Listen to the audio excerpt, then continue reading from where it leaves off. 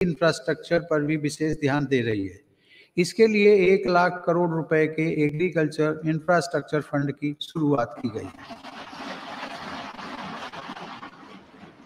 देश भर में शुरू की गई किसान रेल भारत के किसानों को नया बाजार उपलब्ध कराने में नया अध्याय लिख रही है।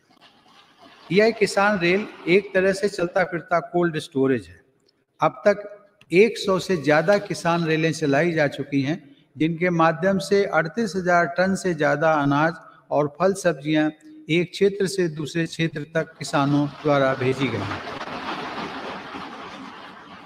माननीय सदस्यगण, किसानों की आय बढ़ाने के लिए मेरी सरकार ने पशुधन को आय के स्रोत के रूप में स्थापित करने पर भी विशेष जोर दिया है। इसी का परिणाम है कि देश का पशुधन पिछले 5 वर्षों में सालाना 8.2% की दर से बढ़ रहा है। सरकार ने डेयरी क्षेत्र में बुनियादी ढांचे की स्थापना और निवेश को प्रोत्साहित करने के लिए 15,000 करोड़ रुपए के पशुपालन अवसंरचना विकास कोष की स्थापना भी की है। मेरी सरकार ने पशुपालन और मत्स्य पालन को भी कृषि क्षेत्र की तरह ही किसान क्रेडिट कार्ड की सुविधा दी है। देश में प्रधानमंत्री मत्स्य संपदा योजना के माध्यम से मछुआरों की आय को बढ़ाने के लिए भी काम हो रहा है। इस क्षेत्र में अगले 5 सालों में लगभग 20,000 करोड़ रुपए का निवेश करने की योजना है। किसानों की आमदनी बढ़ाने के लिए मेरी सरकार अन्नदाता को ऊर्जादाता बनाने का भी अभियान चला रही है। प्रधानमंत्री कुसुम योजना के तहत किसानों को 20 लाख सोलर पंप दिए जा रहे हैं।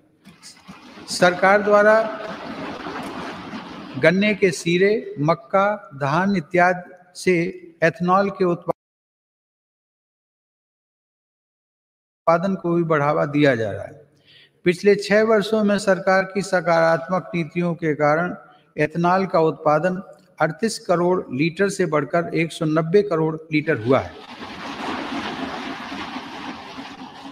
यह उत्पादन इस वर्ष बढ़कर 320 करोड़ लीटर तक हो जाएगा, ऐसी उम्मीद है। एथेनॉल देश के किसानों की आय बढ़ाने का एक बड़ा जरिया बनकर उभर रहा है। माननीय सदस्यगण, पूज्य बापू आत्मनिर्भर आदर्श गांव के निर्माण की इच्छा रखते थे। इसी विचार को लेकर चल रही मेरी सरकार आज गांव के बहुआयामी विकास के लिए लगातार काम कर रही है।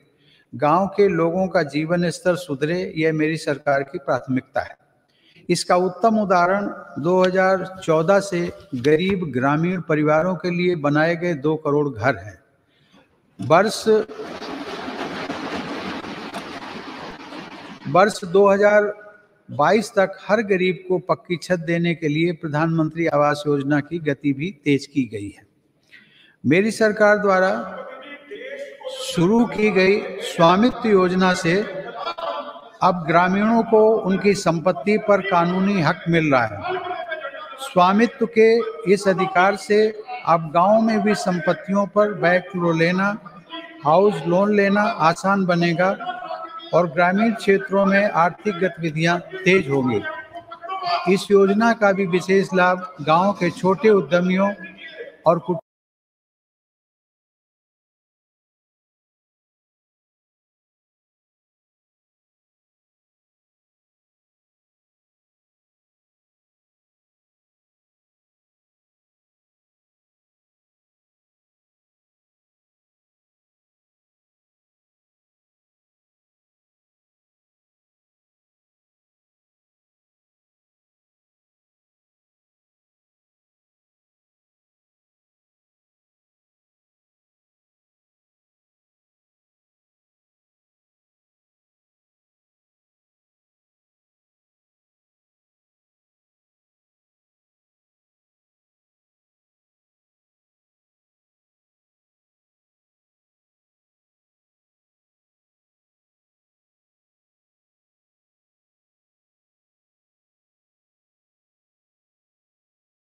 से काम किया जा रहा है।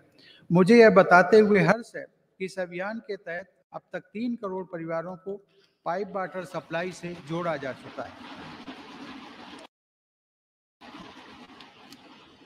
इस अभियान में अनुसूचित जातियों, व जनजातियों के भाई बहनों तथा वंचित वर्गों के अन्य लोगों को प्राथमिकता के आधार पर पानी का कनेक्शन दिया जा रहा है।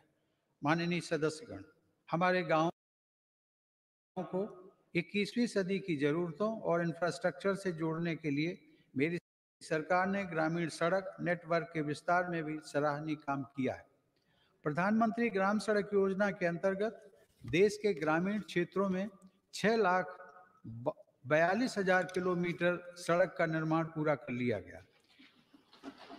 इस योजना के तीसरे चरण में ग्रामीण क्षेत्रों में बसावटों के साथ साथ स्कूलों, बाजारों और अस्पतालों आदि से जोड़ने वाले 1,25,000 किलोमीटर रास्तों को भी अपग्रेड किया जाएगा। गांव में सड़कों के साथ ही इंटरनेट की कनेक्टिविटी भी उतनी ही अहम है। हर गांव तक बिजली पहुंचाने के बाद मेरी सरकार देश के 6 लाख से अधिक गांवों को ऑप्टिकल फाइबर से जोड़ने के लिए अभियान चला रही है। माननीय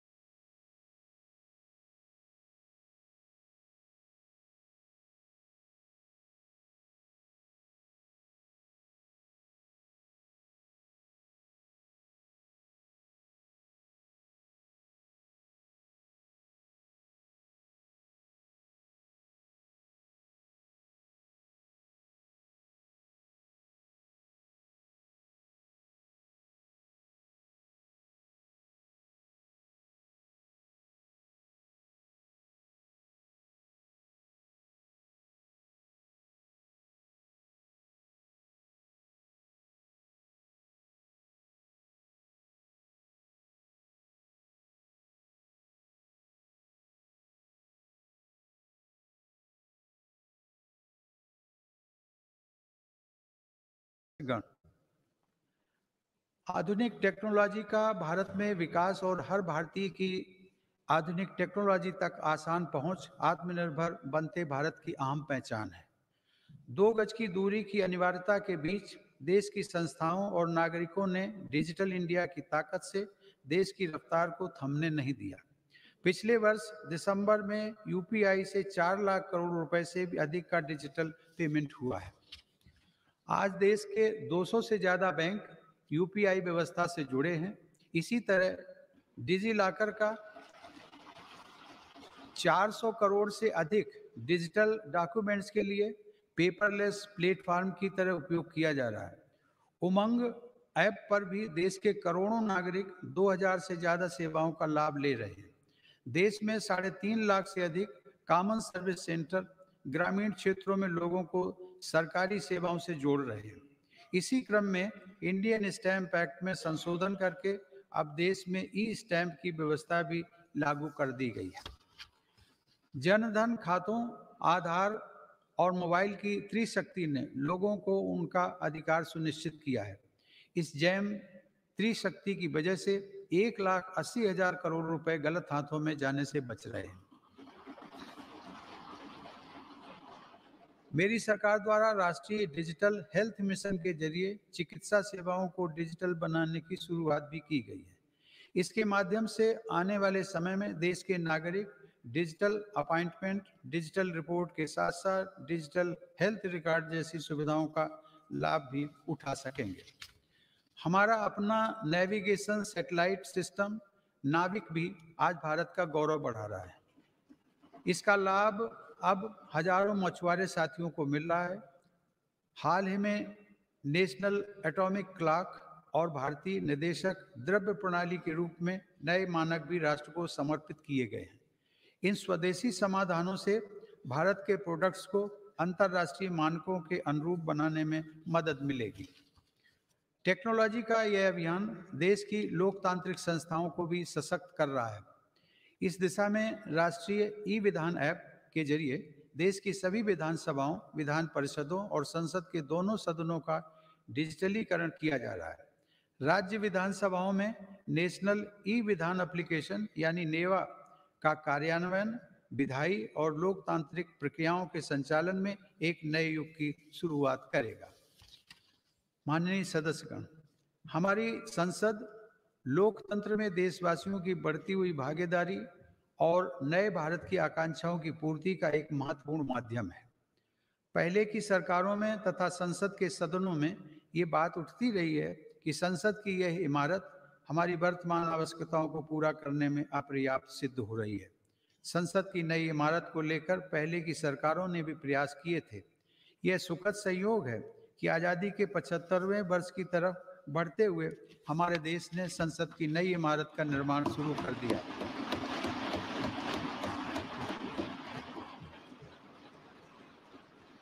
नए संसद भवन के बनने से अपने संसदीय दायित्वों को निभाने में हर सदस्य को अधिक सुविधा मिलेगी। माननीय सदस्यगण, देशवासियों ने जिस तेजी से तकनीक और बदलाव को आत्मसात किया है, वह इस बात का प्रमाण है कि आज हर भारतीय देश को नई ऊंचाई पर पहुंचते हुए देखने के लिए कितना आतुर है। देशवासियों की आकांक्षाओं को ध्यान में रखते हुए मेरी सरकार तेजी से निर्णय ले रही है और अर्थव्यवस्था से जुड़े हर सेक्टर में ऐसे सुधार कर रही है जिनकी प्रतीक्षा वर्षों से थी।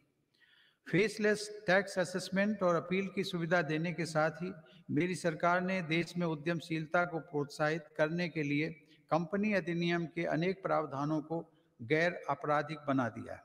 उद्योगों को जरूरी सुविधाएं मिल सकें, इसके लिए औद्योगिक क्षेत्रों का GIS तकनीक पर आधारित डेटाबेस तैयार किया जा रहा है।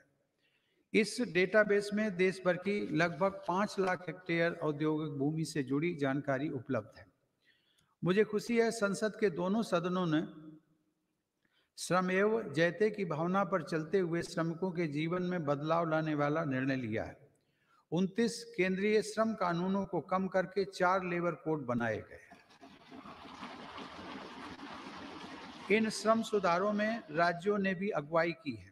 इन सुधारों से श्रम कल्याण का दायरा बढ़ेगा, श्रमिकों को निश्चित समय पर मजदूरी मिल पाएगी और रोजगार के ज़्यादा अवसर तैयार होंगे। नए लेबर कोड हमारी महिला श्रमिकों की अधिक और सम्मानजनक भागीदारी भी सुनिश्चित करते हैं।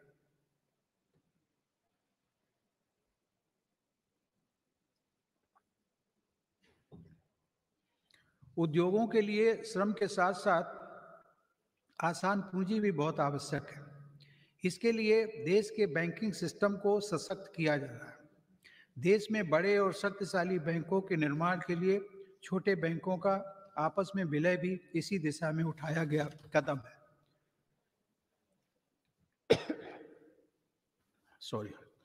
मैन्युफैक्चरिंग से जुड़े 10 सेक्टर्स के लिए पहली बार देश में लगभग 1.5 लाख करोड़ रुपए की प्रोडक्शन लिंक्ड इंसेंटिव स्कीम लागू की गई है। इसका लाभ इलेक्ट्रॉनिक्स सहित अनेक दूसरे सामान की मैन्युफैक्चरिंग में दिखने भी लगा है। देश और विदेश की अनेक बड़ी कंपनियों ने भारत में इन योजनाओं के तहत काम शुरू कर दिया। मेरी सरकार भारत में बने सामान के उपयोग के लिए जन भागीदारी को प्रोत्साहित कर रही है। आज वोकल फॉर लोकल देश में जन आंदोलन का रूप ले चुका है।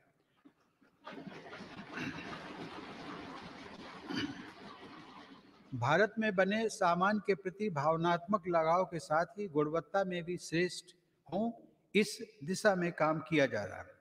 देश में ईज ऑफ डूइंग बिजनेस में सुधार के लिए भी निरंतर कदम उठाए जा रहे हैं। इसके लिए राज्यों के बीच स्वस्थ प्रतिस्पर्धा को प्रोत्साहित किया जा रहा है। यह बड़े हर्ष की बात है कि रैंकिंग में सुधार की गंभीरता को राज्य भी समझ रहे हैं और इसमें बढ़ चढ़ कर हिस्सा ले रहे हैं। कोरोना के इस काल में प्रत्येक भारतीय का जीवन बचाने के प्रयासों के बीच अर्थव्यवस्था को जो हानि हुई थी, उससे भी अब देश उबरने लगा है। यह आज अनेक इंडिकेटर्स के माध्यम से स्पष्ट हो रहा है। इस मुश्किल समय में भी भारत दुनिया के निवेशकों के लिए आकर्षक स्थान बनकर उभरा है। अप्रैल से अगस्त 2020 के बीच लगभग 36 अरब डॉलर का रिकॉर्ड प्रत्यक्ष विदेशी निवेश भारत में हुआ है।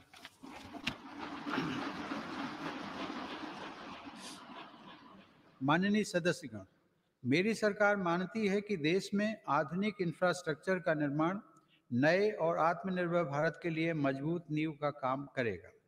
कोरोना काल में भी इंफ्रास्ट्रक्चर के अनेक बड़े प्रोजेक्ट्स पर तेजी से काम करना होना और उनको पूरा करना हमारी प्रतिबद्धता को दर्शाता है। चेन्नई से पोर्ट ब्लेयर तक सबमरीन ऑप्टिकल फाइबर केबल हो, अटल टनल हो या फिर 4 धाम सड़क परियोजना, हमारा देश विकास के कार्यों को आगे बढ़ाता रहा। कुछ दिन पहले ही पूर्वी और पश्चिमी डेडिकेटेड फ्रेट कॉरिडोर के सेक्शंस देश को समर्पित किए गए। ये फ्रेट कॉरिडोर पूर्वी भारत में औद्योगिकरण को प्रोत्साहन देने के साथ ही रेल यात्रा में होने वाली अनावश्यक देरी को भी कम करेंगे। देश के इंफ्रास्ट्रक्चर को आधुनिक रूप देने के लिए मेरी सरकार 110 लाख करोड़ रुपए से अधिक की नेशनल इंफ्रास्ट्रक्चर पाइपलाइन पर भी काम कर रही है। साथ ही भारतमाला परियोजना के पहले चरण में 6 नए एक्सप्रेसवे और 18 नए एक्सेस कंट्रोल्ड कॉरिडोर्स का निर्माण चल रहा है।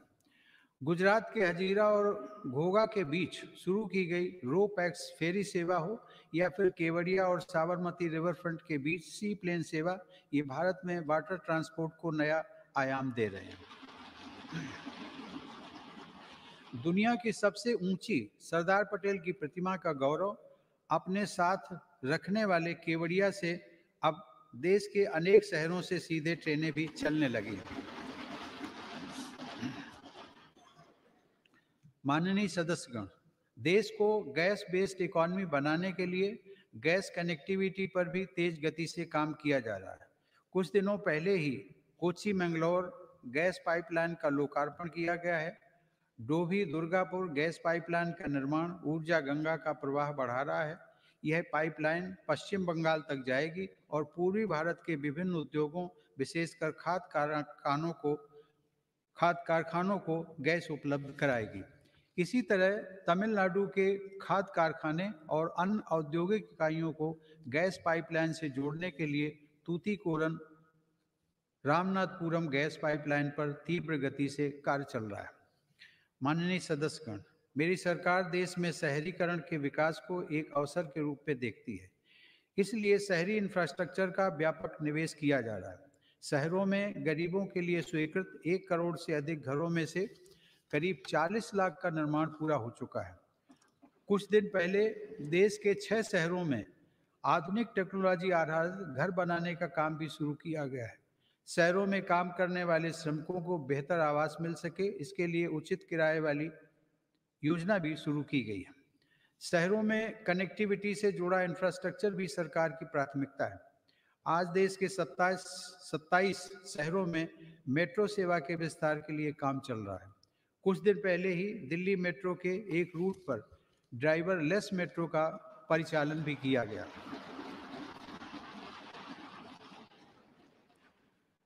शहरों में रीजनल रैपिड ट्रांजिट सिस्टम्स के निर्माण से भी पब्लिक ट्रांसपोर्ट को बेहतर बनाया जा रहा है। कॉमन मोबिलिटी कार्ड के देश भर में हो रहे विस्तार से देश के शहरों में यात्रा और आसान होगी। माननीय सदस्यगण, मेरी सरकार पूर्वी भारत के संपूर्ण और संतुलित विकास के लिए पूरी तरह से प्रतिबद्ध है। पूर्वोत्तर की भौगोलिक, सांस्कृतिक, भाषाई विशेषताओं और सामाजिक पहचान को सुरक्षित रखते हुए तेज विकास की नीति पर काम किया जा रहा है। ब्रह्मपुत्र नदी असम सहित उत्तर पूर्वी राज्यों की जीवन धारा है। इसी जीवन धारा को आर्थिक गतिविधियों का आधार बनाकर विभिन्न राष्ट्रीय जलमार्गों के आरंभ के लिए काम हो रहा है। इसका लाभ पूर्वोत्तर के किसानों, युवाओं और उद्यमियों को सभी को मिलेगा। अर्थ ब्रह्मपुत्र प्रोग्राम से इंटीग्रेटेड नेशनल वाटरवेज का विकास कर ब्रह्मपुत्र और बराक नदी को विकास की धारा बनाने का प्रयास जारी है। मेरी सरकार ने पूर्वोत्तर में स्थायी शांति के लिए संवेदनशीलता और सहभागिता की जिस नीति के साथ काम किया, उसका लाभ आज साफ दिख रहा है। आज पूर्वोत्तर में उग्रवाद समाप्ति की ओर है और हिंसा की घटनाओं में बड़ी कमी आई है। हिंसा के रास्ते पर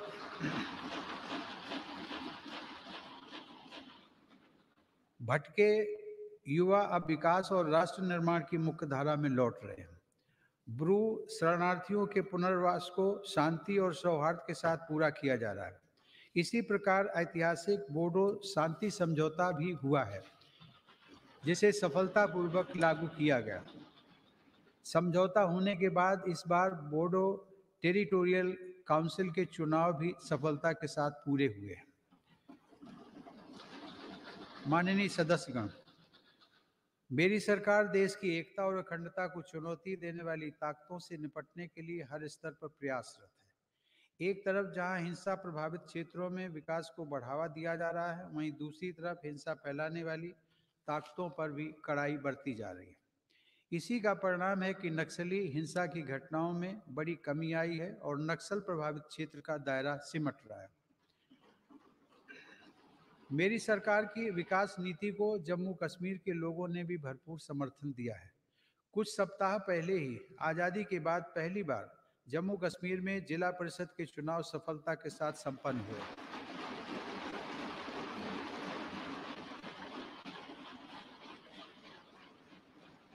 बड़ी संख्या में मतदाताओं की भागीदारी ने दर्शाया है कि जम्मू कश्मीर नए लोकतांत्रिक भविष्य की तरफ तेजी से आगे बढ़ चला है। प्रदेश के लोगों को नए अधिकार मिलने से उनका सशक्तिकरण हुआ है। आयुष्मान भारत सेहत योजना लागू होने के बाद जम्मू कश्मीर के हर परिवार को 5 लाख रुपए तक के मुफ्त इलाज का लाभ मिलना तय हुआ है।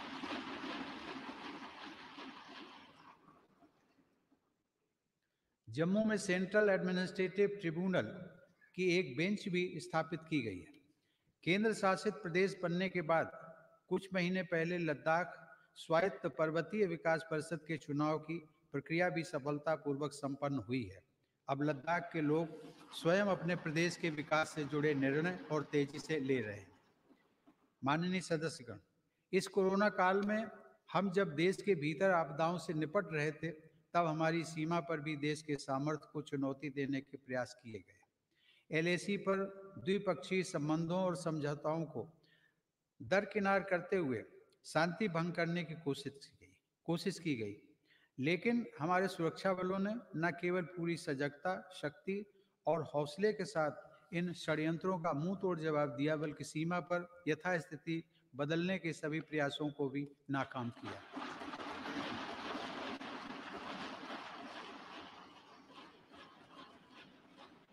हमारे जाबाजों ने जिस संयम, शौर्य और पराक्रम का परिचय दिया, उसकी जितनी भी सराहना की जाए कम है। जून 2020 में हमारे 20 जवानों ने मातृभूमि की रक्षा के लिए गलवान घाटी में अपना सर्वोच्च बलिदान भी दिया। हर देशवासी इन शहीदों का कृतज्ञ है। मेरी सरकार देश के हितों की रक्षा के लिए पूरी तरह कटिबद्ध है और सतर्क भी है। एलएसी पर भारत की संप्रभुता की रक्षा के लिए अतिरिक्त सैन्य बलों की तैनाती भी की गई है। माननीय सदस्यगण, हमारे स्वाधीनता संग्राम के दौरान देशभक्ति के अमर गीतों की रचना करने वाले मलयालम के श्रेष्ठ कवि वल्लथोल ने कहा है, भारतम ऐन्ना पेरुकेट्टाल अभिमाना पूरिदम आगनम अंतरंगम। अर्थात जब भी आप भारत का नाम सुने, आपका हृदय गर्व से भर जाना चाहिए।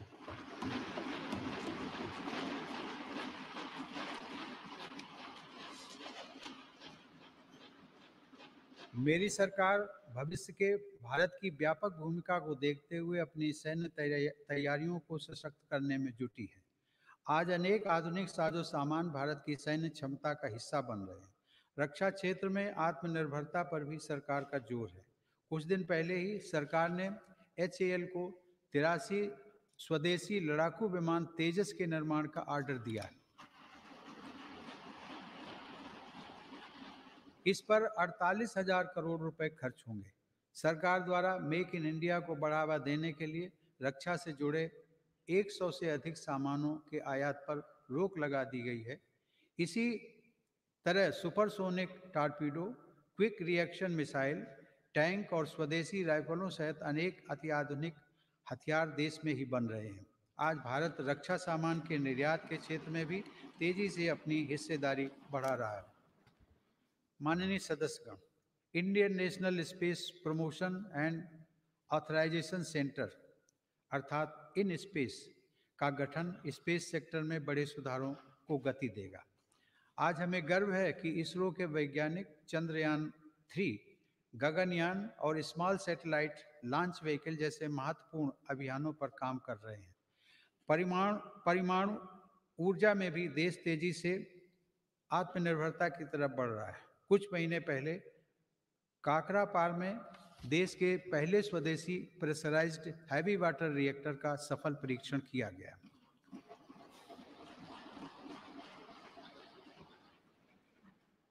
माननीय सदस्यगण, विकास के साथ ही पर्यावरण सुरक्षा भी मेरी सरकार की सर्वोच्च प्राथमिकताओं में से एक है।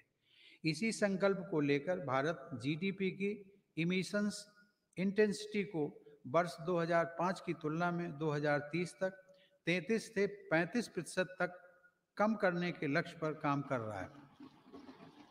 पेरिस समझौते को लागू करने में भारत दुनिया के अग्रणी देशों में शामिल है। हाल ही में कच्छ के रेगिस्तान में दुनिया का सबसे बड़ा हाइब्रिड रिन्यूएबल एनर्जी पार्क बनाने का काम शुरू हुआ है।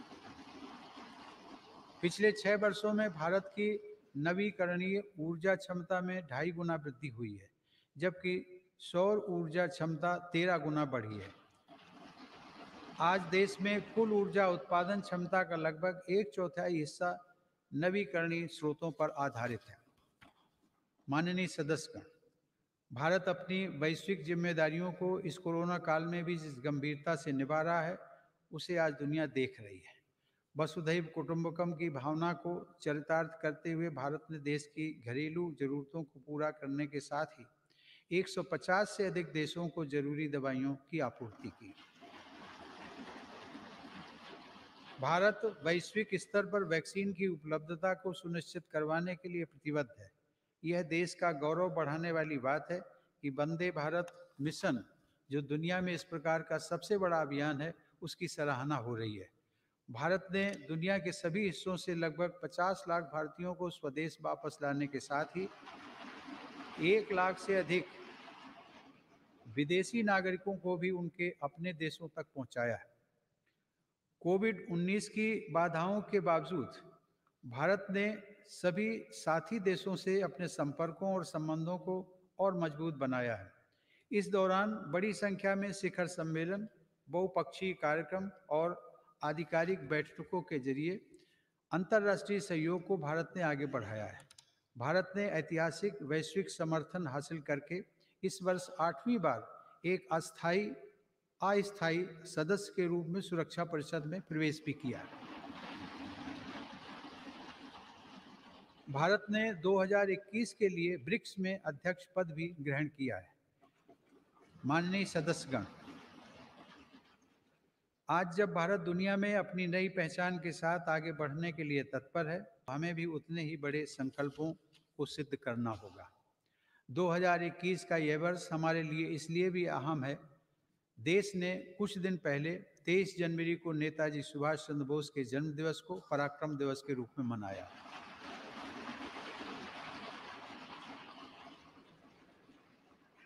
यह वर्ष नेताजी की 125वीं जन्म जयंती का वर्ष भी है। नेताजी की जयंती को बड़े पैमाने पर मनाने के लिए मेरी सरकार ने एक उच्च स्तरीय समिति का गठन किया है। हम सबके पूज्य गुरु तेग बहादुर का 400वां प्रकाश पर्व भी हम पूरी श्रद्धा के साथ मनाएंगे। इन समारोहों के साथ ही देश की स्वतंत्रता के 75वें वर्ष के उपलक्ष्य में अमृत महोत्सव का शुभारंभ भी इसी वर्ष हो जाएगा। माननीय सदस्यगण, विगत वर्ष में सामूहिकता की जिस शक्ति का हमने साक्षात्कार किया है, उसी शक्ति से हमें नए लक्ष्यों को प्राप्त करना है। पिछले कुछ वर्षों में देश ने अनेक ऐसे काम कर दिखाए हैं जिनको कभी बहुत कठिन माना जाता था। आर्टिकल 370 के प्रावधानों के हटने के बाद जम्मू कश्मीर के लोगों को नए अधिकार मिले हैं।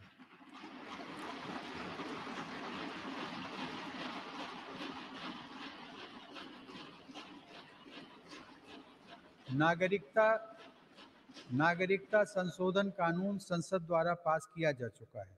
चीफ ऑफ डिफेंस स्टाफ के पद का लाभ देश को मिलना शुरू हो चुका है।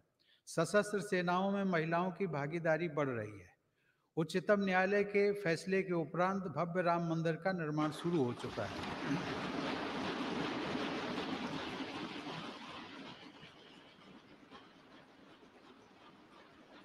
ईज ऑफ डूइंग बिजनेस की रैंकिंग में भारत ने रिकॉर्ड सुधार किया है।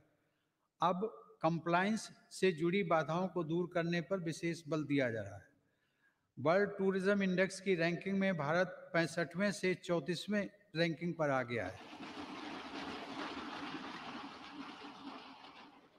जिस डीबीटी को नजरअंदाज किया जा रहा था, उसी की मदद से पिछले 6 साल में 13 लाख करोड़ रुपए से अधिक धनराशि लाभार्थियों को ट्रांसफर की गई है। कभी हमारे यहाँ सिर्फ 2 मोबाइल फैक्ट्रियां थीं। आज भारत दुनिया का दूसरा सबसे बड़ा मोबाइल निर्माता देश है। आज मध्यम वर्ग के लाखों लोगों को real estate regulation and development act के तहत रियल एस्टेट रेगुलेटरी अथॉरिटी यानी रेरा का लाभ मिल रहा है। इस दौरान सिर्फ नए कानून ही नहीं बने, बल्कि 1500 से अधिक पुराने और अप्रासंगिक कानूनों को समाप्त किया जा चुका है। माननीय सदस्यगण, ऐसे अनेक निर्णय हैं जो लगभग हर क्षेत्र में लिए गए हैं। मेरी सरकार ने दिखाया है कि नीयत साफ हो, इरादे बुलंद हो तो बदलाव लाया जा सकता है। इन वर्षों में मेरी सरकार ने जितने लोगों के जीवन को छुआ है, वह अभूतपूर्व है। हर गरीब का घर रोशन हो, इसके लिए 2.5 करोड़ से अधिक बिजली कनेक्शन निःशुल्क दिए गए। गरीब और मध्यम वर्ग का बिजली बिल कम हो, इसके लिए 36 करोड़ से ज्यादा सस्ते एलईडी बल्ब वितरित किए गए। दुर्घटना की स्थिति में गरीब परिवार को दर दर न भटकना पड़े, इसके लिए सिर्फ 1 रुपया महीना के प्रीमियम पर 21 करोड़ से अधिक गरीबों को प्रधानमंत्री सुरक्षा बीमा योजना से जोड़ा गया। गरीब की मृत्यु के बाद उसके परिवार के पास एक संबल रहे, इसलिए सिर्फ 90 पैसा प्रतिदिन के प्रीमियम पर लगभग 9.5 करोड़ लोगों को प्रधानमंत्री जीवन ज्योति बीमा योजना से जोड़ा गया। गरीब का शिशु किसी गंभीर बीमारी से ग्रसित ना हो, इसलिए मेरी सरकार ने न सिर्फ टीकों की संख्या बढ़ाई, बल्कि टीकाकरण अभियान को देश के उन आदिवासी इलाकों में भी ले गई जो अब तक अछूते थे। मिशन इंद्रधनुष के तहत 3.5 करोड़ से अधिक बच्चों का टीकाकरण किया गया। गरीब के हक का राशन कोई दूसरा ना छीन ले, इसके लिए 100% राशन कार्ड को डिजिटल किया जा चुका है। 90% राशन कार्डों को आधार से जोड़ा जा चुका है। रसोई के धुएं से गरीब बहन बेटी की सेहत ना खराब हो, इसके लिए उज्ज्वला योजना के तहत 8 करोड़ से ज़्यादा मुफ्त कनेक्शन दिए गए। गरीब बहन बेटी की गरिमा बढ़े, उनकी परेशानी कम हो, इसके लिए स्वच्छ भारत मिशन के तहत 10 करोड़ से ज़्यादा शौचालय बनाए गए। घर में काम करने वाले भाई बहन, गाड़ी चलाने वाले, जूता सिलने वाले, कपड़ा प्रेस करने वाले, खेतिहर मजदूर, ऐसे गरीब साथियों को भी पेंशन मिले, इसके लिए प्रधानमंत्री श्रम योगी मान धन योजना चलाई गई। गरीब को बैंकिंग व्यवस्था का लाभ मिले, इसके लिए 41 करोड़ से अधिक गरीबों के जनधन खाते खोले गए। इनमें से आधे से अधिक खाते हमारी गरीब बहनों और बेटियों के हैं। माननीय सदस्यगण, ये सिर्फ आंकड़े नहीं हैं, इनमें से हर आंकड़ा अपने आप में एक जीवन गाथा है।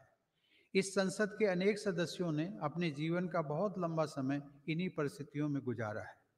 हमारे जिस कार्य से गरीब भाई बहनों की चिंता, उनका दुख और तकलीफ कम हो सके, उन्हें अधिक से अधिक मूलभूत सुविधाओं के साथ जोड़कर सशक्तिकरण और आत्मसम्मान के पथ पर आगे बढ़ाया जा सके, ऐसा प्रत्येक कार्य इस संसद में हमारी उपस्थिति को सार्थक बनाएगा।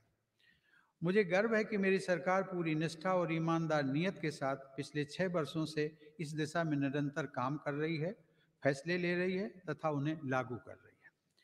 माननीय सदस्यगण, वीरता, अध्यात्म और प्रतिभाओं की भूमि पश्चिम बंगाल के सपूत गुरुदेव रविंद्रनाथ टैगोर के बड़े भाई ज्योतिरिंद्रनाथ टैगोर ने देश प्रेम से भरे एक ओजस्वी गीत की रचना की थी। उन्होंने लिखा था, चौल रे सौबे भारत संतान, मातृभूमि कोरे आवाहन, वीर ओ दौर पे पौरुष गौरवे, साध सावे देशेर कल्याण। अर्थात मातृभूमि आह्वान कर रही है कि भारत की संतानों, सभी मिलजुल कर चलते रहो, वीरता के स्वाभिमान तथा पौरुष के गर्व के साथ तुम सभी देश के कल्याण की निरंतर कामना करते रहो। आइए हम सब मिलकर आगे बढ़ें, सभी देशवासी मिलकर आगे बढ़ें, अपना कर्तव्य निभाएं और राष्ट्र निर्माण में अपना योगदान दें। आइए भारत को आत्मनिर्भर बनाएं।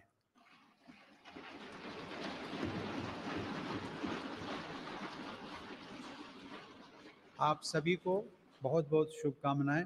जय Hind.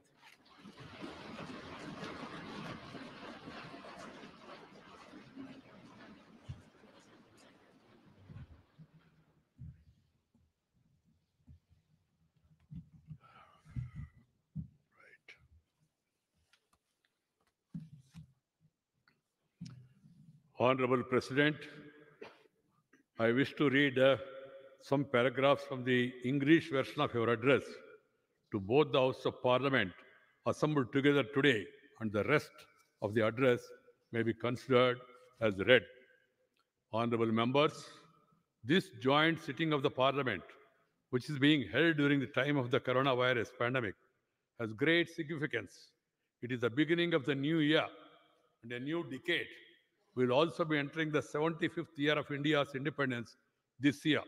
All the members of Parliament present here today embody the conviction held by every Indian that the toughest of challenges will deter neither us nor India. Whenever India has remained united, it has been able to attain even seemingly unattainable goals. This solidarity and Pujya Babuji's inspiration had given us freedom from hundreds of years of colonial rule. Echoing the same spirit, Assam Kesari, Ambikagiri Rai Chaudhary, the nationalist poet, has said, Om Tat Sat Bharat Mata Ek Chetanat Ek Dhyanat Ek Sadhonat Ek Avegat Ek Hoija Ek Hoija. That is, India's grandeur is the ultimate truth in one single consciousness, one thought, one devotion, one inspiration. Let us unite, let us unite. This unity and dedication of Indians have enabled country to overcome multiple adversities. Our country has faced every crisis with fortitude, be it coronavirus, floods, earthquakes, or major cyclones in several states, locust attack, or bird flu. The recent past also saw an unprecedented escalation in tension along the border. The nation stood together, battled crisis on multiple fronts, and surmounted every challenge. During this period, we will all have also witnessed unparalleled courage, endurance, discipline, and spirit of service of our countrymen. Honorable members, when we think of the preceding year, we are reminded of the twin challenges that faced us, saving the lives of the citizens and protecting the economy. Besides announcing a record economic package for reviving the economy, my government took care to ensure that no poor person went hungry. Under the Pradhana Mantri Garib Kalyan Yojana, 80 crore people were provided an additional 5 kg free food grains for 8 months per month. We have also taken care of the plight of the migrant laborers, workers, and who were away from their homes, besides providing them with the facility of one nation, one ration card. The government made free fruit grains available and organized Islamic special trains for them. During this period, India has demonstrated its scientific capabilities, technical expertise, and strength of startup systems by developing a network of over 2,200 laboratories in a short span, manufacturing thousands of ventilators, PPE kits, and test kits, thereby attaining self-reliance. It is a matter of immense pride that India is conducting the world's largest vaccination program. Both the vaccinations rolled out under this program are produced indigenously. By making lakhs of corona vaccine doses available to several countries, India fulfilled its obligation towards humanity in these times of difficulty. The accolades being showered on India globally for this work, along with the essence of our age-old cultural tradition of Sarve Santu Niramaya and endeavor to work for human welfare, is imparting strength to our efforts. Atmanirbhar Bharat is not just confined to manufacturing in India, but also campaign aimed at elevating the standard of living of every Indian, as well as boosting the self-confidence of the country. Our goal of an Atmanirbhar Bharat will be further strengthened by self-reliance in agriculture. With this idea, the government have, for the last 6 years, attempted to bring positive transformation in the seed-to-market system so that the Indian agriculture is modernized and also sees growth. In pursuance of these efforts, my government decided to implement the recommendations of the Swaminathan Commission report and increase the MSP by at least 1.5 times of the cost of production. Today, my government is not only purchasing record quantities at the MSP, but also increasing the number of procurement centers across the country. I'm happy to say that their hard work, our farmers are augmenting the efforts of the government. Today, the food grain availability in the country is at a record high. 2008 and 9, the food grain production in the country was 234 millions, whereas in 2019-20, the production has increased to 296 million tons. During the same period, the production of fruits and vegetables have also increased from 215 million tons to 320 million tons. I congratulate the farmers of the country for these achievements. Honorable members, My government accords priority to the small and marginal farmers too. In order to provide expenditure support to these farmers, almost 1,13,000 crore rupees have been directly transferred to their bank accounts under the Pradhana Mantri Kisan Samman Nidhi, Pradhana Mantri Fasal Bhima Yojana. Has also benefited small farmers of this country. After extensive consultation, the Parliament have approved 3 important farm reform bills 7 months ago. And the benefits of these 3 important farm reforms have started reaching more than 10 crore small farmers instantly. Appreciating the advantage that these reforms would bring to small farmers, several political parties too had, from time to time, expressed their support. The discussions over these reforms in every part of the country for over 2 decades and the demand for these reforms at different fora were also reflected during the deliberations in the House. Presently, the Apex Court has stayed the implementation of these laws. My government respects the decision of the Apex Court and shall abide by it. My government has always respected freedom of expression and holding of peaceful agitations in a democratic setup. However, the recent acts of dishonoring the national flag and showing disrespect to the auspicious occasion of the Republic Day are unfortunate. While the Constitution gives us the right to freedom of expression, it also expected that we abide by the laws and rules with equal sincerity. My government wants to make it clear that the rights and facilities available under the system prevailing before the enactment of these 3 new laws are not going to be affected by any way. Rather, these agriculture reforms, the government have provided new facilities to the farmers and has empowered them. In order to enhance the profitability of agriculture, my government is also placing emphasis on creating modern agriculture infrastructure. The Agriculture Infrastructure Fund for 1 lakh crore rupees have also been started for this purpose. Honorable members, drawing inspiration from Baba Saheb Ambedkar, my government is working on the ambitious scheme of Jal Jeevan Mission. Besides delivering water to every household, Har Ghar Jal. Work on water conservation is also progressing in a rapid pace. I'm happy to say that under the scheme, 3 crore families have been connected with piped water supply so far. Under this scheme, water connection is being provided on priority to brothers and sisters belonging to the scheduled caste and scheduled tribes as well as other deprived sections of the society. Under the Pradhana Mantri Gram Sadak Yojana, construction of 6.42 lakh kilometers of road network has been completed in the rural areas of the country. In the third phase of the scheme, 1.25 lakh kilometer roads connecting settlements, schools, markets, hospitals in rural areas will also be upgraded. Along with roads, internet connectivity is equally important in the rural areas.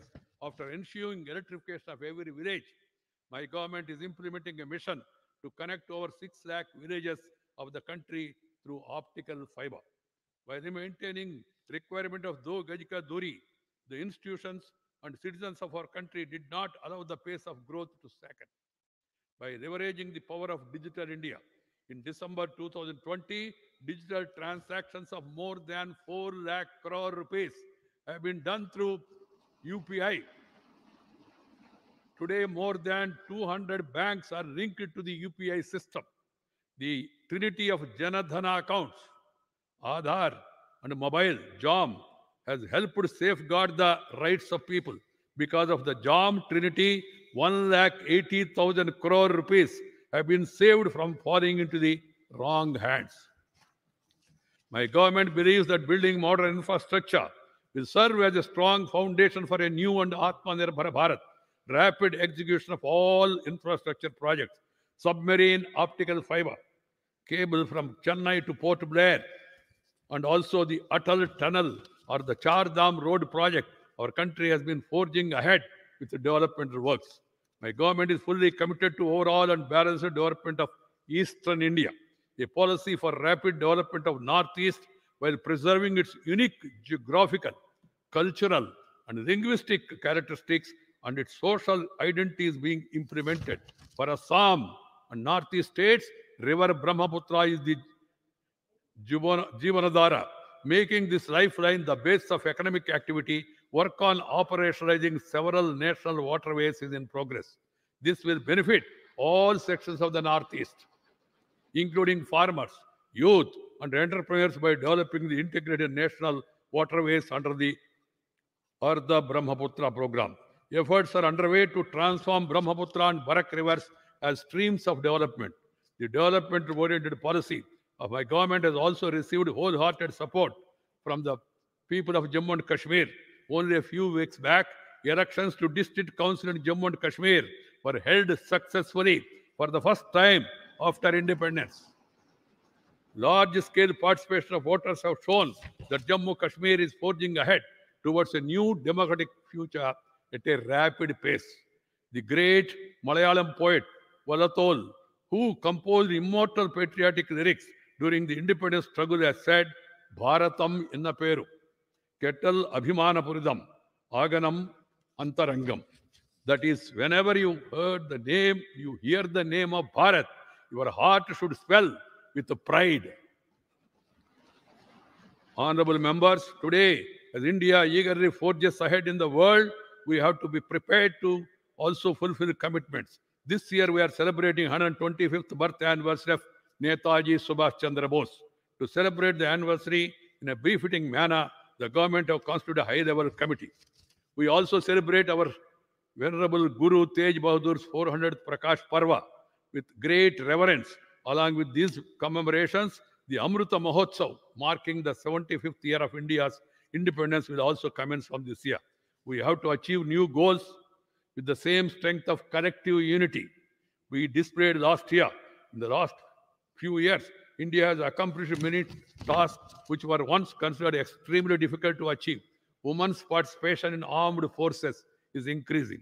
Construction of a grand Ram Mandir has commenced after the Supreme Court judgment. India has registered a record improvement in the ease of doing business ranking. Now special emphasis is being laid on reducing compliance burden. Direct benefit transfer, which was being disregarded earlier, has facilitated funds transfer of more than 13 lakh crore to beneficiaries during the last 6 years. Today, lakhs of middle-class citizens are benefiting from the Real Estate Regulatory Authority established under the Real Estate Regulation Development Act. During this period, not only were the new laws passed, but more than 1,500 archaic and irrelevant laws were also repealed. More than 21 crore poor were linked to Pradhana Mantri Suraksha Bhima Yojana for a premium of just ₹1 per month to ensure that the eventuality of an accident, poor families do not have to run from pillar to post. About 9.5 crore people were insured under the Pradhana Mantri Jeevan Jyoti Bhima Yojana for a premium of just 90 paise a day, so that in the case of death of a bread earner, the family may receive some support. More than 41 crore Janadhana accounts were opened so that the poor may benefit from banking system. More than half of these accounts belong to our sisters and daughters from poor families. Honorable members, Jyotirindra Tagore, the elder brother of Gurudev Rabindranath Tagore, the illustrious son of West Bengal, the land of Veda, spirituality, and talent, had penned a powerful patriotic song. He said, quote, Chol re chol, Sobhe Bharato Santan, Matru Bhimi Kori Avohan.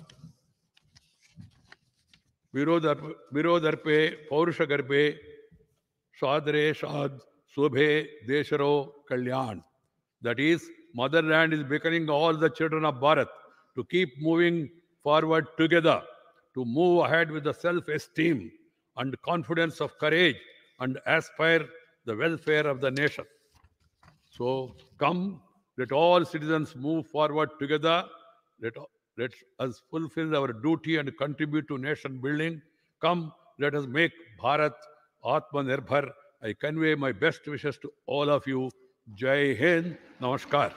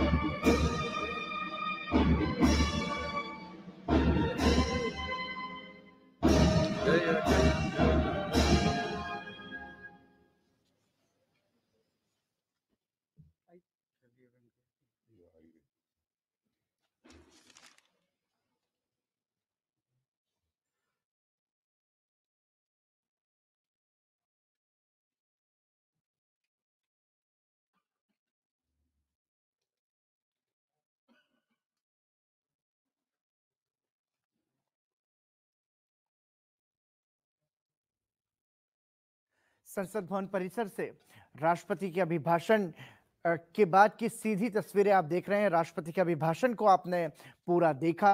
राष्ट्रपति के अभिभाषण के दौरान राष्ट्रपति रामनाथ कोविंद ने आत्मनिर्भर भारत के निर्माण में सरकार के उल्लेखनीय कार्यों का जिक्र किया। साथ ही साथ राष्ट्रपति ने यह भी बताया कि कोरोना महामारी के दौरान किस तरीके से भारत ने इसकी लड़ाई लड़ी और उसके बाद वर्तमान समय में भारत पूरी दुनिया को बहुत गर्व के साथ कोरोना का वैक्सीन भी उपलब्ध करा रहा है। ये सीधी तस्वीरें आप देख रहे हैं संसद भवन परिसर के केंद्रीय कक्ष से। राष्ट्रपति रामनाथ कोविंद, उपराष्ट्रपति वेंकैया नायडू, प्रधानमंत्री नरेंद्र मोदी, लोकसभा अध्यक्ष ओम बिरला के साथ लोकसभा और राज्यसभा के संसद सदस्य, केंद्रीय मंत्रिमंडल के तमाम सारे सदस्य, राष्ट्रपति के अभिभाषण के साथ ही संसद के बजट सत्र की शुरुआत। संसद के बजट सत्र के दौरान चूंकि कोरोना महामारी के चलते सोशल डिस्टेंसिंग का विशेष रूप से ध्यान रखा गया है, लिहाजा संसद भवन का केंद्रीय कक्ष, लोकसभा और राज्यसभा, इन तीनों ही सदनों में संसद सदस्य बैठे हैं और राष्ट्रपति रामनाथ कोविंद के अभिभाषण के साथ ही संसद के बजट सत्र की शुरुआत। संसद भवन परिसर के केंद्रीय कक्ष से बाहर निकलते हुए राष्ट्रपति रामनाथ कोविंद, ये सीधी तस्वीरें आप देख रहे हैं इस वक्त। संसदीय परंपरा के हिसाब से संसद के बजट सत्र का आगाज राष्ट्रपति के अभिभाषण के साथ होता है।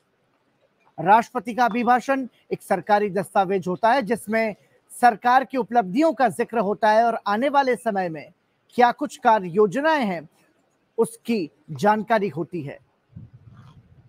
और राष्ट्रपति के इस अभिभाषण के साथ ही संसद के बजट सत्र की शुरुआत होती है। ये सीधी तस्वीरें संसद भवन परिसर के केंद्रीय कक्ष से राष्ट्रपति के अभिभाषण के बाद बाहर निकलते हुए राष्ट्रपति रामनाथ कोविंद, उपराष्ट्रपति एम वेंकैया नायडू, प्रधानमंत्री नरेंद्र मोदी, लोकसभा अध्यक्ष ओम बिरला, संसदीय कार्य मंत्री, पूरे प्रोटोकॉल के साथ राष्ट्रपति संसद भवन से बाहर निकलते हुए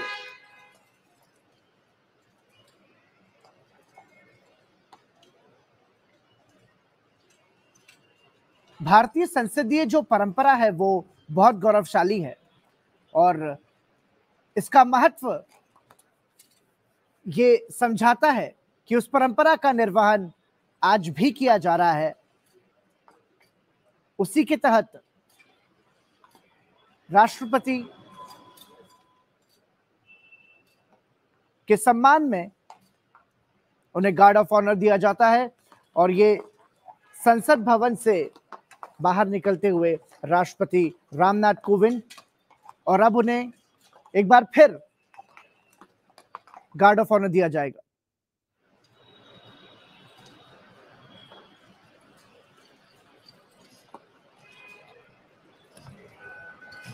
राष्ट्रपति अध्यक्ष सलामी देगा। राष्ट्र सल्यूट मध्य।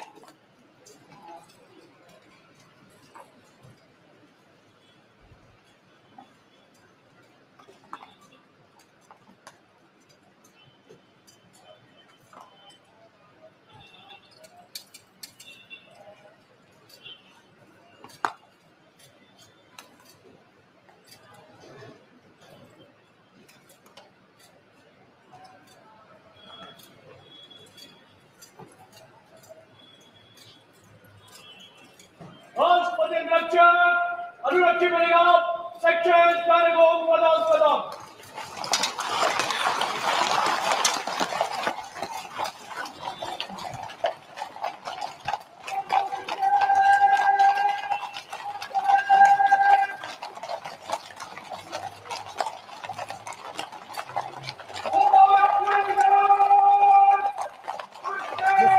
तस्वीरें आप संसद भवन परिसर से देख पा रहे हैं और ये संसद की जो गौरवशाली परंपरा है,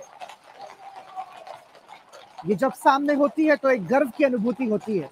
ये हमारे देश का लोकतंत्र है और देश के लोकतांत्रिक व्यवस्था के हिसाब से जो संवैधानिक अधिकार हैं उसके अनुरूप राष्ट्रपति का सम्मान इसी तर्ज पर किया जाता है। और इसी के साथ संसद के बजट सत्र की शुरुआत भी राष्ट्रपति के अभिभाषण पर सदन में धन्यवाद प्रस्ताव के तहत चर्चा की जाएगी और राष्ट्रपति के अभिभाषण पर धन्यवाद प्रस्ताव की चर्चा का जवाब प्रधानमंत्री नरेंद्र मोदी सदन में देते हैं। कोरोना की चुनौतियों के बीच संसद का ये बजट सत्र सोशल डिस्टेंसिंग का विशेष रूप से ध्यान रखा गया और राष्ट्रपति रामनाथ कोविंद के बाद अब उपराष्ट्रपति वेंकैया नायडू अपने गंतव्य स्थान की ओर रवाना होते हुए, ये सीधी तस्वीरें आप देख रहे हैं। प्रधानमंत्री नरेंद्र मोदी और लोकसभा अध्यक्ष ओम बिरला उपराष्ट्रपति का अभिवादन करते हुए और अब उपराष्ट्रपति संसद भवन से अपने गंतव्य की ओर रवाना होते हुए।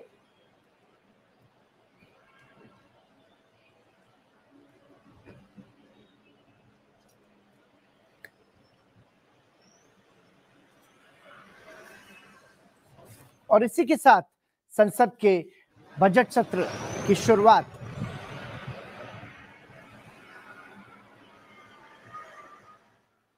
तो संसद के बजट सत्र में राष्ट्रपति के अभिभाषण को आप सुन रहे थे। संसद भवन परिसर के केंद्रीय कक्ष से राष्ट्रपति रामनाथ कोविंद ने अपने अभिभाषण में सरकार की तमाम उपलब्धियों का जिक्र किया, कोविड-19 के दौरान किस तरीके से उस चुनौती का सामना किया, ये राष्ट्रपति ने जिक्र किया। साथ ही साथ आत्मनिर्भर भारत के निर्माण में सरकार की क्या कुछ भूमिका रही, सरकार ने क्या कुछ प्रयास किए, क्या कुछ योगदान रहा, ये तमाम सारी बातों का जिक्र राष्ट्रपति ने अपने अभिभाषण में किया। और इसी के साथ संसद के बजट सत्र की शुरुआत भी हुई है और संसद के बजट सत्र की शुरुआत के दौरान जब प्रधानमंत्री नरेंद्र मोदी संसद भवन पहुंचे थे तो उन्होंने शुभकामनाएं दी और उम्मीद जताई कि संसद का बजट सत्र लोकहित में होगा, जो संसद के भीतर चर्चा होगी वो गंभीर और महत्वपूर्ण होगी। आपको सुनवाते हैं प्रधानमंत्री नरेंद्र मोदी ने क्या कुछ कहा।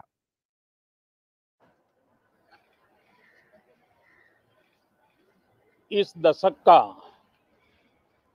आज ये पहला सत्र प्रारंभ हो रहा है। भारत के उज्जवल भविष्य के लिए ये दशक बहुत ही महत्वपूर्ण है और इसलिए प्रारंभ से ही आजादी के दीवानों ने जो सपने देखे थे, उन सपनों को, उन संकल्पों को तेज गति से सिद्ध करने का ये स्वर्णिम अवसर अब देश के पास आया है। इस दशक का भरपूर उपयोग हो और इसलिए इस सत्र में इस पूरे दशक को ध्यान में रखते हुए चर्चाएं हो, सभी प्रकार के विचारों की प्रस्तुति हो और उत्तम मंथन से उत्तम अमृत प्राप्त हो, ये देश की अपेक्षाएं हैं। मुझे विश्वास है कि जिस आशा और अपेक्षा के साथ देश के कोटि कोटि जनों ने हम सबको संसद में भेजा है, हम संसद के इस पवित्र स्थान का भरपूर उपयोग करते हुए लोकतंत्र की सभी मर्यादाओं का पालन करते हुए जन आकांक्षाओं की पूर्ति के लिए अपने योगदान में पीछे नहीं रहेंगे, ये मुझे पूरा विश्वास है। सभी सांसद इस सत्र को और अधिक उत्तम बनाएंगे, ये मेरा पूरा विश्वास है। ये बजट का भी सत्र है। वैसे शायद भारत के इतिहास में पहली बार हुआ कि 2020 में एक नहीं, हमें वित्त मंत्री जी को अलग अलग पैकेज के रूप में एक प्रकार से 4-5 मिनी बजट देने पड़े। यानी 2020 एक प्रकार से लगातार मिनी बजट का सिलसिला चलता रहा और इसलिए ये बजट भी उन 4-5 बजट की श्रृंखला में ही देखा जाएगा, ये मुझे पूरा विश्वास है। मैं फिर एक बार आज आदरणीय राष्ट्रपति जी के मार्गदर्शन में दो सदन के सभी सांसद मिलकर के उनके संदेश को आगे बढ़ाने के लिए प्रतिबद्ध हैं, प्रयासरत हैं। तो प्रधानमंत्री नरेंद्र मोदी को आप सुन रहे थे। आज संसद भवन परिसर में जब वो पहुंचे थे तब मीडिया से बातचीत करते हुए प्रधानमंत्री मोदी ने कहा कि ये जो दशक है ये चुनौतीपूर्ण दशक है, लेकिन इस दशक में अवसर भी बहुत सारे हैं और जिस उद्देश्य के साथ, जिस मकसद के साथ तमाम सारी देश की जनता ने जनप्रतिनिधियों को चुनकर संसद में भेजा है, उस कर्तव्य का निर्वहन करते हुए सदन में गंभीर चर्चा को स्थान दिया जाए और इस आत्ममंथन के माध्यम से, इस चिंतन के माध्यम से कैसे राष्ट्र कल्याण के लिए बेहतर नीतियां बनाई जा सकती है, ऐसी उम्मीद प्रधानमंत्री मोदी ने संसद सदस्यों से भी की। और साथ ही साथ उन्होंने बताया कि कैसे कोरोना महामारी के दौरान क्या कुछ प्रयास किए गए, वित्त मंत्री ने क्या कुछ कोशिशें की कि छोटे छोटे बजट देने पड़े, क्योंकि देश के उस वर्ग को जिसको संसाधनों की सबसे ज्यादा जरूरत थी, जिसको आर्थिक सहायता की सबसे ज्यादा जरूरत थी, उनको मदद पहुंचाने के लिए सरकार ने जो प्रयास किया उसका जिक्र भी प्रधानमंत्री मोदी ने किया, इस उम्मीद के साथ कि बजट सत्र के दौरान जो चर्चा होगी सदन में वो गंभीर होगी और गुणात्मक होगी, जिससे बेहतर नीतियों को बनाने में भी मदद मिल सकेगी। और इसी के साथ राष्ट्रपति का अभिभाषण आज संसद भवन परिसर के केंद्रीय कक्ष में हुआ। राष्ट्रपति ने अपने अभिभाषण में कई सारी महत्वपूर्ण बातें की। आत्मनिर्भर भारत के निर्माण में सरकार की योजनाओं को, सरकार के प्रयासों को उन्होंने सराहा और उनके भाषण के कुछ खास अंश आपको सुनवाते हैं। पर भी अप्रत्याशित तनाव बढ़ा। इतनी आपदाओं से, इतने मोर्चों पर देश एक साथ लड़ा और हर कसौटी पर खरा उतरा। इस दौरान हम सब देशवासियों के अप्रतिम साहस, संयम, अनुशासन और सेवा भाव के भी साक्षी बने हैं। महामारी के खिलाफ इस लड़ाई में हमने अनेक देशवासियों को असमय खोया भी है। हम सभी के प्रिय और पूर्ववर्ती राष्ट्रपति प्रणब मुखर्जी का निधन भी कोरोना काल में हुआ। संसद के 6 सदस्य भी कोरोना की वजह से असमय हमें छोड़कर चले गए। मैं सभी के प्रति अपनी विनम्र श्रद्धांजलि अर्पित करता हूँ। माननीय सदस्यगण, हमारे शास्त्रों में कहा गया है, कृतम में दक्षिणे हस्ते जयो में सव्य आहिता, अर्थात हमारे एक हाथ में कर्तव्य होता है तो दूसरे हाथ में सफलता होती है। कोरोना महामारी के इस समय में जब दुनिया का प्रत्येक व्यक्ति, हर देश इससे प्रभावित हुआ, आज भारत एक नए सामर्थ्य के साथ दुनिया के सामने उभर कर आया है। मुझे संतोष है कि मेरी सरकार के समय पर लिए गए सटीक फैसलों से लाखों देशवासियों का जीवन बचा है। आज देश में कोरोना के नए मरीजों की संख्या भी तेजी से घट रही है और जो संक्रमण से ठीक हो चुके हैं उनकी संख्या भी बहुत अधिक है। माननीय सदस्यगण, जब हम बीते 1 वर्ष को याद करते हैं तो हमें स्मरण होता है कि कैसे एक ओर नागरिकों के जीवन की रक्षा की चुनौती थी तो दूसरी तरफ अर्थव्यवस्था की चिंता भी करनी थी। अर्थव्यवस्था को संभालने के लिए रिकॉर्ड आर्थिक पैकेज की घोषणा के साथ ही मेरी सरकार ने इस बात का भी ध्यान रखा कि किसी गरीब को भूखा न रहना पड़े। प्रधानमंत्री गरीब कल्याण योजना के माध्यम से 8 महीनों तक 80 करोड़ लोगों को 5 किलो प्रति माह अतिरिक्त अनाज निःशुल्क सुनिश्चित किया गया। सरकार ने प्रवासी श्रमिकों, कामगारों और अपने घर से दूर रहने वाले लोगों की भी चिंता की। One nation, one ration card की सुविधा देने के साथ ही सरकार ने उन्हें निःशुल्क अनाज मुहैया कराया और उनके लिए श्रमिक स्पेशल ट्रेनें चलवाईं। महामारी के कारण शहरों से वापस आए प्रवासियों को उनके ही गांवों में काम देने के लिए मेरी सरकार ने 6 राज्यों में गरीब कल्याण रोजगार अभियान भी चलाया। इस अभियान की वजह से 50 करोड़ मैन डेज के बराबर रोजगार पैदा हुआ। तो राष्ट्रपति रामनाथ कोविंद के अभिभाषण को आप सुन रहे थे। इसी के साथ बजट सत्र की शुरुआत भी हुई है और तमाम सारी बातों का जिक्र उन्होंने किया और कोरोना महामारी को लेकर के किस तरीके से भारत ने उसका सामना किया, उसके तमाम सारे प्रयासों का जिक्र किया और सरकार की इस प्रयास के लिए सराहना भी की। और अब स्टूडियो में चर्चा की शुरुआत करते हैं। हमारे साथ मौजूद हैं उत्तर प्रदेश के डुमरियागंज से भाजपा सांसद जगदम्बिका पाल। बहुत बहुत स्वागत जगदम्बिका जी, लोकसभा टीवी की तरफ से। सर, राष्ट्रपति का अभिभाषण को हम सब ने सुना, उसमें आत्मनिर्भर भारत के निर्माण में सरकार के प्रयासों का जिक्र राष्ट्रपति ने किया और शुरुआत में शून्य से कोरोना से लड़ने की शुरुआत भारत में हुई थी और अब हम वो स्थापित देश बने हैं जो कि दुनिया के देशों को मदद पहुंचा रहे हैं, वैक्सीन पहुंचा रहे हैं। ये गर्व की अनुभूति तो है ही और ये राष्ट्रपति ने भी इसकी सराहना की, प्रशंसा की। कैसे देखेंगे आप इस बात को? मुझे लगता है कि कोरोना की वैश्विक चुनौती के बाद जब आज पहली बार राष्ट्रपति महामहिम का अभिभाषण इस सदन में प्रस्तुत किया गया है, तो निश्चित तौर से जब पूरी दुनिया कोरोना की वैश्विक चुनौतियों से जूझ रहा था, अप्रत्याशित था, पूरे देश में एक तरह से स्टेटस को हो गया, ठहराव हो गया, कल्पना भी नहीं थी।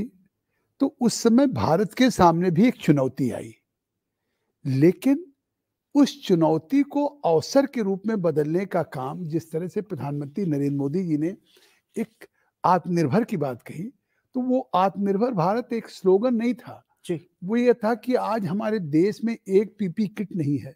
हम उस पीपी किट के लिए, कोरोना वायरस के लिए, कोविड के इलाज के लिए चाइना पे निर्भर थे और उसने भी गुणवत्ता परक पीपी किट नहीं दिया, जिसके कारण इंडियन मेडिकल काउंसिल रिसर्च ने उसको रिजेक्ट कर दिया। तो उस चुनौती को प्रधानमंत्री ने देश का आह्वान किया कि हम आत्मनिर्भर भारत नहीं होंगे तो कब तक हम दूसरे देशों पे डिपेंडेंट रहेंगे। उसका नतीजा हुआ कि जहां एक पीपी किट नहीं बना रहे थे, वहां 6 लाख पीपी किट बनाने लगे और उसका असर क्या हुआ? केवल पीपी किट नहीं बनाया, फिर उन्होंने सोचा कि इस कोविड के वैक्सीन पे भी हम निर्भर न रहें कि अमेरिका बनाए, रूस बनाए, इंग्लैंड या जर्मनी बनाए। अपने वैज्ञानिकों का आह्वान किया और आज महामहिम राष्ट्रपति के भाषण में इस बात का जिक्र है कि दुनिया का सबसे बड़ा वैक्सीन का एक टीकाकरण का अभियान यहाँ चल रहा है और वो टीकाकरण का अभियान भारत के प्रयोगशालाओं से यहाँ के वैज्ञानिकों के द्वारा आविष्कार किए हुए, चाहे सीरम इंस्टीट्यूट या भारत बायोटेक के द्वारा जो है वो 2 वैक्सीन हमने दिया।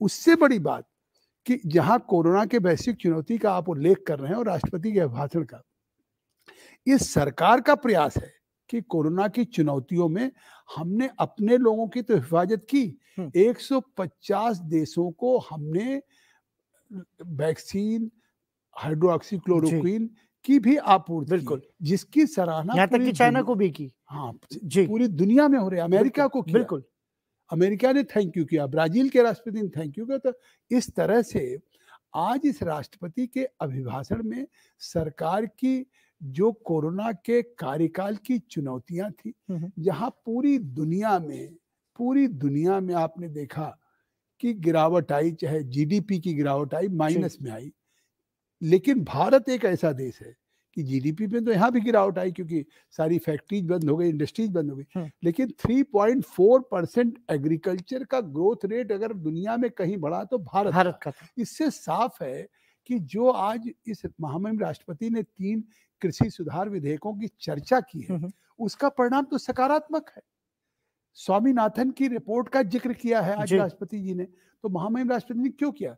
आखिर 2005 में डॉक्टर स्वामीनाथन की रिपोर्ट आई, कांग्रेस यूपी की सरकार थी, ठंडे बस्ते में थी। जब आदरणीय नरेंद्र मोदी जी प्रधानमंत्री बने तो उन्होंने सबसे पहले उन्होंने कहा कि हम स्वामीनाथन की रिपोर्ट लागू करेंगे। उससे क्या है कि स्वामीनाथन की जो सबसे प्रमुख रिपोर्ट थी कि जो उपज की कीमत हो उससे 1.5 गुना एमएसपी हो। जी।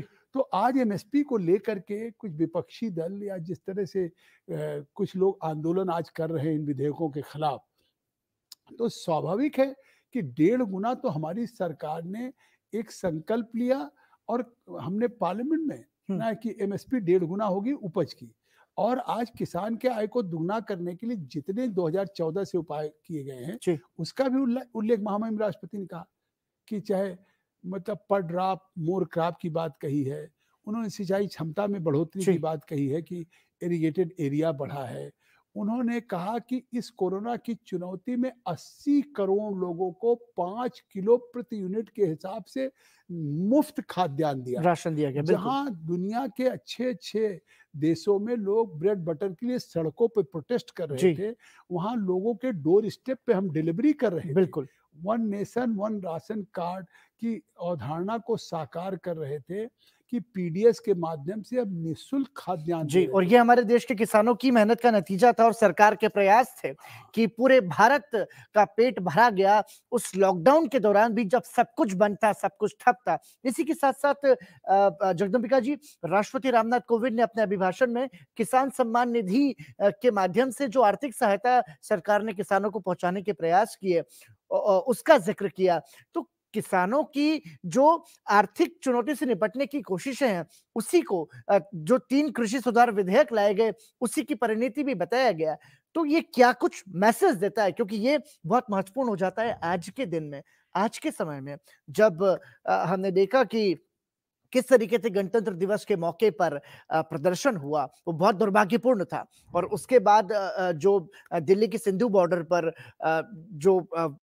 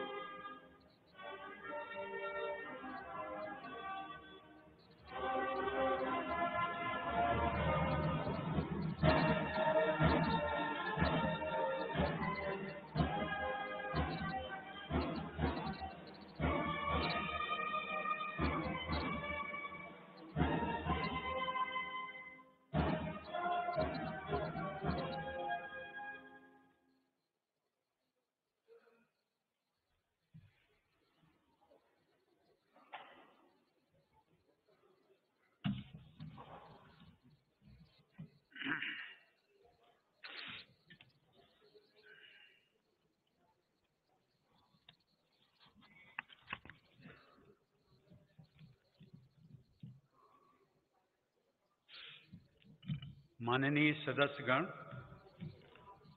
कोरोना वैश्विक महामारी के इस दौर में हो रहा संसद का ये संयुक्त सत्र बहुत महत्वपूर्ण है। नया वर्ष भी है, नया दशक भी है, और इसी साल हम आज़ादी के 75वें वर्ष में भी प्रवेश करने वाले हैं।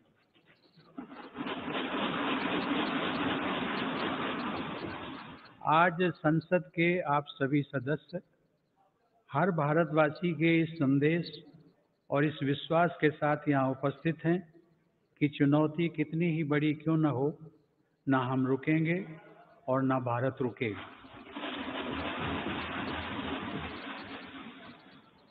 भारत जब जब एकजुट हुआ है तब तब उसने असंभव से लगने वाले लक्ष्यों को प्राप्त किया है। ऐसी ही एकजुटता और पूज्य बापू की प्रेरणा ने हमें सैकड़ों वर्षों की गुलामी से आज़ाद दिलाई थी। इसी भावना को अभिव्यक्त करते हुए राष्ट्र प्रेम से ओतप्रोत कवि असम केसरी अंबिका गिरी राय चौधरी ने कहा था, ओम तत्सत भारत महात ऐक चेतोनाथ एक ध्यानोत ऐक साधोनाथ ऐक आवेगोत ऐक होइसा ऐक होइसा।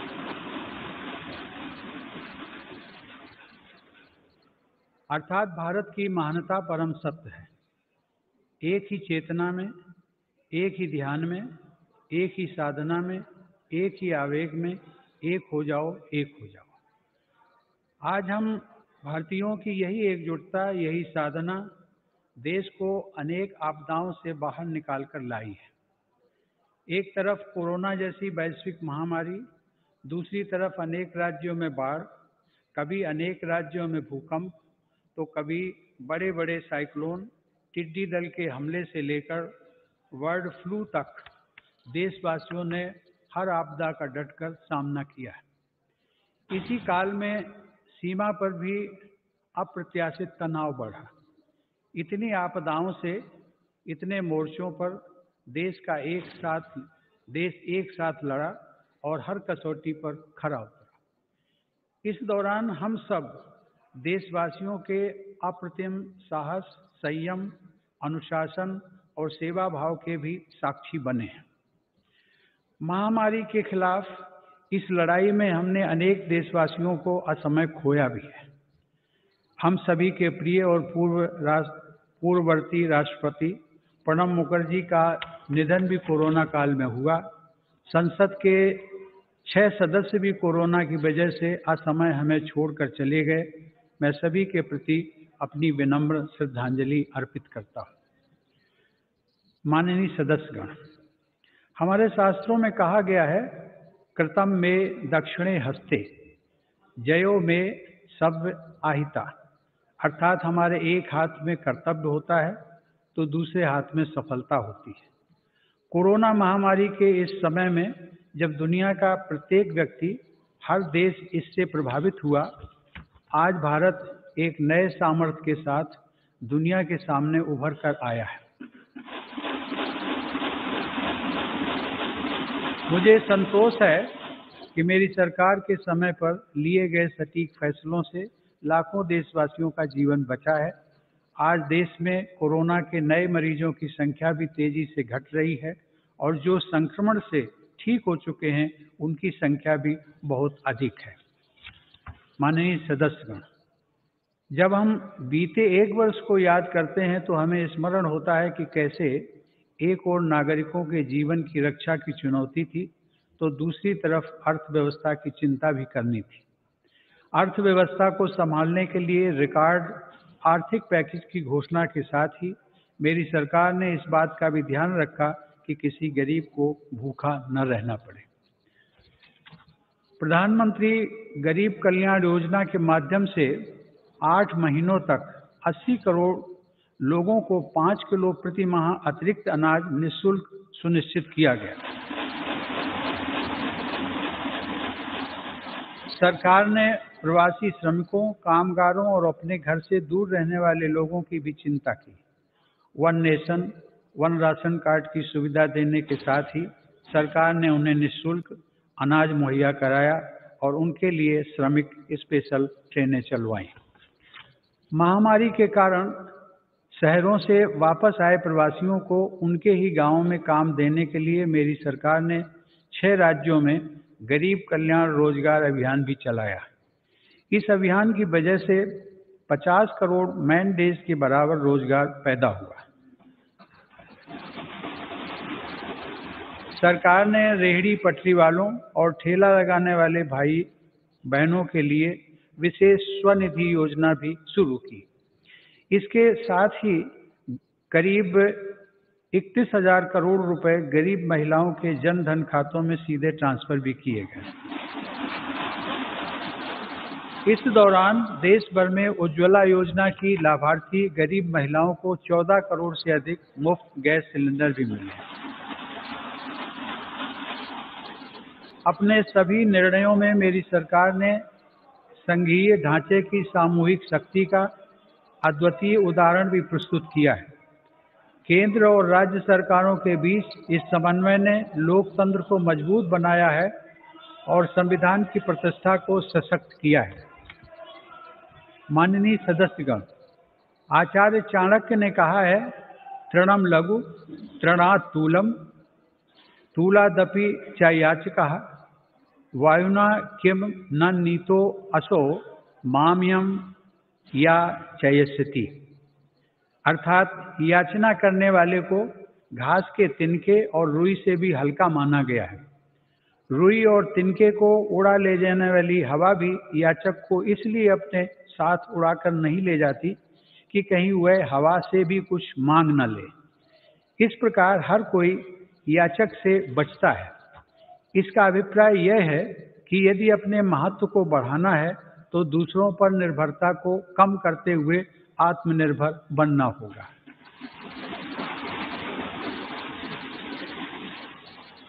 आज़ादी की लड़ाई के समय हमारे स्वतंत्रता सेनानी जिस सशक्त और स्वतंत्र भारत का सपना देख रहे थे, उस सपने को सच करने का आधार भी देश की आत्मनिर्भरता से ही जुड़ा था।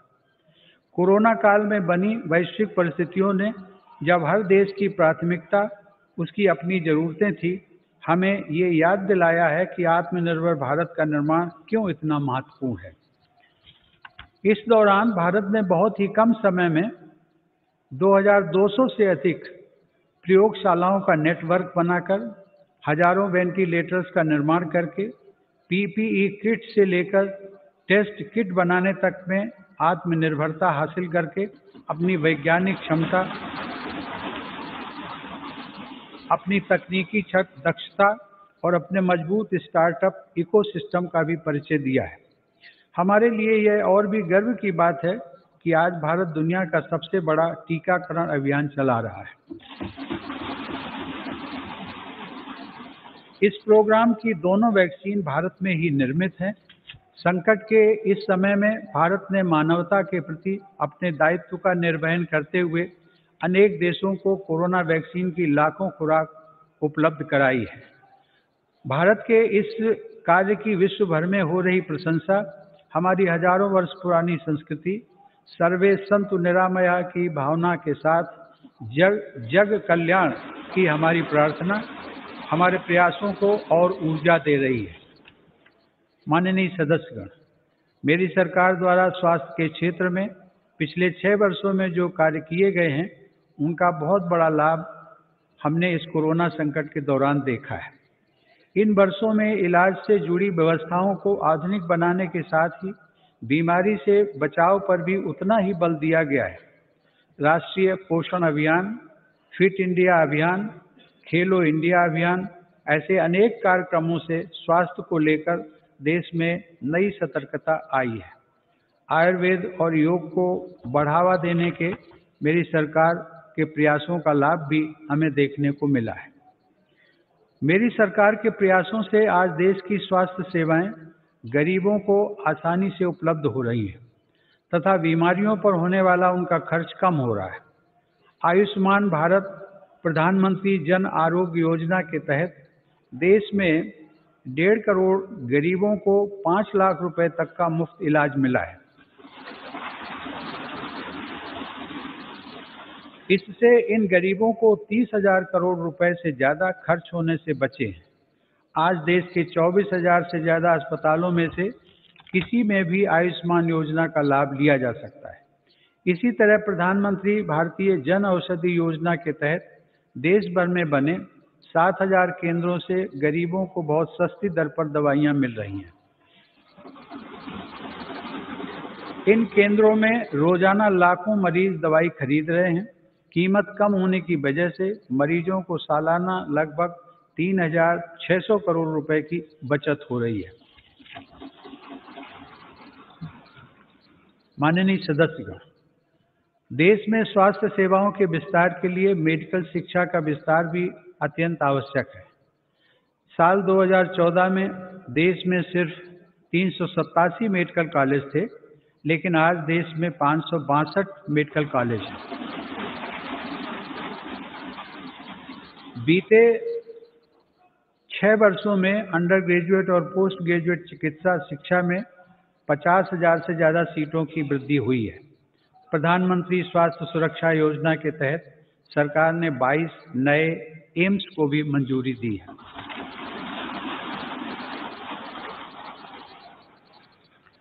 राष्ट्रीय चिकित्सा आयोग के साथ ही 4 स्वायत्त बोर्ड का गठन कर केंद्र सरकार ने चिकित्सा शिक्षा के क्षेत्र में ऐतिहासिक सुधारों की नींव रखी है। इन्हीं सुधारों के क्रम में दशकों पुरानी मेडिकल काउंसिल ऑफ इंडिया के स्थान पर नेशनल मेडिकल कमीशन की स्थापना की गई है। माननीय सदस्यगण, आत्मनिर्भर भारत अभियान केवल भारत में निर्माण तक ही सीमित नहीं है, बल्कि यह भारत के हर नागरिक का जीवन स्तर ऊपर उठाने तथा देश का आत्मविश्वास बढ़ाने का भी अभियान है। आत्मनिर्भर भारत का हमारा लक्ष्य आत्मनिर्भर कृषि से और सशक्त होगा। इसी सोच के साथ सरकार ने बीते 6 वर्षों में बीज से लेकर बाजार तक हर व्यवस्था में सकारात्मक परिवर्तन का प्रयास किया है, ताकि भारतीय कृषि आधुनिक भी बने और कृषि का विस्तार भी हो। इन्हीं प्रयासों के क्रम में मेरी सरकार ने स्वामीनाथन आयोग की सिफारिशों को लागू करते हुए लागत से 1.5 गुना एमएसपी देने का फैसला भी किया है।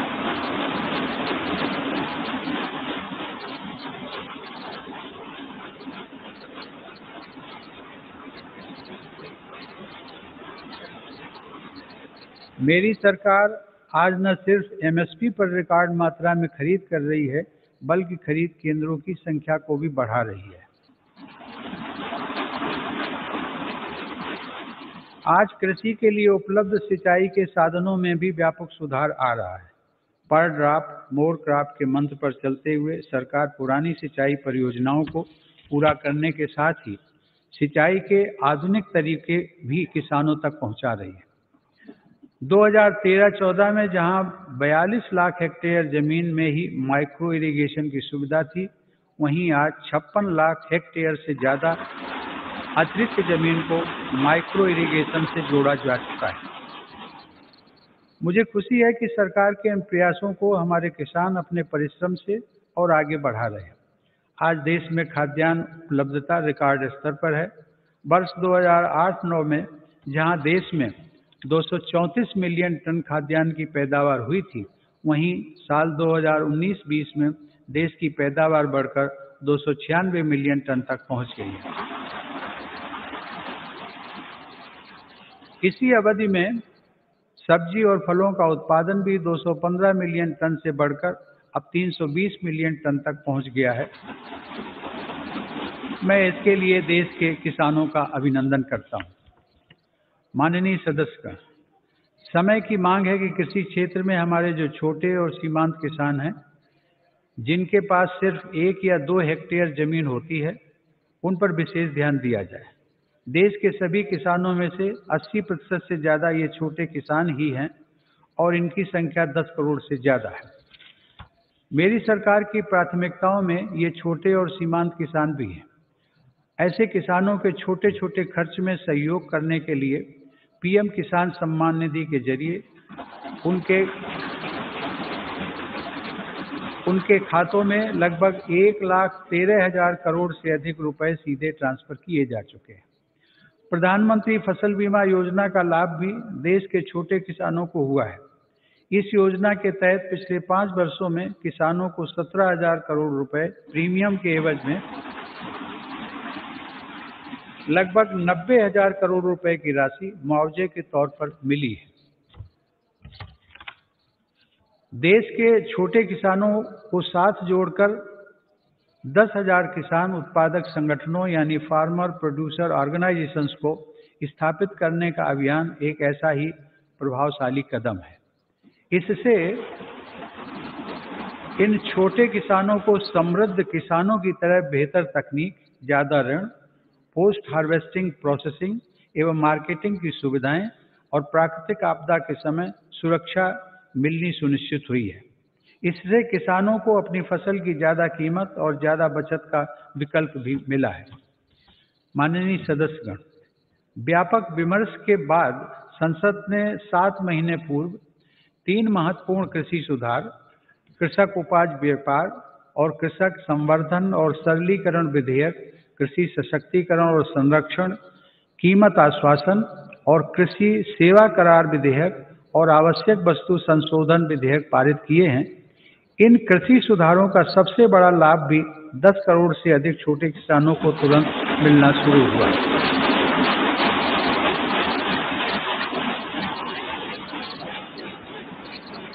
छोटे किसानों को होने वाले इन लाभों को समझते हुए ही अनेक राजनीतिक दलों ने समय समय पर इन सुधारों को अपना भरपूर समर्थन दिया था।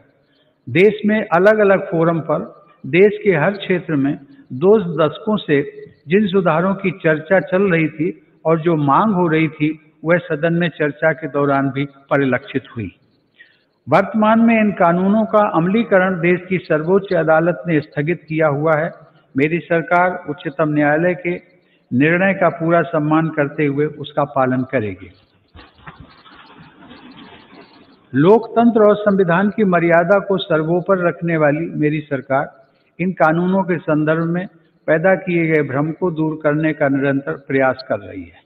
मेरी सरकार ने लोकतंत्र में अभिव्यक्ति की आज़ादी और शांतिपूर्ण आंदोलनों का हमेशा सम्मान किया है, लेकिन पिछले दिनों हुआ तिरंगे और गणतंत्र दिवस जैसे पवित्र दिन का अपमान बहुत दुर्भाग्यपूर्ण है। जो संविधान हमें अभिव्यक्ति की आज़ादी का अधिकार देता है, वही संविधान हमें सिखाता है कि कानून और नियम का भी उतनी ही गंभीरता से पालन करना चाहिए। मेरी सरकार ये स्पष्ट करना चाहती है कि 3 नए कृषि कानून बनने से पहले पुरानी व्यवस्थाओं के तहत जो अधिकार थे तथा जो सुविधाएं थी उनमें कहीं कोई कमी नहीं की गई है, बल्कि इन कृषि सुधारों के जरिए सरकार ने किसानों को नई सुविधाएं उपलब्ध कराने के साथ साथ नए अधिकार भी दिए हैं।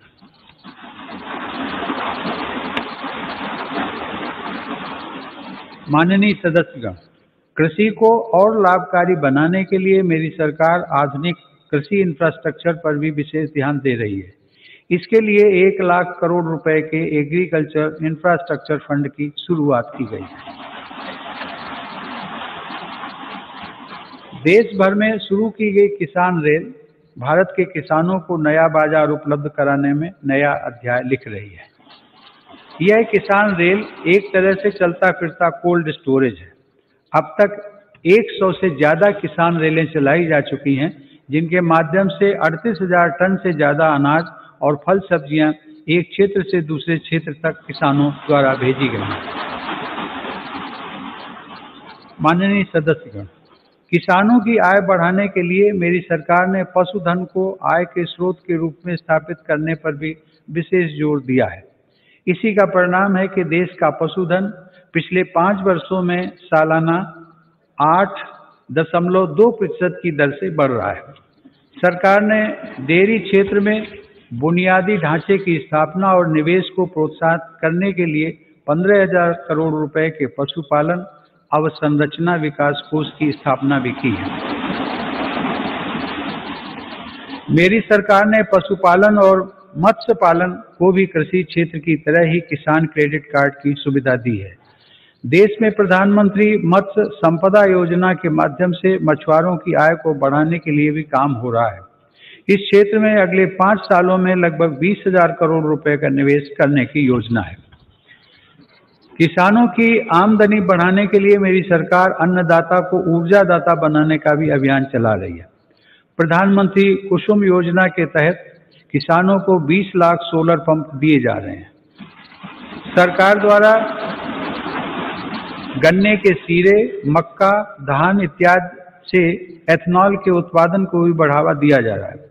पिछले 6 वर्षों में सरकार की सकारात्मक नीतियों के कारण एथेनॉल का उत्पादन 38 करोड़ लीटर से बढ़कर 190 करोड़ लीटर हुआ है। यह उत्पादन इस वर्ष बढ़कर 320 करोड़ लीटर तक हो जाएगा, ऐसी उम्मीद है। एथेनॉल देश के किसानों की आय बढ़ाने का एक बड़ा जरिया बनकर उभर रहा है। माननीय सदस्यगण, पूज्य बापू आत्मनिर्भर आदर्श गांवों के निर्माण की इच्छा रखते थे। इसी विचार को लेकर चल रही मेरी सरकार आज गांव के बहुआयामी विकास के लिए लगातार काम कर रही है। गांव के लोगों का जीवन स्तर सुधरे, यह मेरी सरकार की प्राथमिकता है। इसका उत्तम उदाहरण 2014 से गरीब ग्रामीण परिवारों के लिए बनाए गए 2 करोड़ घर हैं। वर्ष 2022 तक हर गरीब को पक्की छत देने के लिए प्रधानमंत्री आवास योजना की गति भी तेज की गई है। मेरी सरकार द्वारा शुरू की गई स्वामित्व योजना से अब ग्रामीणों को उनकी संपत्ति पर कानूनी हक मिल रहा है। स्वामित्व के इस अधिकार से अब गांव में भी संपत्तियों पर बैक फ्लो लेना हाउस लोन लेना आसान बनेगा और ग्रामीण क्षेत्रों में आर्थिक गतिविधियां तेज होंगी।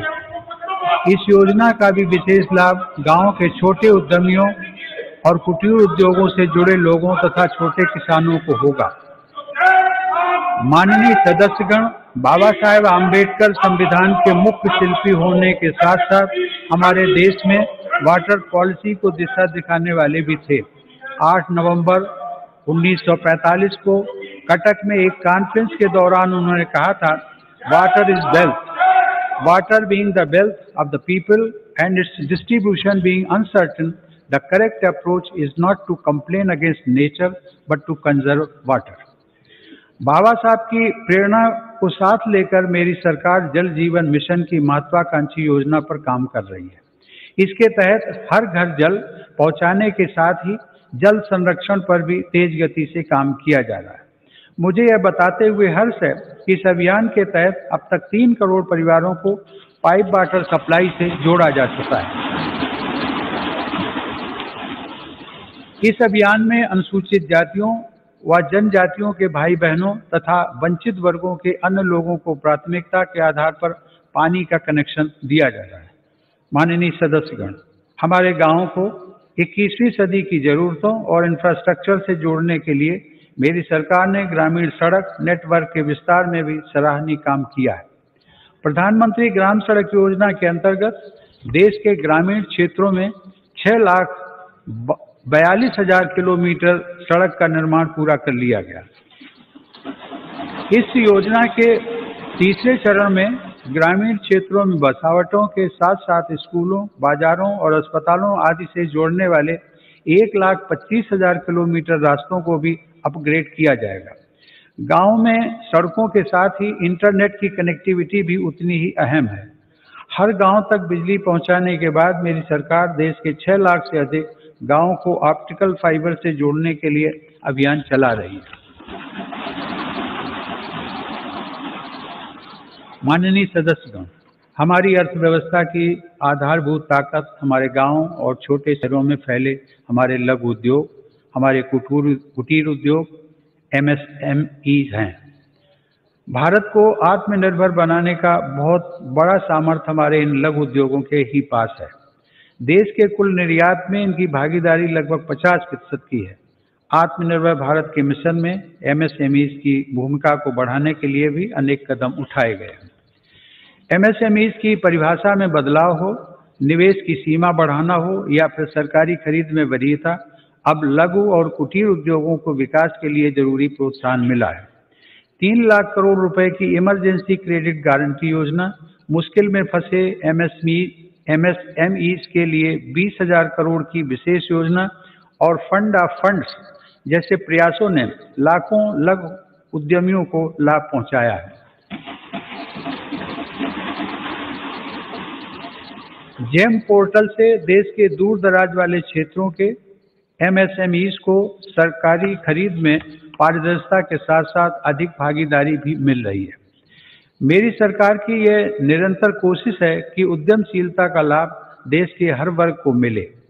हुनर हाट और उस्ताद योजना के माध्यम से लाखों शिल्पकारों का कौशल विकास भी किया जा रहा है और उनको रोजगार के अवसर दिए जा रहे हैं। इन लाभार्थियों में आधे से अधिक महिला शिल्पकार हैं। ई-हाट के माध्यम से इन शिल्पकारों को पूरी दुनिया के खरीदारों से जोड़ा जा रहा है। आत्मनिर्भर भारत में महिला उद्यमियों की विशेष भूमिका है। मेरी सरकार ने महिलाओं को स्वरोजगार के नए अवसर देने के लिए कई कदम उठाए हैं। मुद्रा योजना के तहत अब तक 25 करोड़ से ज़्यादा ऋण दिए जा चुके हैं, जिसमें से लगभग 70% ऋण महिला उद्यमियों को मिले हैं।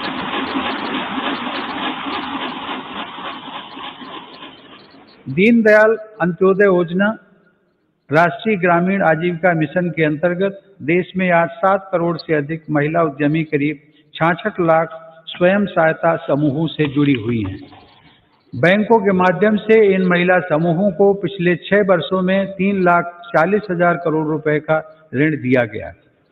देश के ग्रामीण क्षेत्रों में कार्यरत महिलाओं के स्वास्थ्य को ध्यान में रखते हुए सरकार 1 रुपए में सुविधा सैनिटरी नैपकिन देने की योजना भी चला रही है।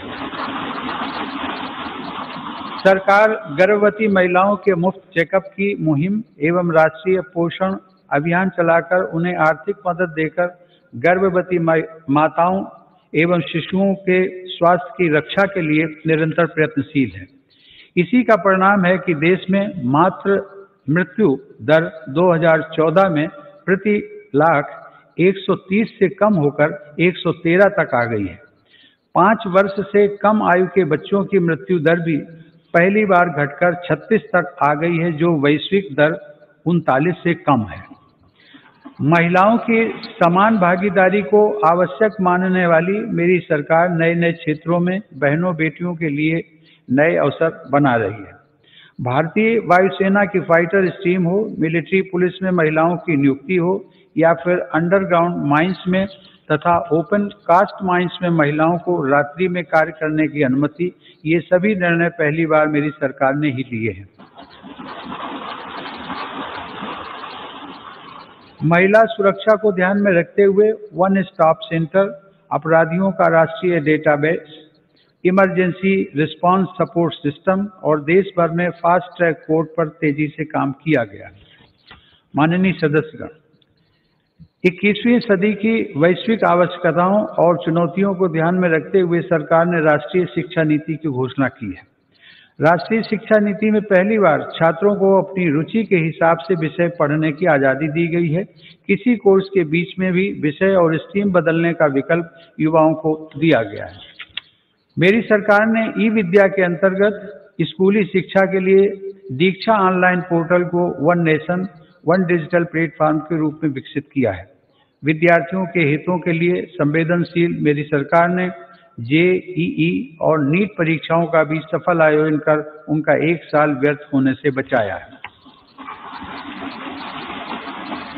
माननीय सदस्यगण, मेरी सरकार का मानना है कि सबसे ज्यादा वंचित वर्गों की सामाजिक और आर्थिक विकास की यात्रा गुणवत्ता युक्त शिक्षा से आरंभ होती है।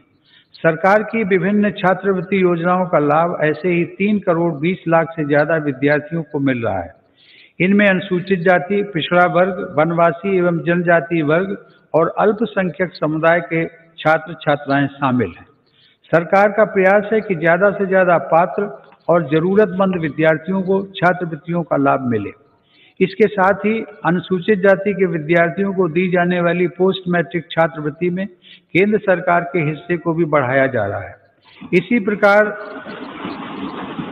जनजातीय युवाओं की शिक्षा के लिए हर आदिवासी बहुल ब्लॉक तक एकलव्य आवासीय मॉडल स्कूल के विस्तार का काम भी किया जा रहा है।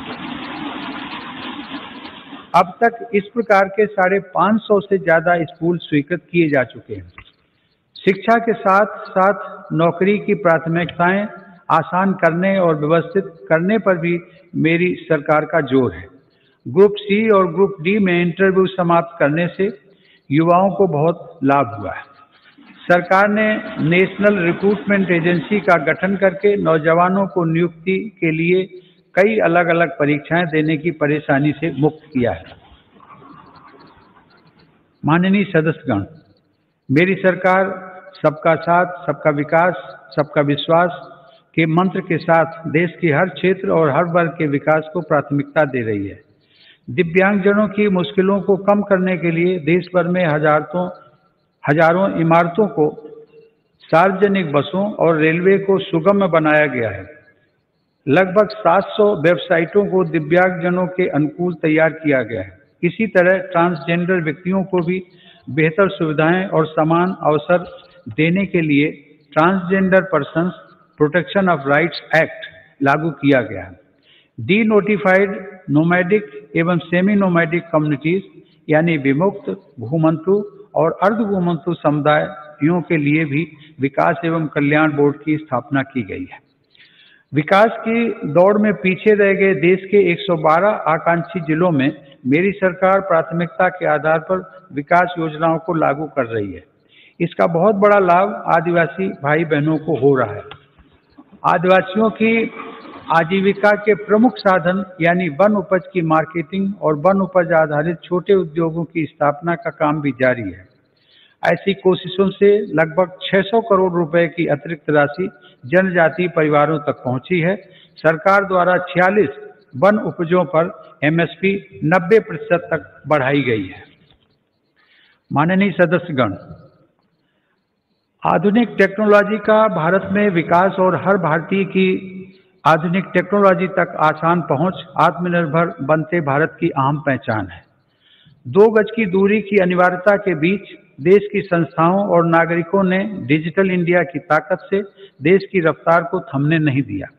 पिछले वर्ष दिसंबर में यूपीआई से 4 लाख करोड़ रुपए से भी अधिक का डिजिटल पेमेंट हुआ है।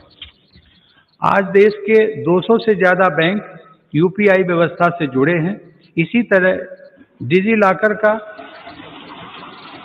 400 करोड़ से अधिक डिजिटल डॉक्यूमेंट्स के लिए पेपरलेस प्लेटफॉर्म की तरह उपयोग किया जा रहा है।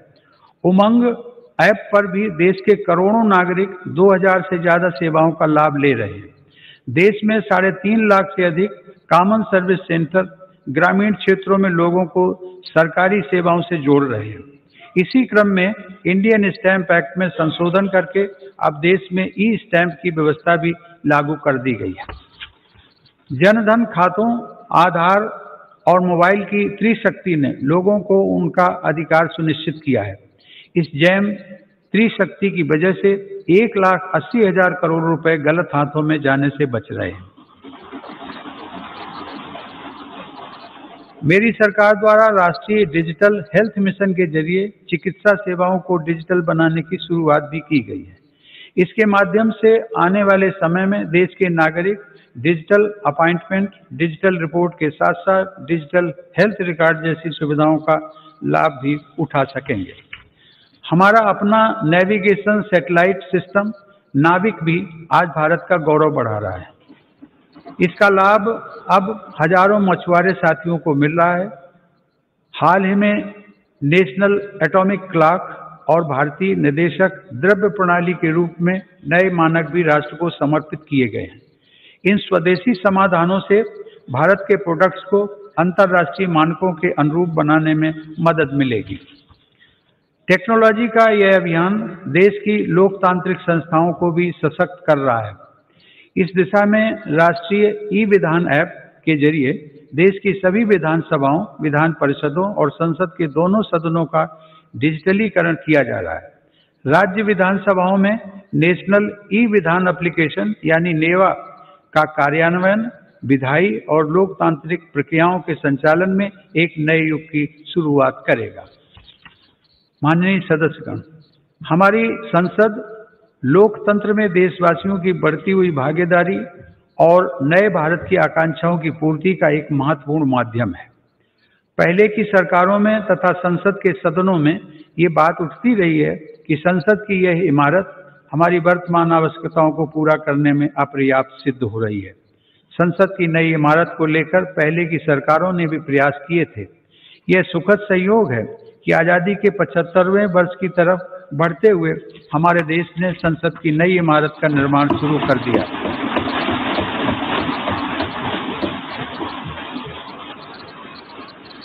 नए संसद भवन के बनने से अपने संसदीय दायित्वों को निभाने में हर सदस्य को अधिक सुविधा मिलेगी। माननीय सदस्यगण, देशवासियों ने जिस तेजी से तकनीक और बदलाव को आत्मसात किया है वह इस बात का प्रमाण है कि आज हर भारतीय देश को नई ऊंचाई पर पहुंचते हुए देखने के लिए कितना आतुर है। देशवासियों की आकांक्षाओं को ध्यान में रखते हुए मेरी सरकार तेजी से निर्णय ले रही है और अर्थव्यवस्था से जुड़े हर सेक्टर में ऐसे सुधार कर रही है जिनकी प्रतीक्षा वर्षों से थी। फेसलेस टैक्स असेसमेंट और अपील की सुविधा देने के साथ ही मेरी सरकार ने देश में उद्यमशीलता को प्रोत्साहित करने के लिए कंपनी अधिनियम के अनेक प्रावधानों को गैर आपराधिक बना दिया है। उद्योगों को जरूरी सुविधाएं मिल सकें, इसके लिए औद्योगिक क्षेत्रों का GIS तकनीक पर आधारित डेटाबेस तैयार किया जा रहा है। इस डेटाबेस में देश भर की लगभग 5 लाख हेक्टेयर औद्योगिक भूमि से जुड़ी जानकारी उपलब्ध है। मुझे खुशी है संसद के दोनों सदनों ने श्रमेव जयते की भावना पर चलते हुए श्रमिकों के जीवन में बदलाव लाने वाला निर्णय लिया है। 29 केंद्रीय श्रम कानूनों को कम करके 4 लेबर कोड बनाए गए। इन श्रम सुधारों में राज्यों ने भी अगुवाई की है। इन सुधारों से श्रम कल्याण का दायरा बढ़ेगा, श्रमिकों को निश्चित समय पर मजदूरी मिल पाएगी और रोजगार के ज्यादा अवसर तैयार होंगे। नए लेबर कोड हमारी महिला श्रमिकों की अधिक और सम्मानजनक भागीदारी भी सुनिश्चित करते हैं।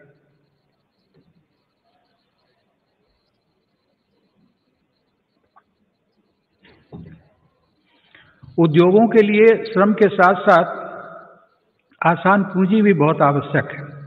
इसके लिए देश के बैंकिंग सिस्टम को सशक्त किया जा रहा है। देश में बड़े और शक्तिशाली बैंकों के निर्माण के लिए छोटे बैंकों का आपस में विलय भी इसी दिशा में उठाया गया कदम है।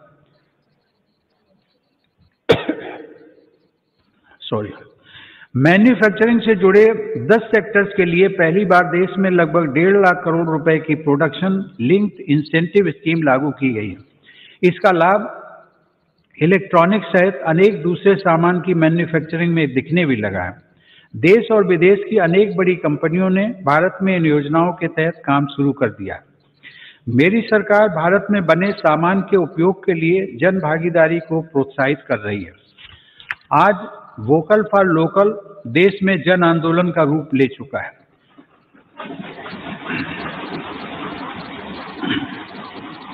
भारत में बने सामान के प्रति भावनात्मक लगाव के साथ ही गुणवत्ता में भी श्रेष्ठ हों, इस दिशा में काम किया जा रहा है। देश में ईज ऑफ डूइंग बिजनेस में सुधार के लिए भी निरंतर कदम उठाए जा रहे हैं। इसके लिए राज्यों के बीच स्वस्थ प्रतिस्पर्धा को प्रोत्साहित किया जा रहा है। यह बड़े हर्ष की बात है कि रैंकिंग में सुधार की गंभीरता को राज्य भी समझ रहे हैं और इसमें बढ़-चढ़ कर हिस्सा ले रहे हैं। कोरोना के इस काल में प्रत्येक भारतीय का जीवन बचाने के प्रयासों के बीच अर्थव्यवस्था को जो हानि हुई थी, उससे भी अब देश उबरने लगा है।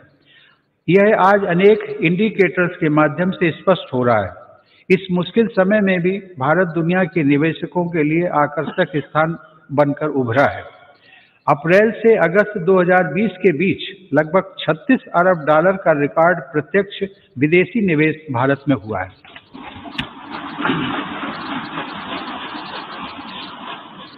माननीय सदस्यगण, मेरी सरकार मानती है कि देश में आधुनिक इंफ्रास्ट्रक्चर का निर्माण नए और आत्मनिर्भर भारत के लिए मजबूत नींव का काम करेगा। कोरोना काल में भी इंफ्रास्ट्रक्चर के अनेक बड़े प्रोजेक्ट्स पर तेजी से काम करना होना और उनको पूरा करना हमारी प्रतिबद्धता को दर्शाता है। चेन्नई से पोर्ट ब्लेयर तक सबमरीन ऑप्टिकल फाइबर केबल हो, अटल टनल हो या फिर 4 धाम सड़क परियोजना, हमारा देश विकास के कार्यों को आगे बढ़ाता रहा।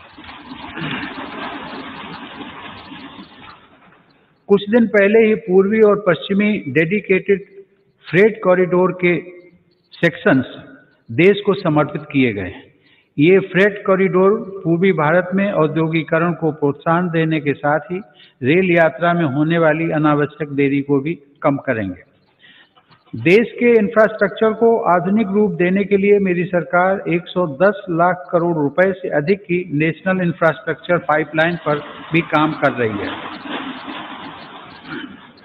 साथ ही भारतमाला परियोजना के पहले चरण में 6 नए एक्सप्रेसवे और 18 नए एक्सेस कंट्रोल्ड कॉरिडोर्स का निर्माण चल रहा है।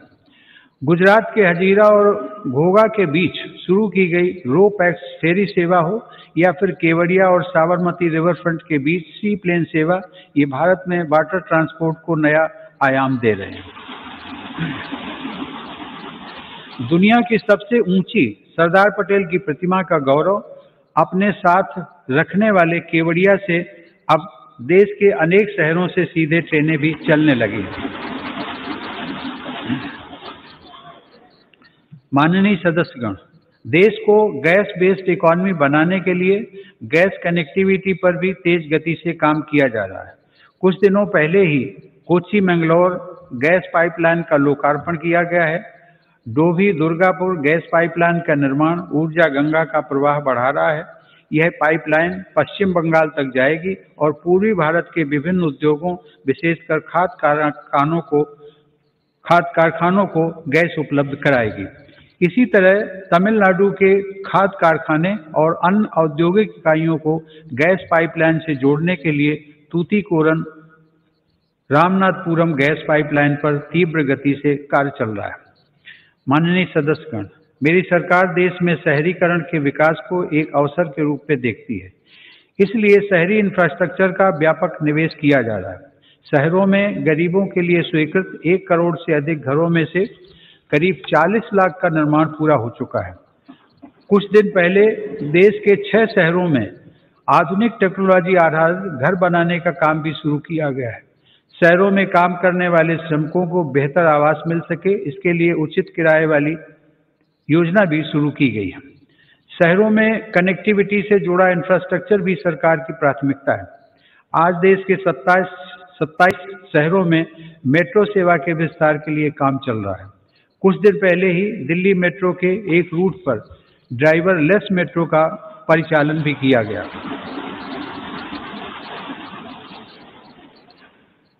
शहरों में रीजनल रैपिड ट्रांजिट सिस्टम्स के निर्माण से भी पब्लिक ट्रांसपोर्ट को बेहतर बनाया जा रहा है।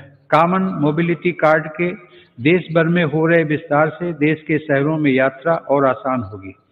माननीय सदस्यगण, मेरी सरकार पूर्वी भारत के संपूर्ण और संतुलित विकास के लिए पूरी तरह से प्रतिबद्ध है। पूर्वोत्तर की भौगोलिक, सांस्कृतिक, भाषाई विशेषताओं और सामाजिक पहचान को सुरक्षित रखते हुए तेज विकास की नीति पर काम किया जा रहा है। ब्रह्मपुत्र नदी असम सहित उत्तर पूर्वी राज्यों की जीवन धारा है। इसी जीवन धारा को आर्थिक गतिविधियों का आधार बनाकर विभिन्न राष्ट्रीय जलमार्गों के आरंभ के लिए काम हो रहा है।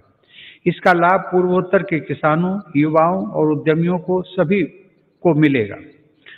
अर्थ ब्रह्मपुत्र प्रोग्राम से इंटीग्रेटेड नेशनल वाटरवेज का विकास कर ब्रह्मपुत्र और बराक नदी को विकास की धारा बनाने का प्रयास जारी है। मेरी सरकार ने पूर्वोत्तर में स्थायी शांति के लिए संवेदनशीलता और सहभागिता की जिस नीति के साथ काम किया, उसका लाभ आज साफ दिख रहा है। आज पूर्वोत्तर में उग्रवाद समाप्ति की ओर है और हिंसा की घटनाओं में बड़ी कमी आई है। हिंसा के रास्ते पर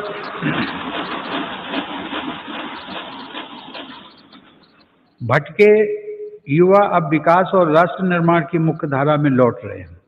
ब्रू शरणार्थियों के पुनर्वास को शांति और सौहार्द के साथ पूरा किया जा रहा है।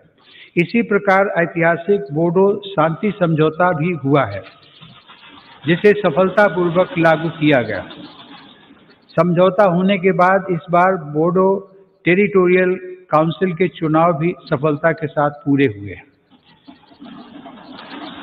माननीय सदस्यगण, मेरी सरकार देश की एकता और अखंडता को चुनौती देने वाली ताकतों से निपटने के लिए हर स्तर पर प्रयासरत है। एक तरफ जहां हिंसा प्रभावित क्षेत्रों में विकास को बढ़ावा दिया जा रहा है, वहीं दूसरी तरफ हिंसा फैलाने वाली ताकतों पर भी कड़ाई बरती जा रही है।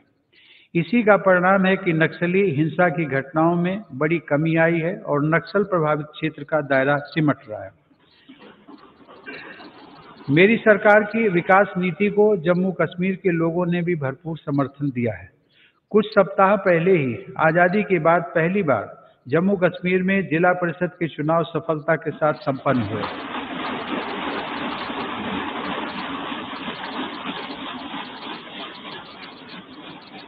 बड़ी संख्या में मतदाताओं की भागीदारी ने दर्शाया है कि जम्मू कश्मीर नए लोकतांत्रिक भविष्य की तरफ तेजी से आगे बढ़ चला है। प्रदेश के लोगों को नए अधिकार मिलने से उनका सशक्तिकरण हुआ है। आयुष्मान भारत सेहत योजना लागू होने के बाद जम्मू कश्मीर के हर परिवार को 5 लाख रुपए तक के मुफ्त इलाज का लाभ मिलना तय हुआ है।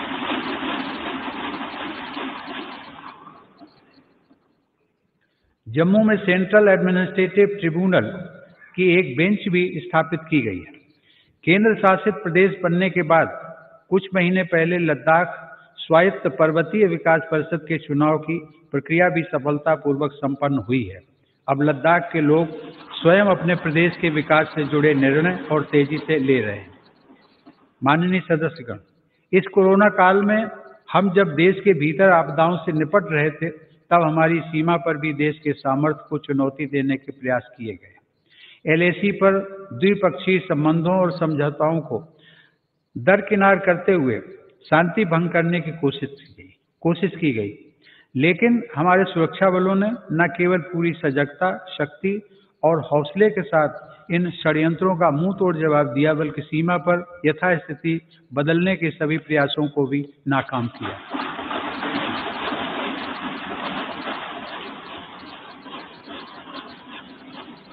हमारे जांबाजों ने जिस संयम, शौर्य और पराक्रम का परिचय दिया, उसकी जितनी भी सराहना की जाए कम है। जून 2020 में हमारे 20 जवानों ने मातृभूमि की रक्षा के लिए गलवान घाटी में अपना सर्वोच्च बलिदान भी दिया। हर देशवासी इन शहीदों का कृतज्ञ है। मेरी सरकार देश के हितों की रक्षा के लिए पूरी तरह कटिबद्ध है और सतर्क भी है। LAC पर भारत की संप्रभुता की रक्षा के लिए अतिरिक्त सैन्य बलों की तैनाती भी की गई है। माननीय सदस्यगण, हमारे स्वाधीनता संग्राम के दौरान देशभक्ति के अमर गीतों की रचना करने वाले मलयालम के श्रेष्ठ कवि वल्लथोल ने कहा है, भारतम ऐन्ना पेरुकेट्टाल अभिमाना पूरिदम आगनम अंतरंगम। अर्थात जब भी आप भारत का नाम सुने, आपका हृदय गर्व से भर जाना चाहिए।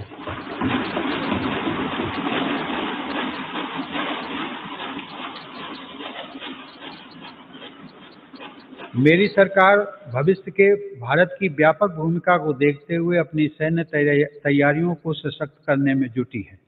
आज अनेक आधुनिक साजो सामान भारत की सैन्य क्षमता का हिस्सा बन रहे हैं। रक्षा क्षेत्र में आत्मनिर्भरता पर भी सरकार का जोर है। कुछ दिन पहले ही सरकार ने HAL को 83 स्वदेशी लड़ाकू विमान तेजस के निर्माण का ऑर्डर दिया है। इस पर 48,000 करोड़ रुपए खर्च होंगे। सरकार द्वारा मेक इन इंडिया को बढ़ावा देने के लिए रक्षा से जुड़े 100 से अधिक सामानों के आयात पर रोक लगा दी गई है। इसी तरह supersonic torpedo, quick reaction missile, tank और स्वदेशी राइफलों सहित अनेक अत्याधुनिक हथियार देश में ही बन रहे हैं। आज भारत रक्षा सामान के निर्यात के क्षेत्र में भी तेजी से अपनी हिस्सेदारी बढ़ा रहा है। माननीय सदस्यगण, Indian National Space Promotion and Authorization Centre अर्थात इन स्पेस का गठन स्पेस सेक्टर में बड़े सुधारों को गति देगा। आज हमें गर्व है कि इसरो के वैज्ञानिक चंद्रयान 3, गगनयान और स्मॉल सैटेलाइट लॉन्च व्हीकल जैसे महत्वपूर्ण अभियानों पर काम कर रहे हैं। परमाणु ऊर्जा में भी देश तेजी से आत्मनिर्भरता की तरफ बढ़ रहा है। कुछ महीने पहले काकरापार में देश के पहले स्वदेशी प्रेशराइज्ड हैवी वाटर रिएक्टर का सफल परीक्षण किया गया।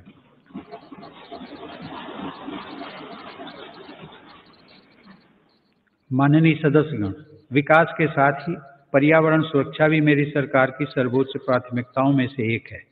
इसी संकल्प को लेकर भारत GDP की इमिशंस इंटेंसिटी को वर्ष 2005 की तुलना में 2030 तक 33 से 35% तक कम करने के लक्ष्य पर काम कर रहा है।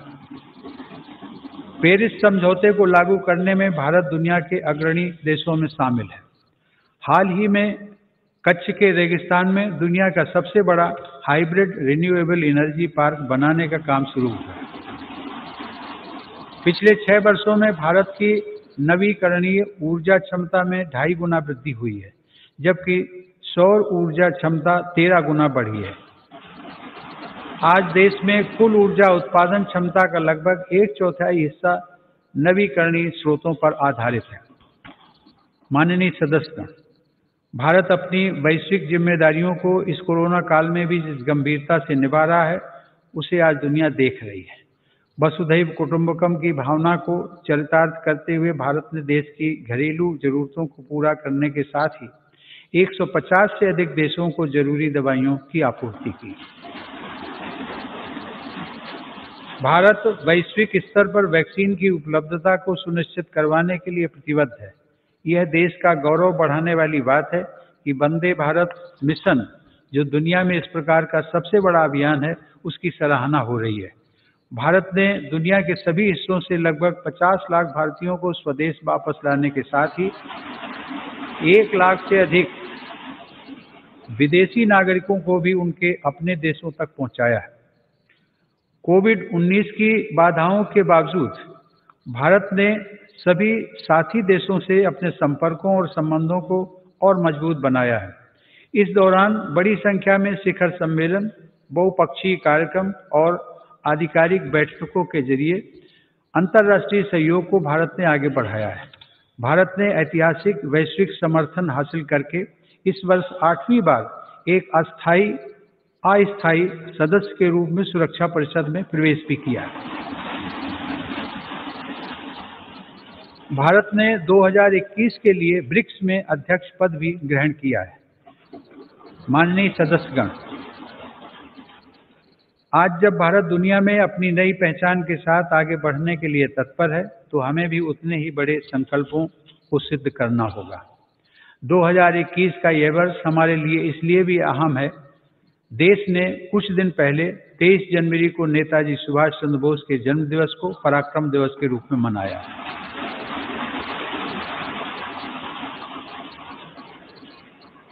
यह वर्ष नेताजी की 125वीं जन्म जयंती का वर्ष भी है। नेताजी की जयंती को बड़े पैमाने पर मनाने के लिए मेरी सरकार ने एक उच्च स्तरीय समिति का गठन किया है। हम सबके पूज्य गुरु तेग बहादुर का 400वां प्रकाश पर्व भी हम पूरी श्रद्धा के साथ मनाएंगे। इन समारोहों के साथ ही देश की स्वतंत्रता के 75वें वर्ष के उपलक्ष्य में अमृत महोत्सव का शुभारंभ भी इसी वर्ष हो जाएगा। माननीय सदस्यगण, विगत वर्ष में सामूहिकता की जिस शक्ति का हमने साक्षात्कार किया है, उसी शक्ति से हमें नए लक्ष्यों को प्राप्त करना है। पिछले कुछ वर्षों में देश ने अनेक ऐसे काम कर दिखाए हैं जिनको कभी बहुत कठिन माना जाता था। आर्टिकल 370 के प्रावधानों के हटने के बाद जम्मू कश्मीर के लोगों को नए अधिकार मिले हैं।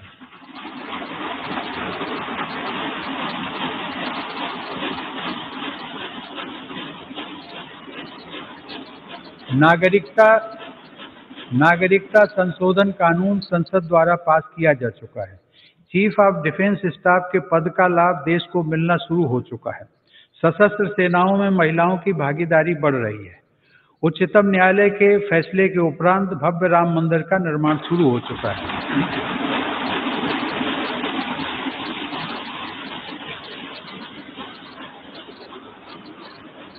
ईज ऑफ डूइंग बिजनेस की रैंकिंग में भारत ने रिकॉर्ड सुधार किया है।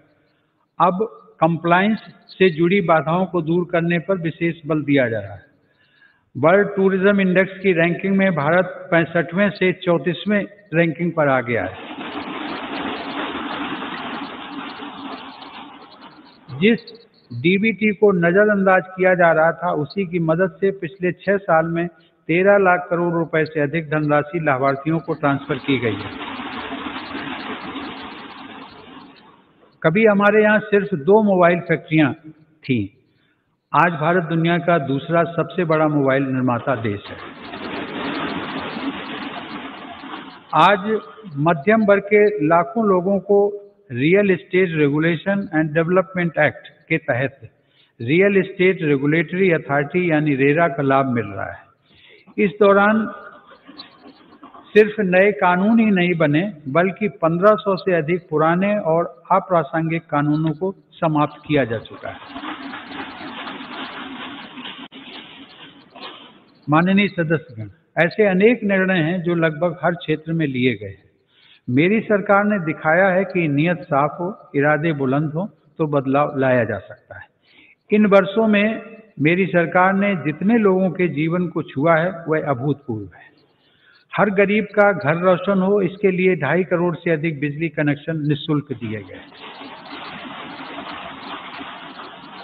गरीब और मध्यम वर्ग का बिजली बिल कम हो, इसके लिए 36 करोड़ से ज्यादा सस्ते एलईडी बल्ब वितरित किए गए। दुर्घटना की स्थिति में गरीब परिवार को दर दर न भटकना पड़े, इसके लिए सिर्फ 1 रुपया महीना के प्रीमियम पर 21 करोड़ से अधिक गरीबों को प्रधानमंत्री सुरक्षा बीमा योजना से जोड़ा गया। गरीब की मृत्यु के बाद उसके परिवार के पास एक संबल रहे, इसलिए सिर्फ 90 पैसा प्रतिदिन के प्रीमियम पर लगभग 9.5 करोड़ लोगों को प्रधानमंत्री जीवन ज्योति बीमा योजना से जोड़ा गया है।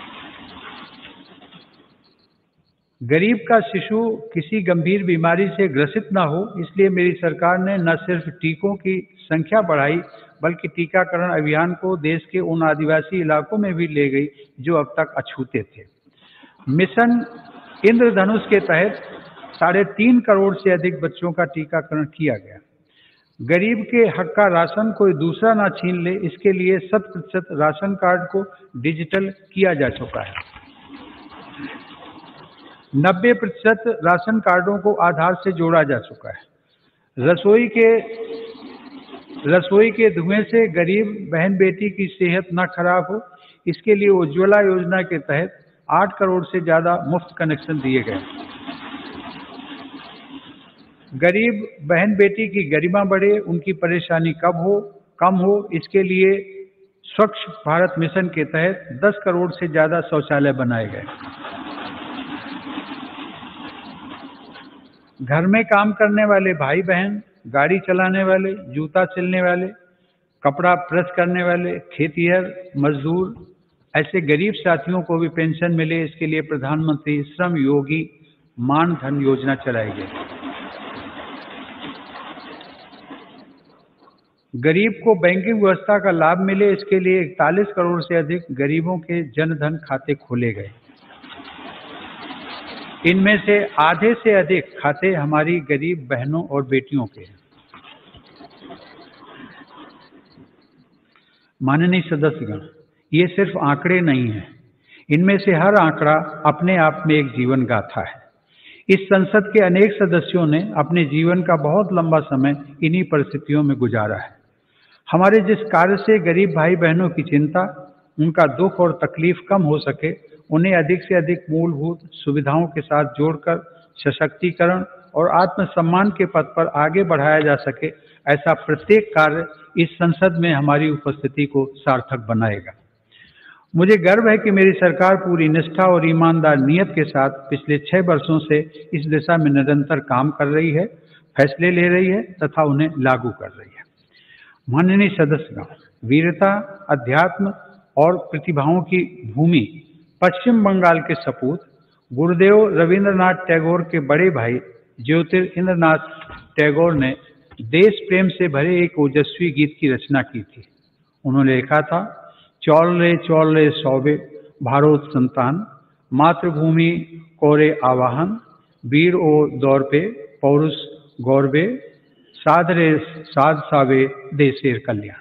अर्थात मातृभूमि आवाहन कर रही है कि भारत की संतानों, सभी मिलजुल कर चलते रहो, वीरता के स्वाभिमान तथा पौरुष के गर्व के साथ तुम सभी देश के कल्याण की निरंतर कामना करते रहो। आइए हम सब मिलकर आगे बढ़ें, सभी देशवासी मिलकर आगे बढ़ें, अपना कर्तव्य निभाएं और राष्ट्र निर्माण में अपना योगदान दें।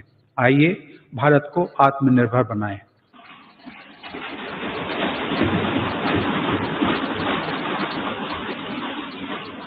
आप सभी को बहुत बहुत शुभकामनाएं। जय Hind.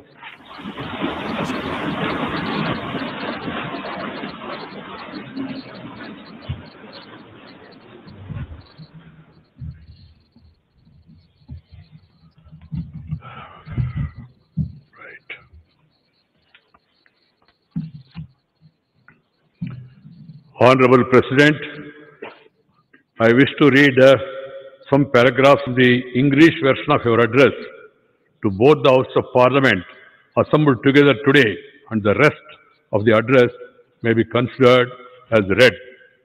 Honorable members, this joint sitting of the Parliament, which is being held during the time of the coronavirus pandemic, has great significance. It is the beginning of the new year and a new decade. We will also be entering the 75th year of India's independence this year.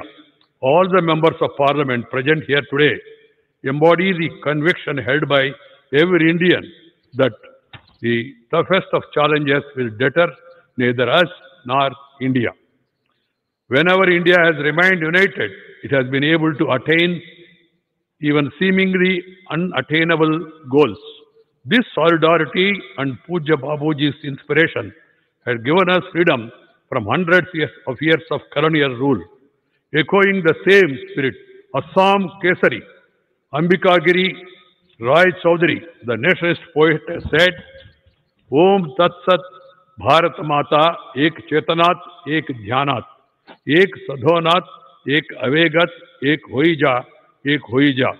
That is, India's grandeur is the ultimate truth in one single consciousness, one thought, one devotion, one inspiration.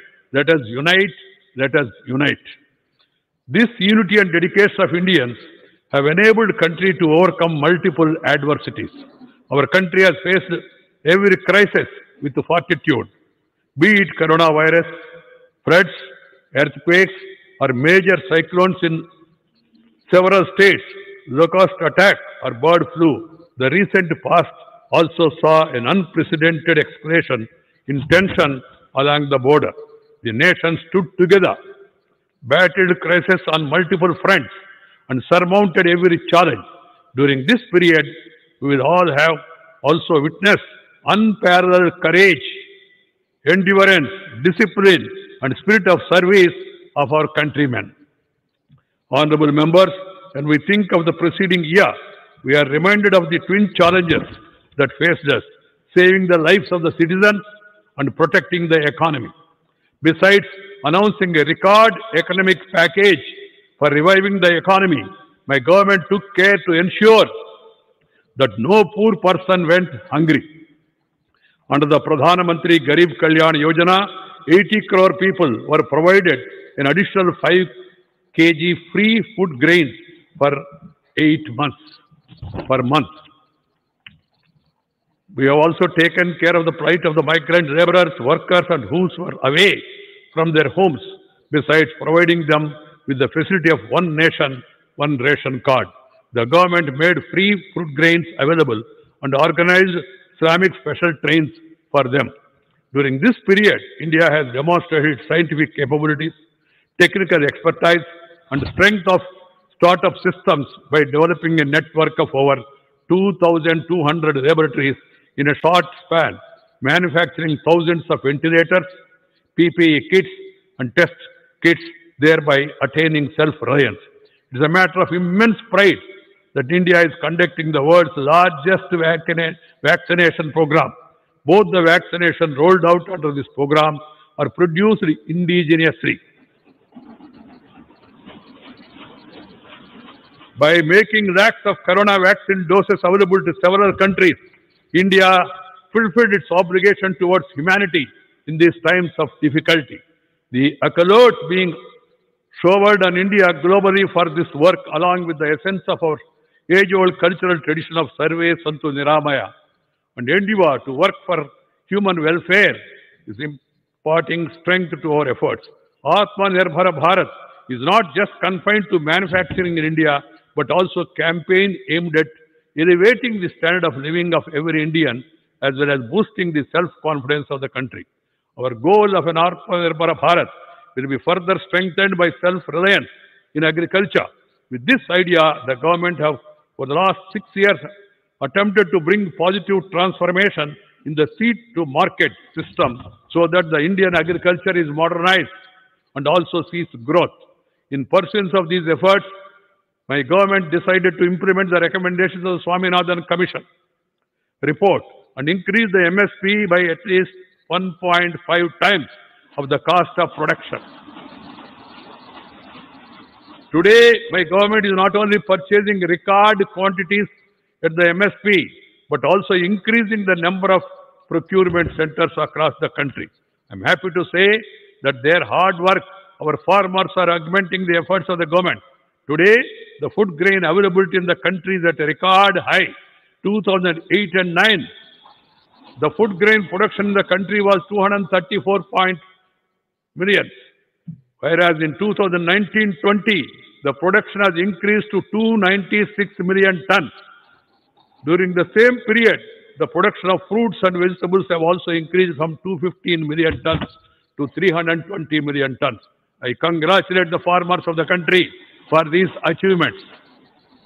Honorable members, My government accords priority to the small and marginal farmers too. In order to provide expenditure support to these farmers, almost 1,13,000 crore rupees have been directly transferred to their bank accounts under the Pradhana Mantri Kisan Samman Nidhi, Pradhana Mantri Fasal Bhima Yojana. Has also benefited small farmers of this country. After extensive consultation, the Parliament have approved 3 important farm reform bills 7 months ago. And the benefits of these 3 important farm reforms have started reaching more than 10 crore small farmers instantly. Appreciating the advantage that these reforms would bring to small farmers, several political parties too had, from time to time, expressed their support. The discussions over these reforms in every part of the country for over 2 decades and the demand for these reforms at different fora were also reflected during the deliberations in the House. Presently, the Apex Court has stayed the implementation of these laws.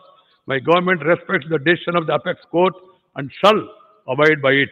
My government has always respected freedom of expression and holding of peaceful agitations in a democratic setup. However, the recent acts of dishonoring the national flag and showing disrespect to the auspicious occasion of the Republic Day are unfortunate. While the Constitution gives us the right to freedom of expression, it also expected that we abide by the laws and rules with equal sincerity. My government wants to make it clear that the rights and facilities available under the system prevailing before the enactment of these 3 new laws are not going to be affected by any way. Rather, these agriculture reforms, the government have provided new facilities to the farmers and has empowered them. In order to enhance the profitability of agriculture, my government is also placing emphasis on creating modern agriculture infrastructure. The Agriculture Infrastructure Fund for 1 lakh crore rupees have also been started for this purpose. Honorable members, drawing inspiration from Baba Saheb Ambedkar, my government is working on the ambitious scheme of Jal Jeevan Mission.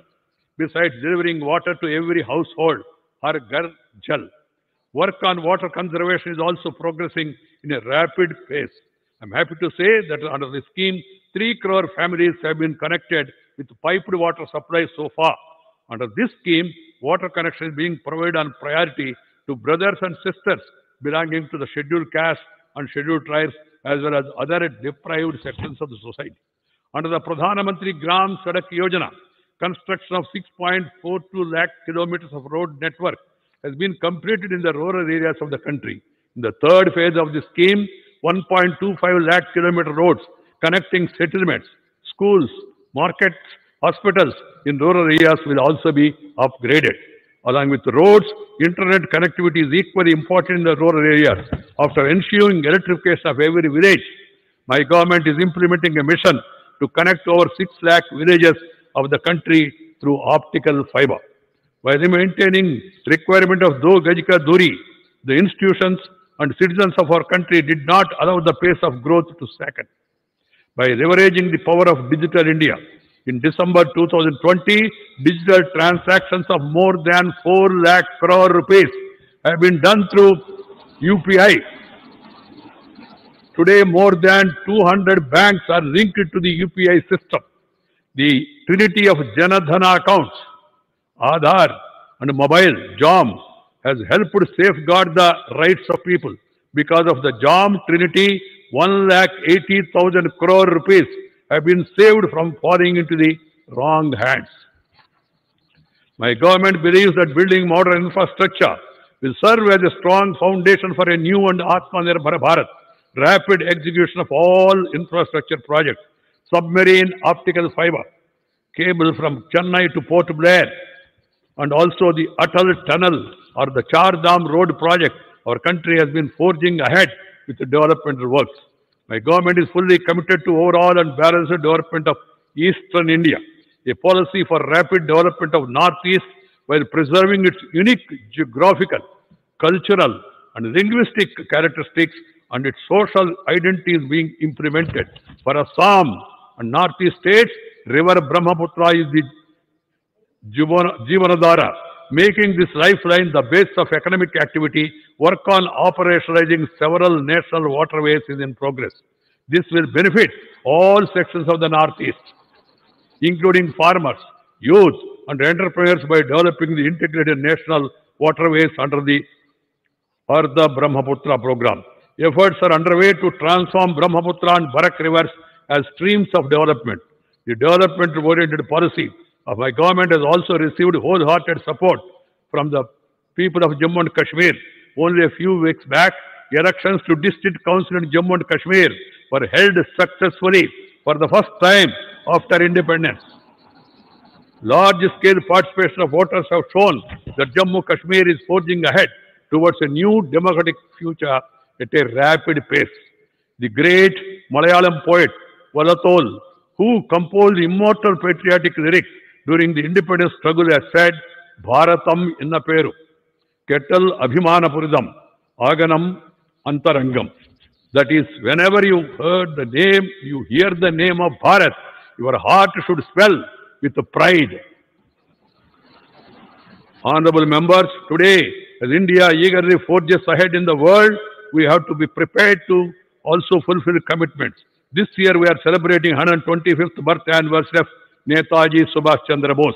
To celebrate the anniversary in a befitting manner, the government have constituted a high-level committee. We also celebrate our Venerable Guru Tej Bahadur's 400th Prakash Parva with great reverence. Along with these commemorations, the Amrita Mahotsav, marking the 75th year of India's independence, will also commence from this year. We have to achieve new goals with the same strength of collective unity we displayed last year. In the last few years, India has accomplished many tasks which were once considered extremely difficult to achieve. Women's participation in armed forces is increasing. Construction of a grand Ram Mandir has commenced after the Supreme Court judgment. India has registered a record improvement in the ease of doing business ranking. Now special emphasis is being laid on reducing compliance burden. Direct benefit transfer, which was being disregarded earlier, has facilitated funds transfer of more than 13 lakh crores to beneficiaries during the last 6 years. Today, lakhs of middle-class citizens are benefiting from the Real Estate Regulatory Authority established under the Real Estate Regulation Development Act. During this period, not only were the new laws passed, but more than 1,500 archaic and irrelevant laws were also repealed. More than 21 crore poor were linked to Pradhan Mantri Suraksha Bima Yojana for a premium of just ₹1 per month to ensure that the eventuality of an accident, poor families do not have to run from pillar to post. About 9.5 crore people were insured under the Pradhan Mantri Jeevan Jyoti Bima Yojana for a premium of just 90 paise a day, so that in the case of death of a bread earner, the family may receive some support. More than 41 crore Janadhana accounts were opened so that the poor may benefit from banking system. More than half of these accounts belong to our sisters and daughters from poor families. Honorable members, Jyotirabindranath Tagore, the elder brother of Gurudev Rabindranath Tagore, the illustrious son of West Bengal, the land of Vela, spirituality and talent, had penned a powerful patriotic song. He said, quote, Chol re chol, Sobhe Bharato Santan, Matrubhumi Kori Avahan. Virodarpe, Paurusha Garbe, Shadre Shad, Sobhe Desharo Kalyan. That is, motherland is beckoning all the children of Bharat to keep moving forward together, to move ahead with the self-esteem and confidence of courage and aspire the welfare of the nation. So come, let all citizens move forward together. Let us fulfill our duty and contribute to nation building. Come, let us make Bharat Atmanirbhar. I convey my best wishes to all of you. Jai Hind, Namaskar.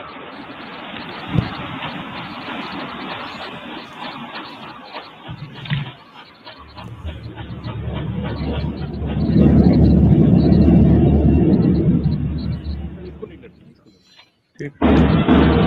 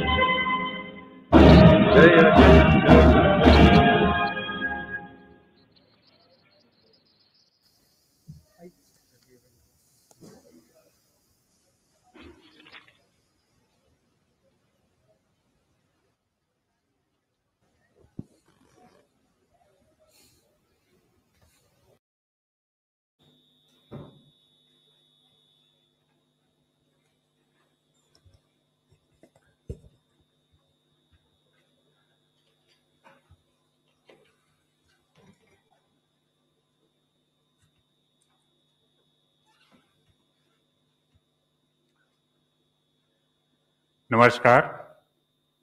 Health ministry की weekly briefing के लिए हमारे साथ हैं health secretary, DG ICMR and additional secretary from the ministry of health. तो मैं request करूंगा कि हेल्थ सेक्रेटरी साहब अपना प्रेजेंटेशन स्टार्ट करें। नमस्कार। ये प्रेजेंटेशन 2 भागों में है। पहले भाग में हम आपको देश में जो इन्फेक्शन की स्थिति है उसके बारे में बताएंगे और दूसरे भाग में ये बताएंगे कि वैक्सीनेशन की क्या स्थिति है। अगर मुख्य हाइलाइट्स देखें तो number of vaccine doses administered 25 lakh से अधिक हो गई हैं आज दिन 2 बजे के आंकड़ों के आधार पर। एक्टिव केसेस लगातार घट रहे हैं। इस समय 1,75,000 एक्टिव केसेस हैं कोविड-19 के देश में। ये स्थिति 7 महीने के बाद आई है और ये केसेस एक डिक्लाइनिंग ट्रेंड दिखा रहे हैं, स्टेडी एंड कॉन्टिन्यूअस डिक्लाइन। अगर प्रतिदिन होने वाली कोविड की मृत्यु की ओर दृष्टि दौड़ाएं तो ये 125 से कम हो गई हैं प्रतिदिन और ये स्थिति 8 महीने के बाद आई है। और अगर क्यूमुलेटिव पॉजिटिविटी रेट, देश में जो पॉजिटिविटी रेट है अभी तक का, उसे देखें तो वो 5.5% है और ये भी लगातार घट रहा है। प्रतिदिन का जो पॉजिटिविटी रेट है वो इससे भी कहीं कम है, उस पर हम आगे आपको बताएंगे। ये कुल केसेस हैं 1,07,00,000 और केस प्रति मिलियन अगर देखें तो 7,700 केस प्रति मिलियन हैं। एक्टिव केसेस जैसा मैंने आपको बताया 1,73,000 हो गए हैं और ये कुल केसेस के केवल 1.62% हैं। मृत्यु प्रति मिलियन 111 हैं, ये विश्व के सबसे कम मृत्यु के आंकड़ों में से हैं। और अगर टेस्ट देखें तो 19 करोड़ से ज़्यादा टेस्ट देश में हो चुके हैं। टेस्ट प्रति मिलियन 1,40,000 है। पॉजिटिविटी जैसा मैंने आपको बताया था कि क्यूमुलेटिव पॉजिटिविटी 5.5 है और जो लास्ट वीक की पॉजिटिविटी है वो 1.81 है। इसमें भी लगातार गिरावट देखी जा रही है। केस फर्टिलिटी रेट भी गिर रहा है, 1.44% है। Overall cumulative case fertility rate is only 1.44%. However, if we look at last week's case fertility rate, then it is even lower, it's 1.07. 2 राज्य अभी भी ऐसे हैं जहां 40,000 या इससे ज़्यादा केसेस हैं। ये हैं केरल जहां 72,000 से ज़्यादा एक्टिव केसेस हैं और महाराष्ट्र जहां 44,000 से ज़्यादा एक्टिव केसेस हैं। जैसा हम आपको बार बार बताते हैं, एक्टिव केसेस का अर्थ है कि ये लोग या तो अस्पतालों में हैं या होम आइसोलेशन में हैं और मेडिकल केयर के अंतर्गत है। अगर आप हर दिन आने वाले नए केसेस के ग्राफ को देखें, हमने आपको 7-डे मूविंग एवरेज दिखाया है इस ग्राफ में, तो आप ये पाएंगे कि ये लगातार गिर रहा है। जो इसका हाईएस्ट पॉइंट था, जो पीक था डेली न्यू केसेस का, वो हमने मिडिल सितंबर में देखा, when daily new cases had touched a high of 95,000 and now they have continuously declined. पिछले 24 घंटे में 11,666 नए केस हुए हैं। अगर हम प्रतिदिन होने वाली मृत्यु का ग्राफ देखें तो ये 130 8 महीने के बाद उससे भी कम हो गई हैं। 123 मृत्यु पिछले 24 घंटे में दर्ज की गई देश में कोविड से। और यहाँ भी अवस्था बेहतर है, वहाँ मल्टीपल पीक्स आ चुके हैं जो आप इसमें देखेंगे। कई जगह वो पीक अभी भी चल रहे हैं। तो ये चिंता का विषय है और ये दिखाता है कि किसी भी देश में जो भी बेनिफिट हमने अनेक प्रयासों से प्राप्त किए हैं वो जरा सी भी चूक होने पर गंवाए जा सकते हैं। Therefore, there is a need to be continuously on guard and to adopt COVID appropriate behavior going forward. अब अगर विश्व में मृत्यु को देखें, कोविड से होने वाली मृत्यु को, तो आप देखेंगे कि यूएसए में लगातार बढ़ रही हैं। 3,355 तक एक दिन में मृत्यु यूएस ने रिपोर्ट की हैं। यूनाइटेड किंगडम को देखें तो वहाँ भी बढ़ रही हैं, 1241 मृत्यु 24 घंटे में यूके ने रिपोर्ट की हैं। जर्मनी को देखें तो लगभग 900, 894 डेथ्स इन 24 आवर्स। फ्रांस का जब पहला पीक था तो उन्होंने 975 डेथ्स रिपोर्ट की, रशिया में 553 और हमारे देश में 123, जैसा मैंने अभी आपके समक्ष रखा। अभी भी 2 राज्य ऐसे हैं जहां की देश के कुल एक्टिव केसेस का 67% है। 67% of the total active cases of COVID in the country is in Kerala and Maharashtra. Then we have UP, Karnataka, West Bengal and the rest of the country. अब वैक्सीनेशन की बात करते हैं। ये global comparison है। हमारा देश fastest था to reach the first vaccines.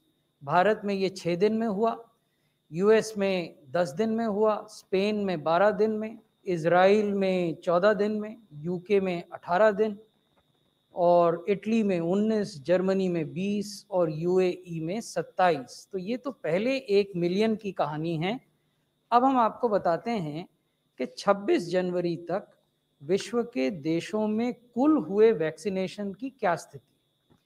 ये 26 जनवरी के आंकड़े इसलिए क्योंकि ये हमारी वेबसाइट से नहीं है, ये अवर वर्ल्ड इन डाटा एक एस्टैब्लिश्ड वेबसाइट है जो सभी देशों के आंकड़ों को प्रस्तुत करती है। ये वहाँ से लिए गए हैं। अपने देश के लेटेस्ट आंकड़े मैं आगे आपको बताऊंगा। यहाँ जो महत्वपूर्ण बात है वो ये है कि इस ग्राफ में जो देश दिखाए गए हैं उन्होंने दिसंबर के पहले सप्ताह में वैक्सीनेशन शुरू कर दिया था। That means that most of the countries here are showing their progress of 50+ days. They have done vaccination for 50 days, whereas India on 26th of January had done vaccination only for 11 days. ये बड़ा अंतर है। हम जिन आंकड़ों की तुलना कर रहे हैं वो 50 दिनों के आंकड़े हैं कुछ देशों के मामलों में और भारत के मामले में 11 दिन के आंकड़े। तो अगर इन आंकड़ों को देखें तो हम 5वें नंबर पर हैं। 26 जनवरी को थे 5वें नंबर पर। 2.03 मिलियन हमने वैक्सीनेशन 26 जनवरी तक किए थे अन्य देशों के मुकाबले में। यूएस नंबर 1 पर थे उस समय, United Kingdom number 2, Israel number 3, United Arab Emirates number 4 और उसके बाद Bharat.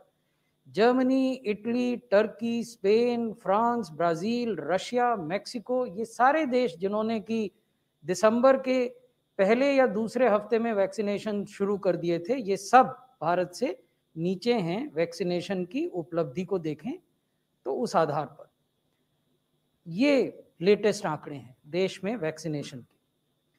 Progress so far, these are cumulative figures of कोविड-19 वैक्सीनेशन इन द कंट्री। हमारे देश में अब तक कोविड-19 वैक्सीनेशन के जो प्रोग्रेसिव आंकड़े हैं वो मैं आपके समक्ष प्रस्तुत कर रहा हूं।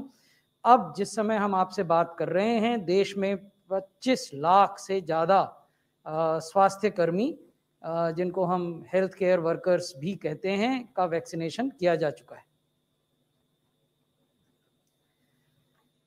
यहाँ मैं आपको बताना चाहता हूँ कि जब हमने वैक्सीनेशन प्रारंभ किया था और आपके साथ ये तथ्य साझा किया था, हमारा मानना ये था कि देश में एक दिन में लगभग 3000 वैक्सीनेशन सेशंस हम कर पाएंगे। तो जिस दिन ये कार्यक्रम शुरू हुआ 16 जनवरी को, उस दिन हमने 3374 वैक्सीनेशन सेशंस किए अक्रॉस द कंट्री, देश भर में, और 2 लाख से कुछ ज़्यादा लोगों का वैक्सीनेशन हुआ। 19 जनवरी को हमने ये संख्या बढ़ाई और 3800 सेशंस किए। 22 जनवरी को ये बढ़कर 6200 सेशंस हो गए। 25 जनवरी को पूरे देश में 7700 स्थानों पर टीकाकरण की प्रक्रिया की गई और आज जब हम आपसे बात कर रहे हैं तो देश में 9000 स्थानों पर वैक्सीनेशन सेशंस हो रहे हैं। यानी 9000 स्थान ऐसे हैं जहां की कोविड वैक्सीनेशन की प्रक्रिया चल रही है as we speak and interact with you. और हमने आपको ये भी बताया है कि कैसे जैसे वैक्सीनेशन सेशंस की संख्या बढ़ी वैसे वैसे लाभान्वितों की संख्या भी, the beneficiaries who got vaccinated in these sessions, that number has also increased. हम आपसे जब जब बात इससे पहले करते रहे हैं तो हमने आपको बताया है कि राज्य ने इतने वैक्सीनेशन सेशन शेड्यूल किए और उसकी तुलना में ये उपलब्धि प्राप्त की और ये इतने प्रतिशत उपलब्धि होती है. So this is something that the Union Ministry of Health and Family Welfare reviews on a daily basis. What do we review? We review the total number of vaccination sessions scheduled, the number of sessions conducted, the number of beneficiaries covered. However, equally important is the fact what is the percentage of the total universe of healthcare workers in a state which has been covered. So that is also something that we monitor. किसी भी राज्य में या संघ शासित क्षेत्र में health care workers का वो क्या नंबर है जिसको कवर किया जाना है और उसके विरुद्ध क्या उपलब्धि हुई है, तो ये मैं अब आपके समक्ष प्रस्तुत करूंगा. ये वो राज्य हैं जिन्होंने अपने हेल्थ केयर वर्कर्स के कुल यूनिवर्स का 35% से अधिक पहले 13 दिनों में कवर कर लिया है. This is commendable achievement and we must place on record our deep appreciation of the healthcare teams, vaccinators of states and UTs. Lakshadweep ने अपने सारे हेल्थ केयर वर्कर्स का 83% कवर किया है. उड़ीसा नंबर 2 पर है और इसने अपने हेल्थ केयर वर्कर्स का 50% कवर किया. उड़ीसा एक बड़ा राज्य है, यहाँ हेल्थ केयर वर्कर्स की संख्या ज्यादा है इसलिए इनका चैलेंज ज्यादा है. उसके बनिस्बत उसके बावजूद उन्होंने 50% से ज्यादा कवरेज किया है, ये काबिले तारीफ बात है. हरियाणा तीसरे नंबर पे है, इन्होंने 50% हेल्थ केयर वर्कर्स को कवर किया है पहला डोज वैक्सीनेशन देकर. अंडमान निकोबार यहाँ संख्या जरूर कम है लेकिन इन्होंने 48% किया है. राजस्थान ने 46%, त्रिपुरा ने 45%, मिजोरम ने 40%, तेलंगाना ने 40%, आंध्रा ने 38%, कर्नाटक ने 35% और मध्य प्रदेश ने 35%. लेकिन सब जगह स्थिति ऐसी नहीं है. कुछ राज्य ऐसे भी हैं जहां अभी भी वैक्सीनेशन को रफ्तार पकड़नी बाकी है, तो उनकी जानकारी भी हम आपके साथ साझा करना चाहेंगे. States that need to improve vaccination performance. Jharkhand ने केवल 14% किया है अपने कुल हेल्थ केयर वर्कर्स का कवरेज. दिल्ली ने 15% से कुछ ज्यादा किया. तमिलनाडु ने भी 15% से कुछ ज्यादा किया.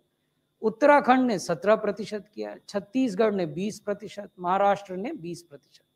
ये बड़े राज्य हैं, यहाँ हेल्थ केयर वर्कर्स की संख्या भी ज्यादा है. हम चाहेंगे कि यहाँ भी वैसी ही उपलब्धि हो जैसी उड़ीसा में हुई, जैसी हरियाणा में हुई, जैसी मध्य प्रदेश में हुई, जैसी राजस्थान में हुई, जो हमने आपके साथ शेयर की. तो हम इन राज्यों के साथ लगातार संपर्क में हैं और विभिन्न प्रयासों को देख रहे हैं जिससे कि इस संख्या को बढ़ाया जा सके. अब जो अगली स्लाइड है उस पर मेरा अनुरोध होगा डीजी आईसीएमआर से कि वो आपसे जानकारी साझा करें. Thank you so much, sir. As we know that the concern of the UK variant strain for the last 4 weeks has been tremendous across the world. The UK variant strain is now present in 70 countries, and we have identified 164 cases of the UK variant in India.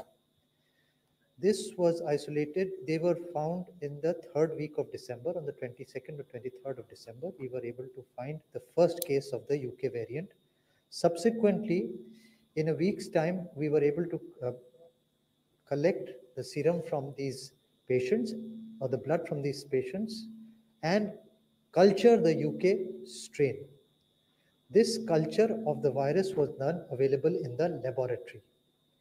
Now, we wanted to know whether the current vaccines are working on this UK strain or not. And we have had some international reports talking about some vaccines working, some vaccines working partially. We looked at the data of patients who were immunized with Covaxin. We took out their blood and extracted the serum and tested with the cultured virus in the laboratory. And we found that the neutralization of the UK strain was equivalent to the Indian strains that were circulating in India for the last 8 or 9 months.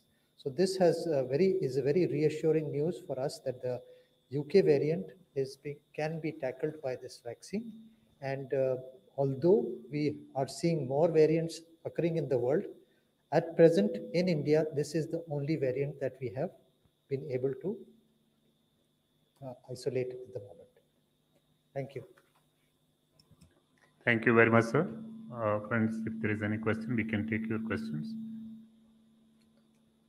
21.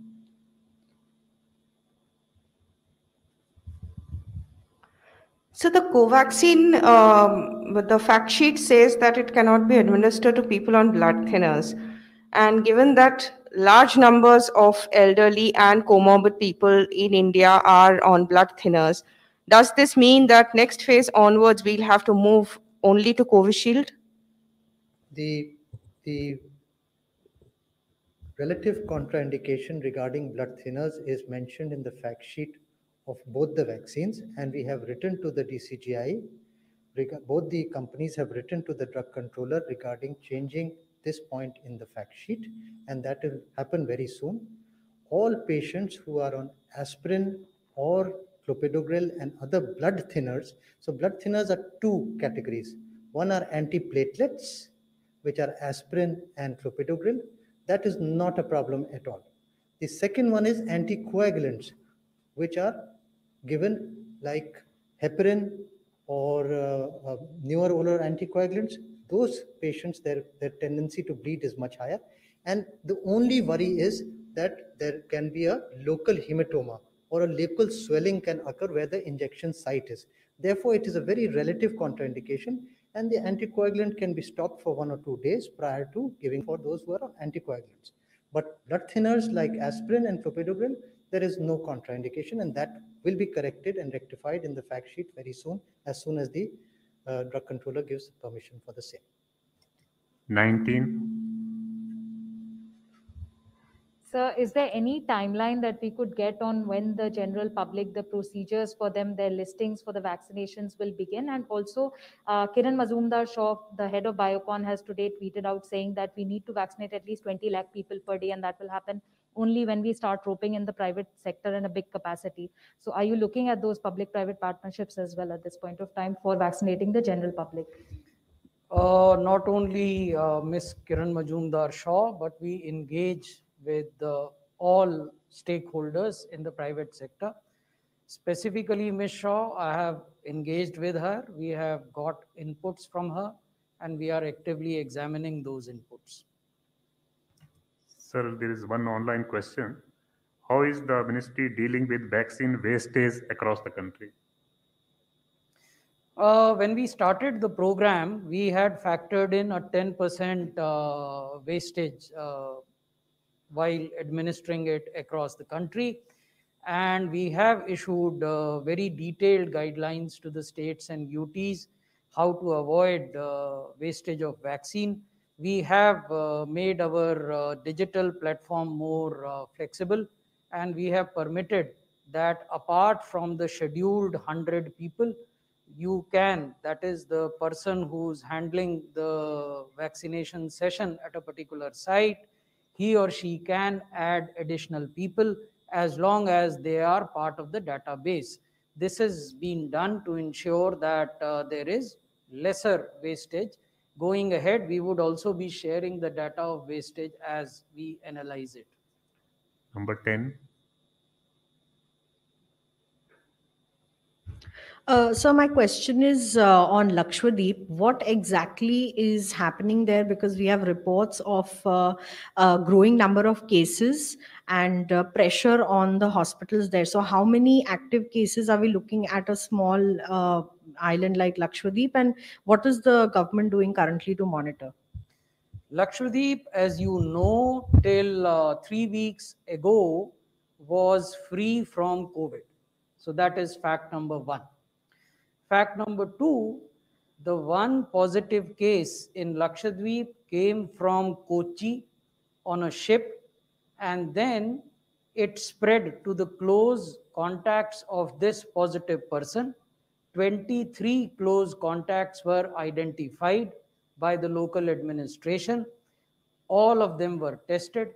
14 were found positive.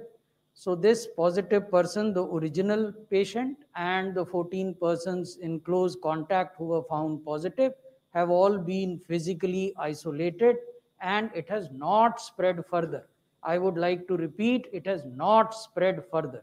So there is no cause for worry as far as Lakshadweep is concerned. Last question, 13. So Sneha from CNN, I want to ask you, how are you ensuring more flexibility vis-a-vis the use of the COVID app, given the fact that some walk-in vaccinations have also had to be allowed? What are the other ways that you're looking at to make this process of getting vaccinated more simpler? You see, walk-in is a very loose kind of term. It does not imply what is happening. Walk-in gives the impression that anyone can walk in to a place where vaccination is happening, and such walk-in people will be vaccinated. This is not what is happening. There is a defined universe or a database which needs to be saturated by administering 2 doses. And that database or universe has been pre-populated onto the KOVIND digital platform. So the first flexibility, as I just said, is that apart from the original scheduled 100 people, suppose only 80 or 50 or 60 turn up, and you have vaccine and you want to vaccinate more people, and there are people willing to be vaccinated who are part of the database, so they can be added. This is first flexibility. The second flexibility is that if a state on a particular day want to increase the total number of scheduled sessions, say from 100 or 300 to 500 or 600, that flexibility has also been given. The third important thing that has been ensured is that in bigger hospitals which serve as vaccination centers, if they want to operate multiple vaccine sessions simultaneously, say for example AIIMS New Delhi, if they want to run 3 vaccination centers simultaneously, they can. So the digital platform provides for it. So these are the various flexibilities that we have provided. We have also ensured that 2 certificates will be given to each beneficiary. One is a provisional certificate which certifies that the first dose has been given. This is also digital and QR code based. Second is the final certificate which says that both the doses have been given. That is also digital and QR code based, and both can be stored either in the mobile or in the DigiLocker. Thank you very much, sir. Thank you, friends.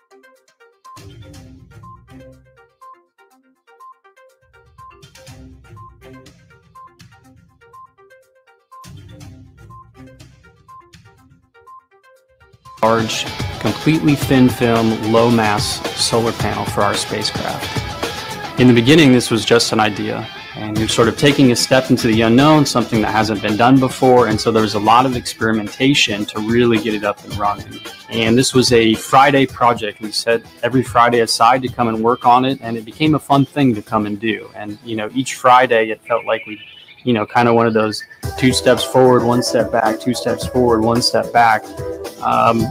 But slowly but surely, we started working through each of the problems and eventually came out the other side. 2 really main advantages of these thin film solar panels come at 2 ends of the spectrum. So if you go to the very small spacecraft, you know, satellite the size of a loaf of bread, and you think about putting thick film solar panels on it, you can't fit a lot on there. By the time you fold them up, put them into the volume, you've eaten up all of your resources and don't have much for the payload, the thing you want to go and do. So by shrinking that solar panel, lower mass, lower volume, it enables us to go and do more from these small spacecraft. Now coming to the other end, the very, very large, when you think about making a solar panel, you know, we can dream a little bit and say the size of a football field or 10 football fields, right? Doing that with thick films becomes structurally very difficult. I think right now we're still in the R&D phase. We've come out with our first working assemblies. These are fully printed, fully automated, assembled, and then taken over to a solar simulator, tested, confirmed working. We've folded them up, unfolded them, tested them again without any degradation. And we've started putting them into some thermal shock. With all these materials laid up on each other, we want to make sure that coefficient of thermal expansion, that there's nothing that's going to delaminate, peel, crack, break, and they survive through that thermal shock. We currently have samples going up to the International Space Station, which will essentially be put outside of the International Space Station for a year, exposed to the environment. They'll come back down and we'll study how did they degrade, did they act as we thought they would. I think this lays the groundwork for what could be really revolutionary, and that's in-space manufacturing of solar panels. And so right now we're using COTS, or commercial off-the-shelf thin film solar cells, in our process. So we buy the solar cells from a terrestrial company, and we're actually using a robotic arm to incorporate them into our process. What would be very powerful is if we could then go and actually print that solar cell. So right now we're printing all the stuff around a COTS solar cell. If we could actually print that solar cell itself, then we have a fully printed solar panel that we could say, if we're on a lunar base, or we have our mission to Mars, or eventually deeper into space, we can print stuff on demand. You know, if we have a solar panel that gets damaged, we need more power for some other experiment, or simply put, we're just up there long enough where we're starting to degrade in the space environment, we could on demand then print a new solar panel to accommodate those extra power needs. And I think that could be really enabling for longer term deep space missions.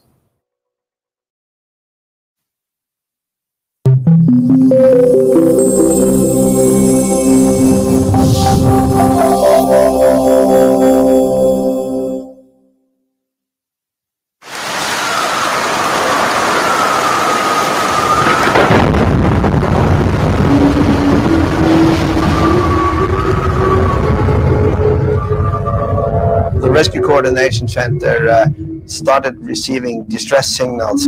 The bridge was starting to fill up with water. The ship was sinking, and got them out on top of the rescue boat. Winds up to 60, 70 knots. We started to separate one by one. Wave height 50 to 60 feet. Finally, I was alone and no rescue boat or nothing. The rescue boat drifted away. It's freezing out there. All I had to do was just wait and hope some kind of miracle would happen. There is almost no chance to survive in conditions like that.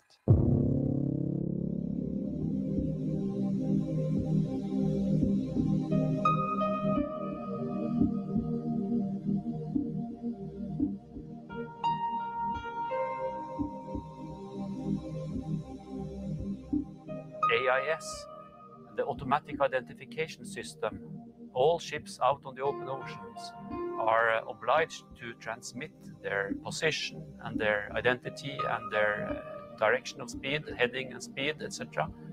It's kind of like air traffic control for the sea. It's very useful to help provide assistance to ships in distress. First of all, to see, do we have assets in the area that could help somebody in distress? In the days before AIS, we didn't even know if there were any vessels in a particular area where we have an incident. They were more or less invisible to the coastal traffic administration. But as of today, if we have an incident out in open water, we have the chance to see what vessels are in the area and could contact them directly to route them to the position or the distress, and in that way, in a more effective way, rescue more people within a shorter time frame than we ever have before. AIS receiving stations along the coast, they can only look a certain distance out into the sea. Ships that go out beyond 75 kilometers outside the coast were over the horizon and invisible to us. But if you think about these signals going straight, they go maybe several hundred kilometers out into space. And do you know what circles around the Earth about 400 kilometers above us? The International Space Station.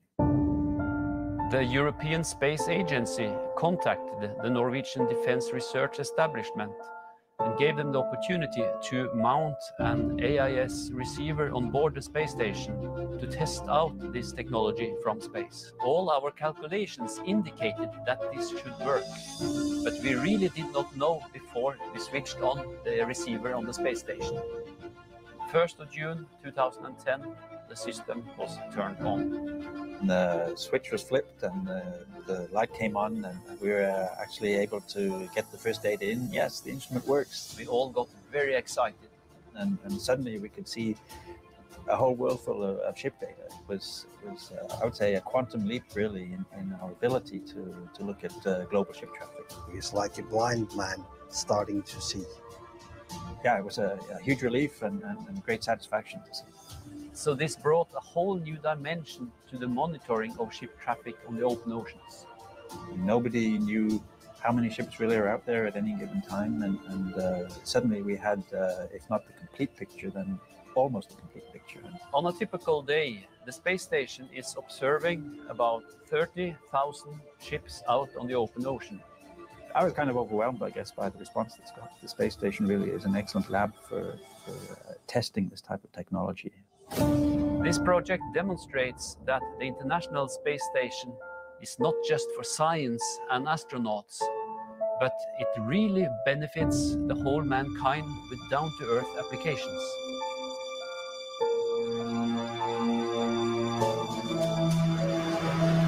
Based on the AIS, we had another vessels in the area that we contacted who continued to the area, and they searched together with the helicopters. Nobody expected to find anybody surviving in that conditions. They actually spotted one man in the sea. After floating in the North Atlantic Ocean for 4 hours, I was finally rescued. Thanks to AIS data and AIS data from the space station, this lone survivor was rescued. A absolutely happy ending for him. And luckily for technology that made something that was basically impossible to survive possible.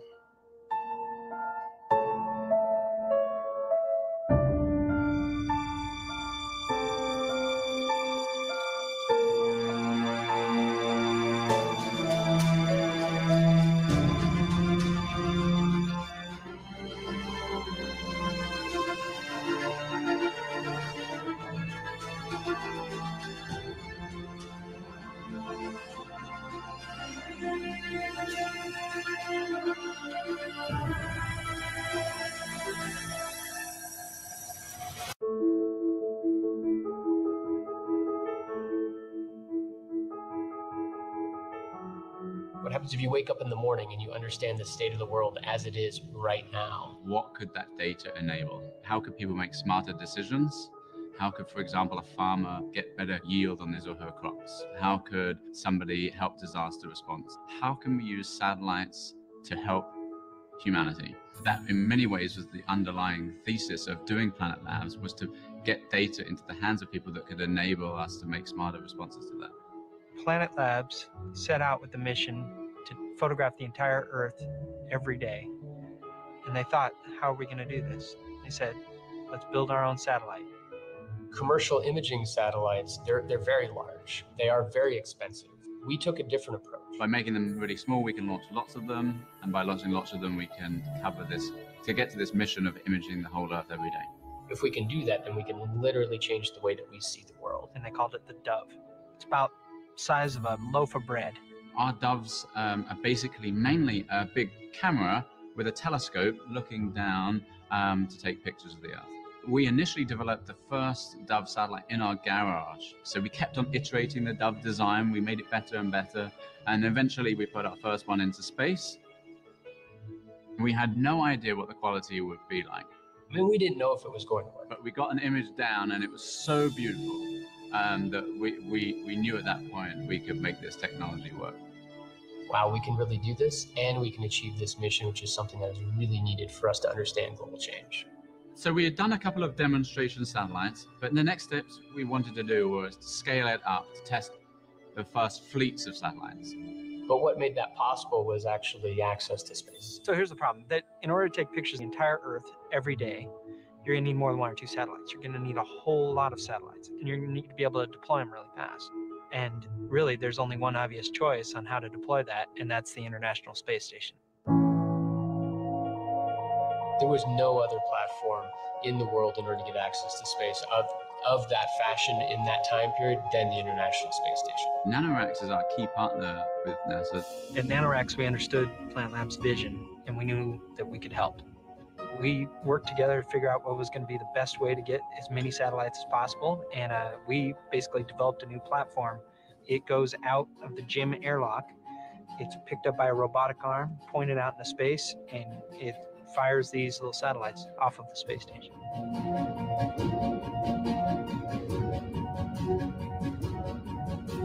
They were able to secure 28 of our satellites to be launched from the International Space Station, and that was known as Flock 1, our first constellation. This opened up the whole world to satellite developers, people that could put things into orbit fast.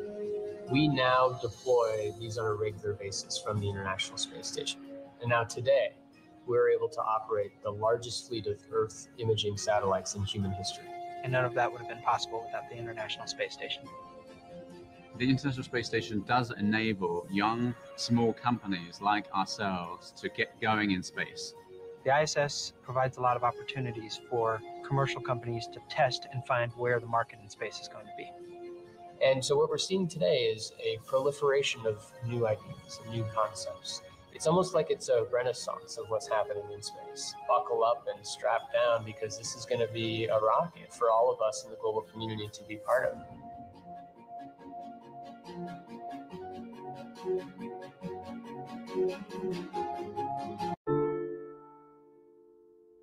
The first pictures now coming in from Puerto Rico after taking a direct hit. Hurricane Maria slamming into the island. One official saying the island is destroyed. Hours with winds and rain, and didn't stop.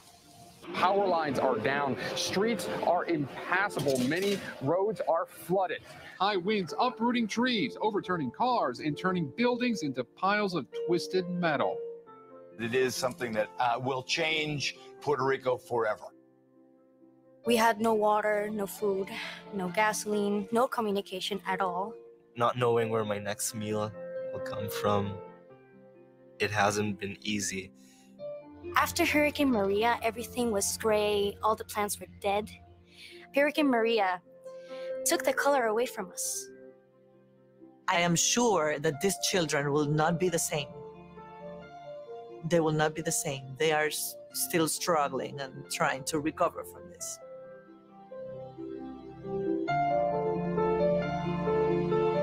My name is Joe Akaba. I'm a NASA astronaut of Puerto Rican descent. I was about a week into my mission on the International Space Station. Hurricane Maria was forming up, and from there, if you looked out the window, Maria took up a big chunk of what we could see. It was going to cover the entire island. After the hurricane, their power grid was pretty much taken out. You just couldn't see the island anymore.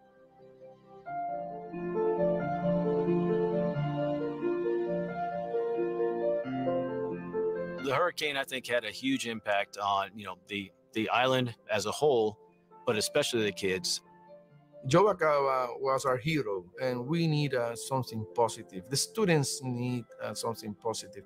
We wanted to pull through, forget all that happened, and lift up our spirits and lift off the island. So I knew I couldn't do much from up on the International Space Station, but I did want to connect with the students to show them that there is hope and that there are people out there that care about them. NASA has the STEM station, which allows the students and teachers to talk to the astronaut in the space station. It's making that connection so that maybe, they become more interested and we can inspire them more to study the STEM fields. So we were able to establish and coordinate with NASA one of these video conferences. Thousands of students from different parts of the island watching the video conference with the space station, talking to Joe. This is Joe aboard the International Space Station. I have you loud and clear. How do you compare? What is the most impressive? How did Puerto Rico look after Hurricane? Allowed to visit What is the minimum number of? It was awesome because, as soon as it came up, you could hear people clapping, people were excited. So even though I couldn't see them, I could feel them, and that was pretty neat. It was amazing. He called from the International Space Station to see how Puerto Rico was doing, and that means a lot for us, a lot. In May of 2018, I was able to go back to the island, my first time since the hurricane. It was a great opportunity to get out and kind of come full circle with those students, to go and see them in person and, kind of reiterate how important they are, and just to give them a little bit more hope because there's still a long way to go on the island. He's a hero for us. Kids love him, and everybody loves him here. Joe Acaba is the role model that we need at this time. I want to be like him. I want to go far, and I want to be an example for little kids when I'm older. Not only is the International Space Station a great tool for scientific research and exploration, but for students from Puerto Rico in particular, I think that having that video conference with them, it did provide some hope. It did provide some inspiration. And so it's just one of the benefits that we get from the International Space Station.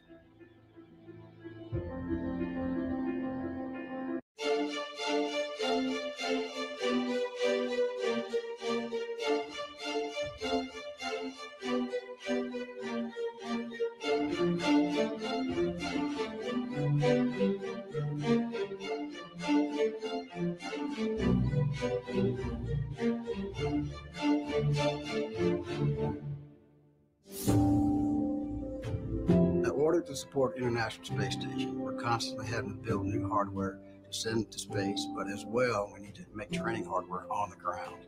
So we ask ourselves, what if we got high school students to build us some training hardware and get them out of the textbook, get them some hands-on lessons to work with, and by doing that, we'll be inspiring the next generation of students. So that's when we decided to create Hunch. Hunch goes to the local high schools, partners with the high schools, and gives these students opportunities to design, build hardware that will fly in space or be used for training hardware on the ground.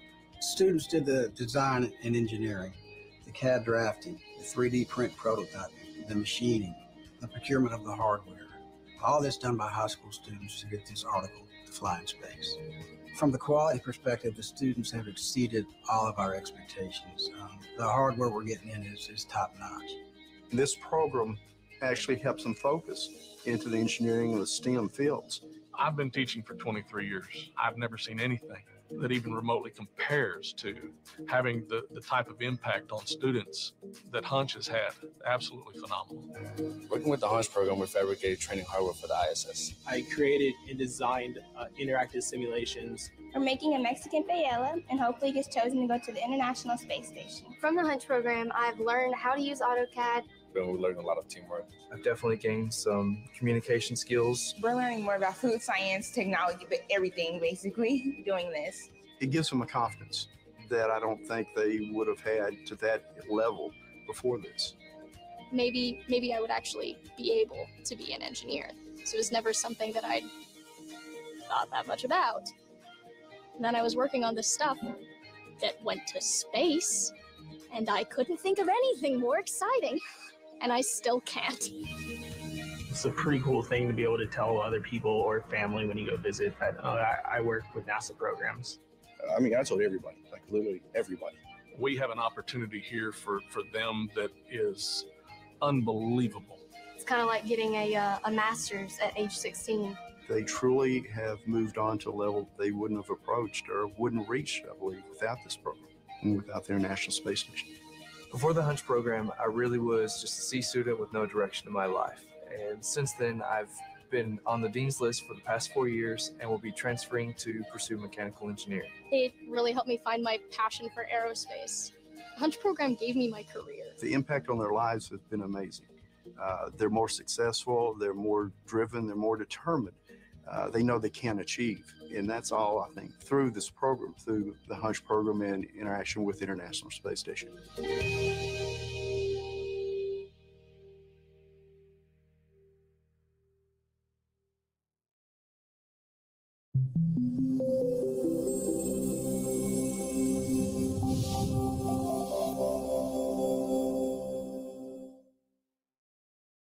An update on the recent Green Run hot fire test. Pre-flight preparations continue with the Orion spacecraft and a new view of small solar structures. A few of the stories to tell you about this week at NASA. Preliminary review following our January 16th hot fire test of the core stage of our Space Launch System rocket shows that the rocket's hardware is in excellent condition. Officials say the shutdown of the planned 8-minute test just over a minute into the firing was triggered by conservative parameters intentionally put in place for ground testing to ensure the safety of the core stage when it is mounted in the B-2 test stand. If this scenario occurred during an actual flight, the rocket would have continued to fly. The team is evaluating next steps for SLS, which will launch an uncrewed Orion spacecraft to the moon on our Artemis 1 mission. Meanwhile, the Orion spacecraft is a step closer to being ready for the Artemis 1 mission to the moon. Engineers at our Kennedy Space Center recently finished installing and testing components, systems, and subsystems to ensure the spacecraft can accomplish the mission. Orion was then moved to another facility for fueling, marking the spacecraft's transition from the manufacturing and assembly stage to pre-flight processing. Data from our Solar Dynamics Observatory and cutting-edge image processing have given scientists an unprecedented look at small solar structures called pluminets within the geyser-like solar plumes we see that stream material from the sun into space and play a large role in creating the high-speed solar wind. This new detailed look suggests these pluminets are not just a feature of the plumes, but rather are the building blocks from which plumes are made. The research could help scientists understand how and why disturbances form in the solar wind. January 23rd marks the 80th anniversary of our Glenn Research Center in Cleveland, Ohio. The center began as the Aircraft Engine Research Laboratory in 1941, a national resource for innovation in aircraft engine technology. Over the decades, the center's work in both aviation and space exploration has given the U.S. a leading role in the aerospace industry, including current work advancing next-generation aircraft and innovative technology to enable NASA's space exploration missions, including upcoming Artemis missions to land humans on the moon. Our NASA family is remembering NASA television production manager Cliff Feldman, who passed away January 14th from COVID-19. His storied television career as a videographer and producer included work at ABC, CBS, Fox, and elsewhere before coming to NASA in 2005. He played a major role in the success of some of the agency's highest-profile productions, including the Apollo 50th Anniversary Special and nationwide coverage of the 2017 total solar eclipse. His diligent yet uniquely relaxed work ethic earned him the appreciation and respect of colleagues and clients alike, many of whom considered him to be the heart and soul of NASA TV, and also considered themselves fortunate to have known him as a trusted friend. If the measure of a life well lived is by the number of lives one has touched, then Cliff Feldman lived one heck of a life. Cliff Feldman was 73 years old. That's what's up this week at NASA.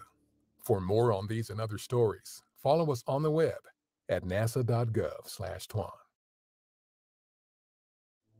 Immediately after the universe was born, it was too tiny and too hot for protons, electrons, and even photons to exist. Within a second, it had expanded and cooled enough for protons and neutrons, collectively called baryons, to form. Almost instantly, it was a rapid burst of sound waves triggered by tiny variations in this particle soup.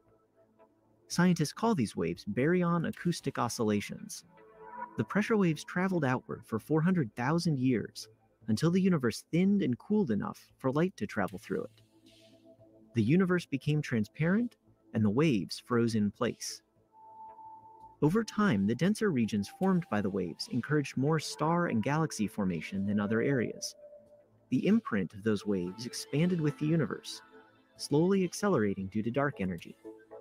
Today, with our snapshot of the universe, there is a slight tendency for galaxies to be separated from each other by a distance related to that expanding ring radius.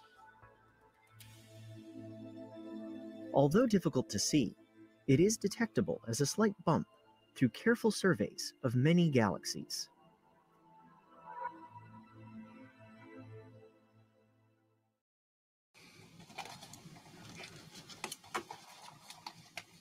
And we've got to come up with a better system, a better way to make sure that these pilots are getting the oxygen and the protection they need to go fly. If you're low on oxygen, basically, sometimes get euphoric or you get sleepy or you're kind of pass out. And obviously, if you have to fly the airplane, it's not a good scenario. The Navy and the Air Force has been experiencing problems with oxygen levels and content and pilots blacking out. You know, you have aircraft data, you have some, you don't have a lot, but what you don't have is any instrumentation on the pilot and their breathing. And so what we were really focused on was really trying to identify the root cause in the pilot. Remember, physiological episodes happen in people, not aircraft. So if you don't have the pilot instrumented, then you're really not going to be able to help resolve the problems. Crew assignments, I'll be in the jet. You guys will be in the control room. Jack will be talking on the radio. Oh, okay. The use of this project is going to go for a long time because it's going to establish a fundamental data set on how pilots breathe in a tactical environment. NASA 1, ready that mark. NASA 850, NASA 1, that mark in 3, 2, 1, mark. High performance type aircraft like fighter jets, over the years they've become more and more advanced. They can fly with higher Gs, they fly faster, they fly at higher angles of attack. With all of those increases, physiological effects on pilots has increased dramatically. Every pilot's going to be different in how they react to something. They want to kind of baseline what you're like before and what you're like after. So how do we gather the data? How does it go through this process from the aircraft all the way through to arrive at the analyst's desk, and what do they do with it? And one of the first things we have to do is we have to look and see what kind of flight they're doing. If they're doing a Navy configuration flight or an Air Force configuration flight. We'll take spirometry, which is basically looking at lung capacity. We do that like an hour before the flight, just right after we strap into the cockpit. And then when we come back, we'll do that again in the cockpit. And then after we've been out for about an hour. The RAD 97 is monitoring their pulse, their oxygen saturation, their blood. It's also monitoring how fast they're breathing. Pilot wears a Vigilox system made by KOVIND. The Vigilox system, it measures a lot of key parameters that are useful and important for understanding what the pilot is breathing in and breathing out. Put this side in first. In order to capture all the data that we want, the pilots are flying different profiles. Some are just high, high altitude flights where they're flying 40 to 50,000 feet. Other ones are more aerobatic, where they're up there doing spins and turns and dives. And then can we correlate that type of flight and how it changes, kind of your lung capacity or those kinds of things? So that's what the scientists are looking for. We embarked on this with the idea that we have a lot of complex test methods that we're developing. And at the end of this, one of our goals originally is we want to be able to develop test methods that are useful to the Air Force and to the Navy in the sense that they can be used in a repeatable, consistent way that provide really quality data that then we can compare our results with the Navy's results and the Air Force's results. So I think this will help make sure that the designs we have are set for what the pilot needs. Because if we don't really know what the pilot needs very well, we can't design to that. And previous systems, I think, just had a lot of margin to be able to accept different needs from a pilot.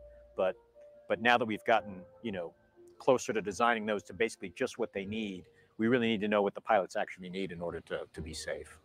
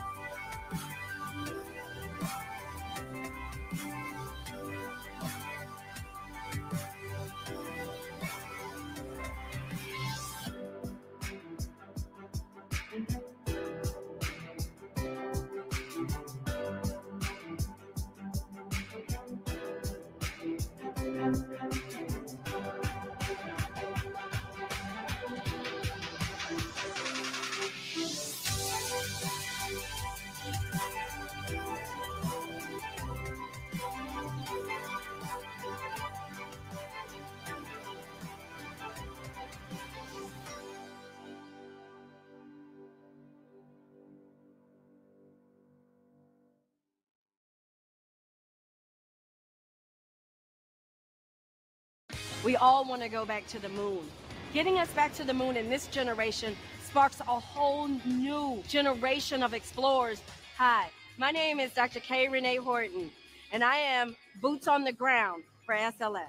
We actually weld our liquid hydrogen tanks and our liquid oxygen tanks on this. It is the largest weld tool in the world. It's the only one of its kind. It stands 170 feet tall and it has a diameter of about 27.6 feet. So as a quality engineer, we make sure that they're actually meeting the requirements they're supposed to meet. They do a phased array ultrasound, which goes in and checks to make sure we don't have any defects in the weld. To get up and to pull up the news article and they're talking about what you do at work is amazing for me. I really love detective novels, and so I'm an avid reader, and I actually write children's books in my spare time. My children's books are about Dr. H exploring the universe. Each day I walk into the factory, I know that I'm putting my footprints in history, and that's a pretty big deal for me.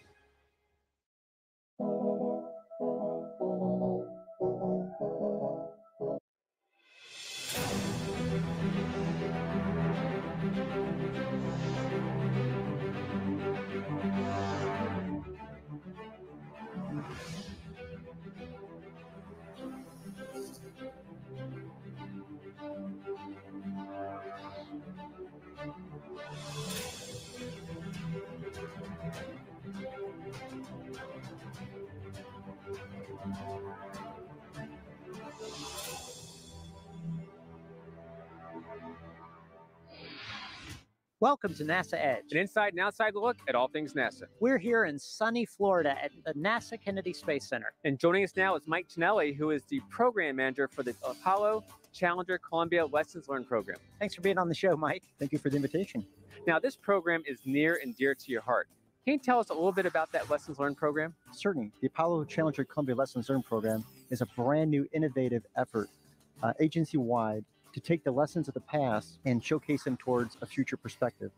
So we're looking at a very exciting future for NASA. We've got exciting programs such as SLS going back to the moon by 2024, and a host of other programs and missions that the agency is having. With those new programs and missions also come a brand new workforce, thousands of new people. And a lot of those folks haven't had the time yet to bridge the lessons of the past to the future. And that's our responsibility. So we're taking a look at the past, both the things we did right and the things we could have done better, putting them through that lens, focusing on the future, so therefore they can take the lessons of the past, look at the future, and apply those to increase their mission success going forward. So with Apollo, Challenger, and Columbia, and we're looking at the tragedies that were involved with those three. We primarily focus on Apollo 1, Apollo 13, Challenger, and Columbia. We teach the lessons of how things could have done better. However, we also do take time to look at the good things, because through 60 years of plus of NASA history, there's a lot of great lessons of NASA's done things really, really well. For example, STS-1, the first launch of Space Shuttle Columbia in 1981, was a stunning success, the first reusable spacecraft in the world. So we want to take examples like that and showcase them, because all the new vehicles coming online, both commercial and NASA, will have the first processing flows and their first launches. So we can glean a lot of great expertise and knowledge from those times as well. So it's a mix both of things we could have done better, plus times we got it spot on right. Now, a part of that program is the Columbia Room, where you have artifacts from the tragedy of Columbia Space Shuttle. Can you tell us a little bit about that? Certainly. When we lost Columbia on February 1st, 2003, we had an effort, the largest ground search in American history, to bring Columbia home. Once that was completed, the decision by our leadership at the time was to make Columbia accessible to the workforce, and is accessible for the purpose of teaching. So Columbia now still has a mission to perform. The crew still has a job to do, and that job is to teach and inspire the next generation. So folks that come into the Columbia Preservation Room will see artifacts of Columbia. As they walk through those, it's a storytelling journey, explaining what happened, but also the lessons that came out of every single phase of the flight, of how decisions were made, and how perhaps in some ways we could have made better decisions. So they can then take those examples, take them back into the workplace, and as they're working on their programs and missions, they can reflect back and hopefully serve as an instrument of guide to them going forward. If they reach those decision points, they can use it as a tool making the right decisions forward. And of course, there's some sensitivity to that. We want to be very respectful of the family, so you don't allow us going in there and doing the show in there or showing video from that, although people can visit it. The families have been unbelievably gracious in allowing us to share Columbia with our workforce for teaching purposes. We thank them very much for that. We take really good care of Columbia and protect her very well, as if she was still solid flight hardware flying. So we want to protect the dignity and the respect and reverence of the room. And within those constraints, we take folks in the proper way and make it a teaching, a learning environment, if you will. Now, as you started this program, how important was it to you to get senior leadership behind this? That's one thing. When you start a brand new program up, buy-in and collaboration is key. So my first step was to approach our senior leadership. I am so humbled and thankful that our senior leadership stepped right up and gave full support and backing to the creation of this program. And that support has not only continued, but it's strengthened over the last couple of years. So in great appreciation to our leadership for helping us. Speaking of leadership, we had a chance to sit down with Bob Cabana to get his perspective on the Apollo Challenger Columbia Lessons Learned program. Let's check it out. Bob, I know you're very familiar with the Lessons Learned program, but tell me a little bit about your history with the program. So it's one of the things I'm very proud of here at Kennedy Space Center. Mike Ginelli has just done an outstanding job. And what we don't want to do is forget the lessons learned from the past. You know, after the Challenger accident, they just kind of took what remained a Challenger and buried it in a silo. And it was like, we want to forget about this and move on. Columbia was different. We have Columbia in a room preserved over in the vehicle assembly building. And it's actually used by universities. Folks can get parts loaned out to them for research to help make spacecraft better, to learn about the impacts of, you know, returning in that kind of environment, what we can do to make it better. But the more important part is not just the way we have treated the hardware, but it's also how we treat our people and the lessons that we want to remember from this. You know, if you look at Apollo, Challenger, Columbia, all the time when you go back, the hardware was talking to us, and Challenger was the normalization and deviancy, that we had O-rings that were bad, we saw soot, but we came to accept it because nothing bad happened. And then you look at Columbia, the foam's coming off, but nothing bad has happened, and we accepted it. We don't want to forget that. And part of, Apollo, Challenger, Columbia lessons learned is helping to keep it in the forefront, to help folks see what we learned so that we don't repeat those mistakes again, and help to create an environment where people are listened to. Yeah, I imagine that's very important, that idea of, not letting things become rote and letting them just continue as they were, but constantly being vigilant about looking at all our processes and things like that moving forward. No, I mean, nothing that we do is without risk if it's worthwhile. And flying in space is an extremely risky business. But, we've been given this goal now, boots on the moon by 2024, right? And I'm all in. I want to see that happen. But we have to do it in an environment that allows people to speak up. Now, that doesn't mean we do what you want to do, but we have to address people's concerns. I greet all our new employees every 2 weeks when they come on board. And I talk about our core values, and I talk about lessons learned from Challenger and Columbia, and the need to create an environment in your meetings where you feel free to speak up. And, we hire a lot of really smart people, okay?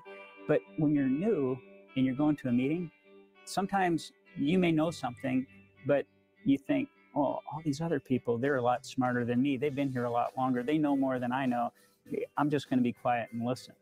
And what we have to do is ensure that we get everybody's input so that the decision makers are making informed decisions.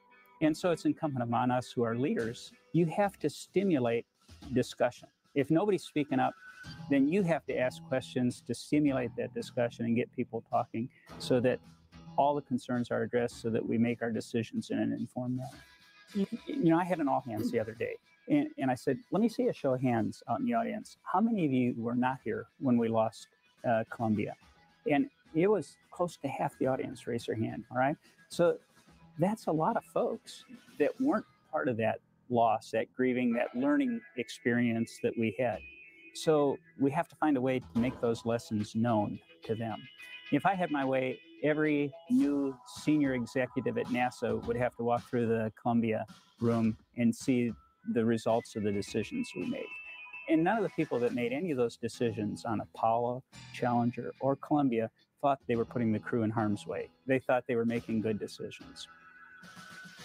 Mike, Bob talked about when Challenger happened, NASA decided sort of to close the door and put everything away and not even address it. But with Columbia, you came out and said, look, we got to change our ways. I get that question a lot. Folks ask of, why was Challenger handled this way? Perhaps in Columbia was different. And I think the only way to really answer that question effectively is say it's a different time. The folks that handled the Challenger aftermath were doing the very best they could and doing what they thought was best to continue the program and to do what was right. And the folks in Columbia did the same. So I never look back and say which one is better, which one's worse. I say that they're different in many ways. And from having the honor for so many years of helping share Columbia with thousands of folks around the country, I can tell you that the power of Columbia to effectively change the hearts and minds of people, and the power that the crew has through their stories, through their sacrifice, has been overwhelming. So I can tell you the impact she's had and will continue to have even larger going forward. What's fascinating, one of my tour guests brought this up at one time. He said, do you realize this is the only place in the world that this exists? The only place in the world that you have a spacecraft on limited display that you can teach the lessons learned. That was a very powerful observation and insight. Even in aviation, there's not many examples where you can go and actually tour a fallen aircraft to explore. So Columbia is something extremely unique for the agency, for our country, and even for the world, because we share Columbia with our partners, international partners.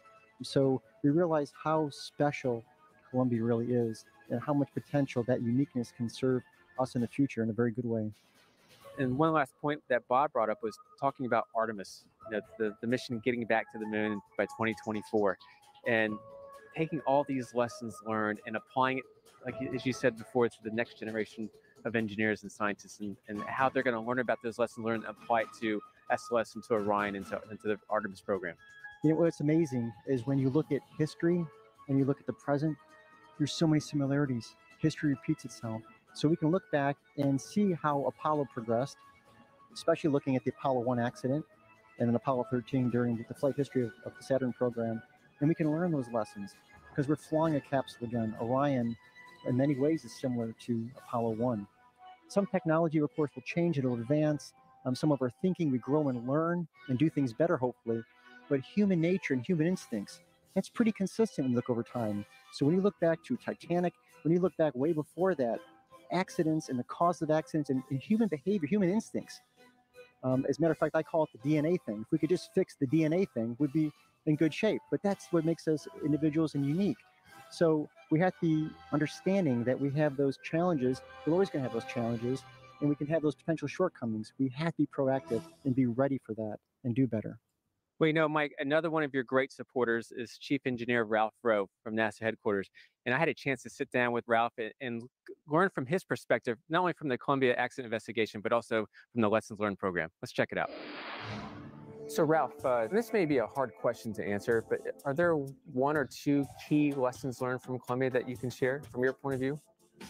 Yeah, I think there are some key safety tenets that we inherited from Apollo that we have to always remember. The way Apollo was successful is they followed these safety tenets, and we've seen when we don't follow those tenets, we have issues.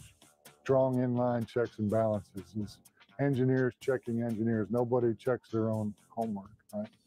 Healthy tension between the responsible organizations and in the program so that there are separate but equal chains of command, any one of which that can raise an issue and create that healthy tension that we need between the organizations to make the right decisions. And the third tenet is value-added independent assessment, where any program is willing to bring in folks with a fresh set of eyes to look at the critical problems so that they don't make mistakes. And on top of those three safety tenets, leadership has to really create the right environment for those safety tenets to work. So to me, those are the key aspects that I talk about when I talk with our folks and anyone working in our industry, really. And it seems like this is even more important than ever because now with the Artemis program going back to the moon, you know, with the commercialization of space, working with a lot of partners, a lot of outside companies,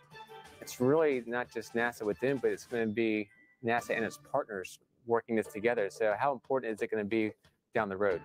Absolutely. It seems like we're almost in a boom era for space with new companies participating with us more than ever before.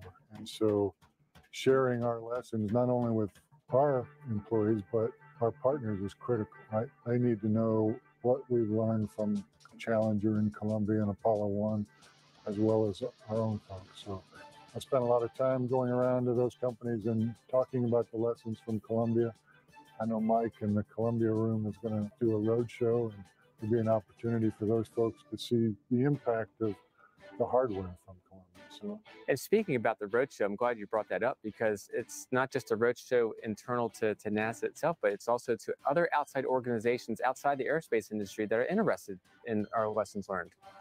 That's right. The lessons just don't apply to aerospace. It's any industry, really. The fundamental things that we made mistakes with apply in any industry, really. So those root causes, those organizational issues that we had, those are things any company could learn from.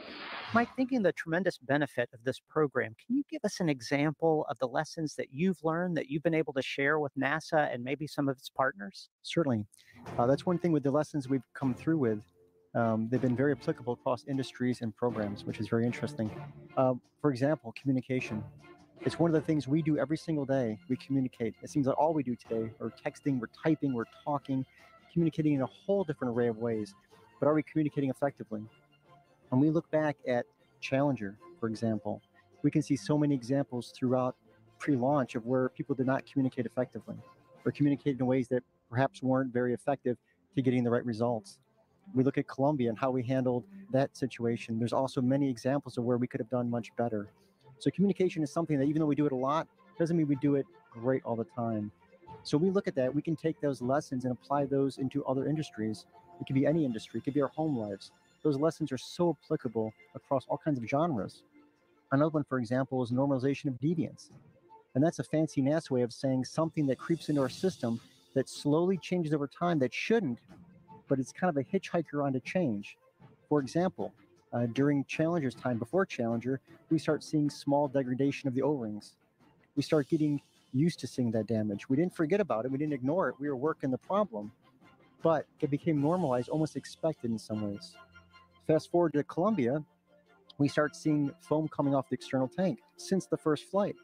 We dealt with the issue for decades, trying to find a solution to it.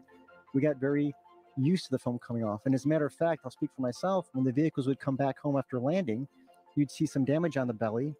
And if the vehicles had less damage, that seemed a little abnormal. You were expecting to see more damage. So that became normalized over time. Those are that human DNA I mentioned earlier. It's so easy to sneak into our system. How often have any of us driven with our car and you had that little light on the dashboard on? And then that one day, You're shaming us. I heard stories about you. And then one day the light goes out, right? And it's like, wow, why'd that light go out? That's really weird. Well, I could probably guess when you bought the car, it didn't come off the lot with that light on, right? But we got so normalized to that, or the knock in the engine, or that thump in the tire. We just, as people, get normalized and used to things that are different. So although stuff does change, we got to be extra vigilant to watch out for the things that shouldn't change, and then respond quickly to those, communicate effectively to those, and solve it before it becomes a larger issue. Well, is it fair to say, in that regard, like we take the car for the as an example, where, you know, when we drive our car, we hear the knock, we always say, well, we'll deal with it next week, we'll deal with it the week after, until something happens where we can't drive the car. Well, in the space industry, you can't do that, right? You can't do that. I mean, you're flying 17,500 miles an hour. You just can't pull over and take a look under the hood. We're dealing with microsecond decisions. We're making split-second decisions, systems that aren't very hospitable to things that shouldn't happen. So we have to be vigilant. We have to be watching for those. And it goes beyond rockets and spaceflight. These critically important lessons can help us do better in other fields, like public and private aviation, in the automotive industry with safer cars for our friends and our families. Other modes of transportation like trains, helicopters, and ships can benefit. They can even help us in construction, leading to safer equipment, which help us lead to safer roads and buildings and bridges. You know, we're also very honored to be sharing our lessons with the Department of Defense and all branches of our military as they try to ensure the safety of our heroes, whether they be on land, in the skies above us, or even under and on the sea. Excitingly, we're now building strategic partnerships with folks we never before envisioned, like the Centers for Disease Control and even the nuclear power industry. Simply put, there are so many different and diverse areas we believe we can make a really great contribution to our future. Wow, Mike, you're working with a lot of institutions and companies. But with lessons learned, it's not just about number of partners, it's also about diversity of voice. We went to NASA headquarters to find out how NASA is making sure we listen and learn from every voice within the agency. I'm here at NASA headquarters today talking with Steve Shee. Steve, tell us a little bit about what you do here at NASA. Sure, I'm the Associate Administrator for Diversity and Equal Opportunity here at NASA. And what that means is it's my job to help the different organizations and people at NASA work together effectively. You do a lot of work in your office, but tell us how you're working with the Lessons Learned program.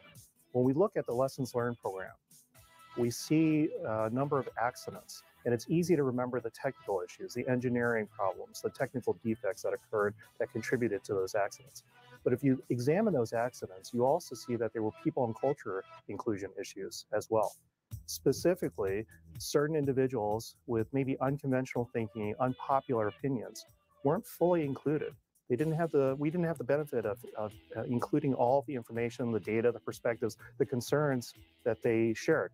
And if we had fully included all of that thinking, that cognitive diversity, then maybe we would have had a different outcome, or at least been able to assure the mission and safety in a better way. How does that stretch out into NASA's partners in how they conduct business as it pertains to risk management and a diversity of opinions and information. We provide leadership, we provide technical assistance, and we actually do audits of recipients of NASA grants. These are scientific and research organizations, including universities and colleges, that do research for us. And as a condition of receiving those grants, they have to comply with anti-discrimination statutes. So that helps ensure that there's discrimination-free workplaces in those organizations. They're accessing and including the best minds, the best thinking, the best talent to be able to arrive to the best product to help NASA. The other thing here is that NASA is uniquely positioned to actually lead the world because of our mission. We have a peaceful mission to explore, to discover, and to expand knowledge for all humankind. And so because of that role, not only is the work we do inspirational, but if you look at the technological advances that we bring to the world, the way individuals and organizations will follow our leadership because of the inspiration and because of what we're doing. And by how we conduct ourselves and provide that as a model, we have the ability to be able to really have far-reaching impacts. NASA has many big missions in its future. What does success look like through lessons learned for the agency? I think with any type of program, the success ultimately is dependent on how it contributes to safety and mission assurance. And so if we're able to launch these missions safely and successfully and on time, and it's because of lessons learned to a certain extent, then I think that's an indication of success. But ultimately, we have this incredible platform to make an even bigger difference beyond NASA. So what I like to talk about is that it's the job of my office to help NASA provide air that's psychological safety, feeling that people won't be retaliated against, so that they have oxygen to breathe. They don't have to hold their breath. They can really be at their best. And it's also our job to help NASA provide space. And that means room for people to be included and to feel like they belong. Because if they feel that way, they're going to be at their best and they're going to fully contribute. And the great thing is that our mission is, as an agency, is about exploration, discovery, and expansion of knowledge for the benefit of all humankind. And so I like to say at NASA, we make air and space available for everyone. So Mike, another part about the lessons learned program that I love is the tour stops. It's kind of like the rock concert tour. You know, need the T-shirt with the dates on it. Tell us about the tour stops.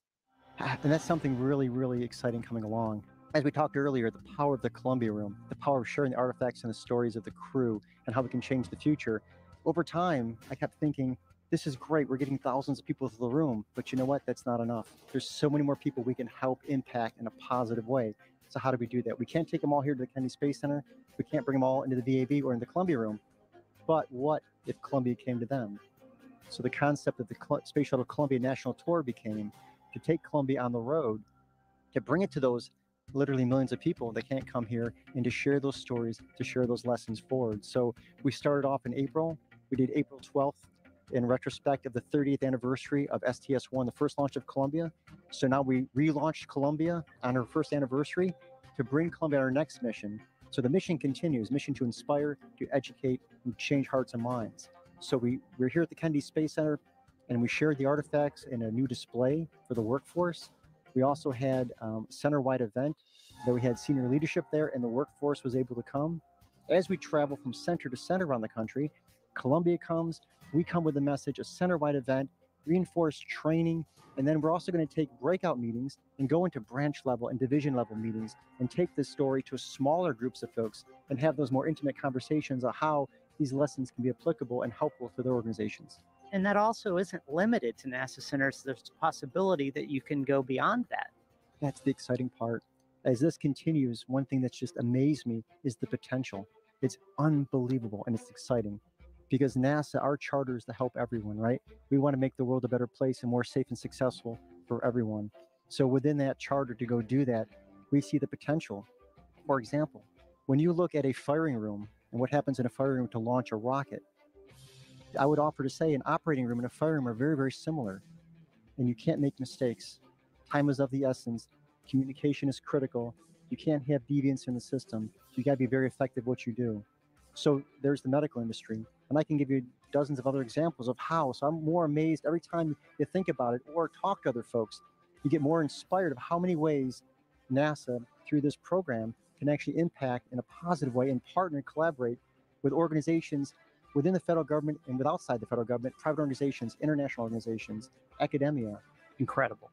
Well, Mike, I just want to congratulate you on a job well done. You still have a lot of work to do because it's just in its infancy, but you're going in the right direction. Thank you. And I'm working with a lot of great people. And the great exciting part of this, it's not just me. I may be leading this effort, but there are thousands of people inside and outside the agency that are going to help make this successful, in addition to the crew that's watching over us as well. So all together, we're going to make this an amazing program and help a lot of people.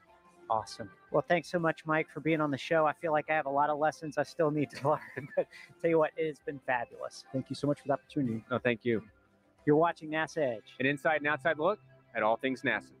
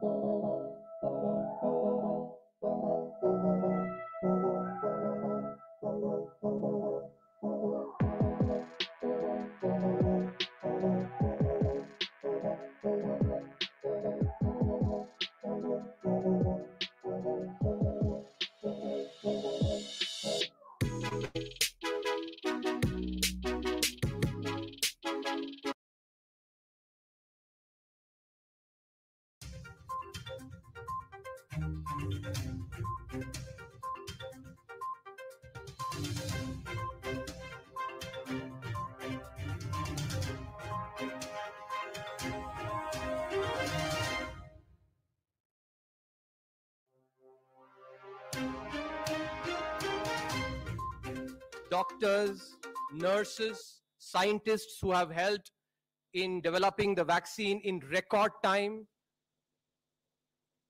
sanitation workers, one and all, who have come together in this time of adversity to really uphold India. The cover also captures the V-shaped recovery that has happened in the economy. In fact, mirrors the V-shaped performance that the Indian cricket team delivered in Australia as well. After being shot out for 36 within an hour, they went on to win the series. So the resilience of the Indian economy is actually mirroring the resilience of the Indian cricket team as well.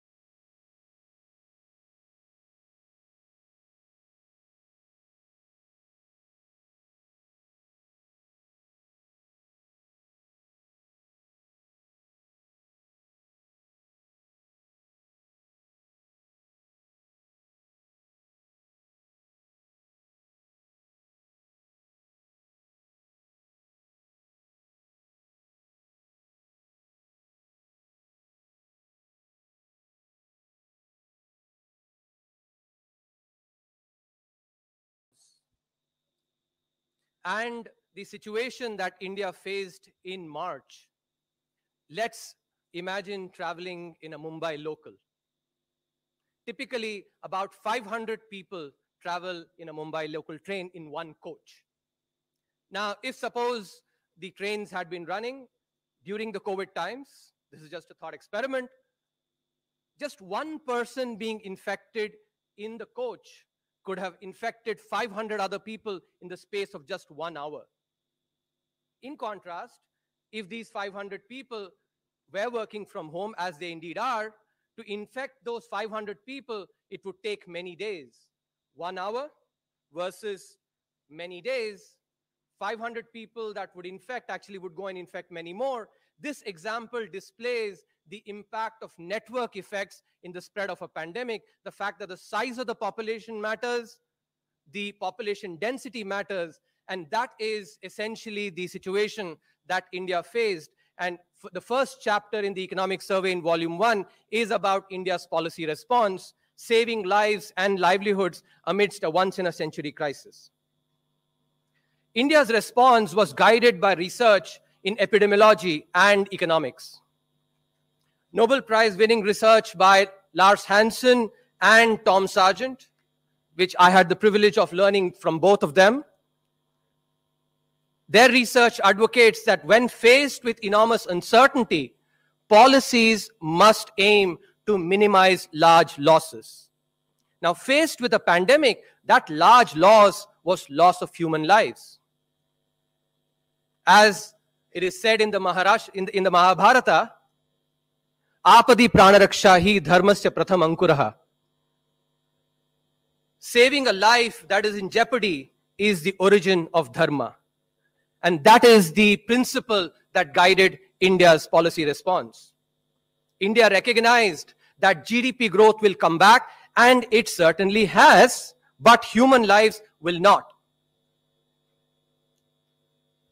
India's policy response also derived from the extensive research on epidemiology, especially that looked at the Spanish flu epidemic of 1918 to come up with its policy response. One of the key things that was pointed out was the need for the pandemic curve to be flattened, because that gives time for the health and the testing infrastructure to be ramped up. In particular, one of the key learnings from this research was that the pandemic spreads faster in higher and denser populations, and that the intensity of the lockdown matters most at the beginning of the pandemic. A 1 unit increase in the population density has far greater impact on the spread of the pandemic at the onset of that pandemic compared to later. And this is one of the key reasons, one of the key points of research that guided India's policy response. Therefore, the early intense lockdown, India recognized, not only saves more human lives, but also enables a quicker, better economic recovery. The survey team has done a lot of work to show what could have been versus what actually happened. What could have been depends on, as I said, population density. It depends on the number of elderly people we have in the population. Even though India is a young population, just in absolute numbers, the number of elderly people we have is very large, and in fact larger than most countries. It depends on the number of tests that are conducted. It depends on the entire demography as well. And so, the survey team has analyzed what could have been versus what was, and that is being displayed in this particular chart, where the expected cases versus the actual cases is displayed. Similarly for deaths as well. Green corresponds to actually the actual cases being lower than the expected cases, while red is the opposite. And both on cases and on deaths, India has done really well. India avoided about 37 lakh cases, according to the survey's estimation, and about 1 lakh deaths through the strategy that it adopted. The same analysis has also been done across states in India. And here as well, the expected cases and expected deaths has been taken into account. While looking at deaths, the health infrastructure also has been taken into account to estimate what could have been. One of the key things that stands out here in terms of under and over performance across states, Maharashtra is the underperformer, both in cases and in deaths. In cases, Uttar Pradesh, Gujarat, and Bihar are the overperformers, while on deaths, Kerala, Telangana, and Andhra Pradesh are the overperformers.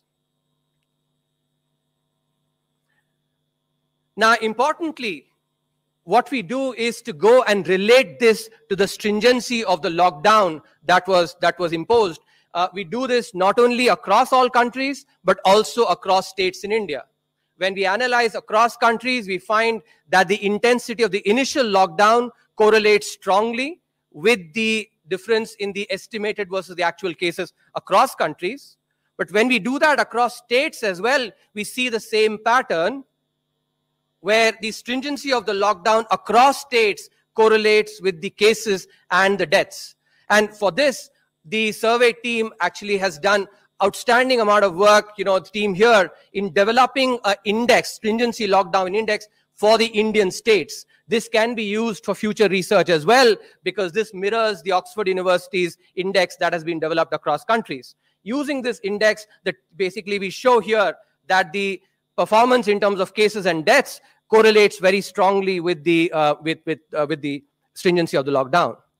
Now, we certainly recognize that correlation does not translate into causality.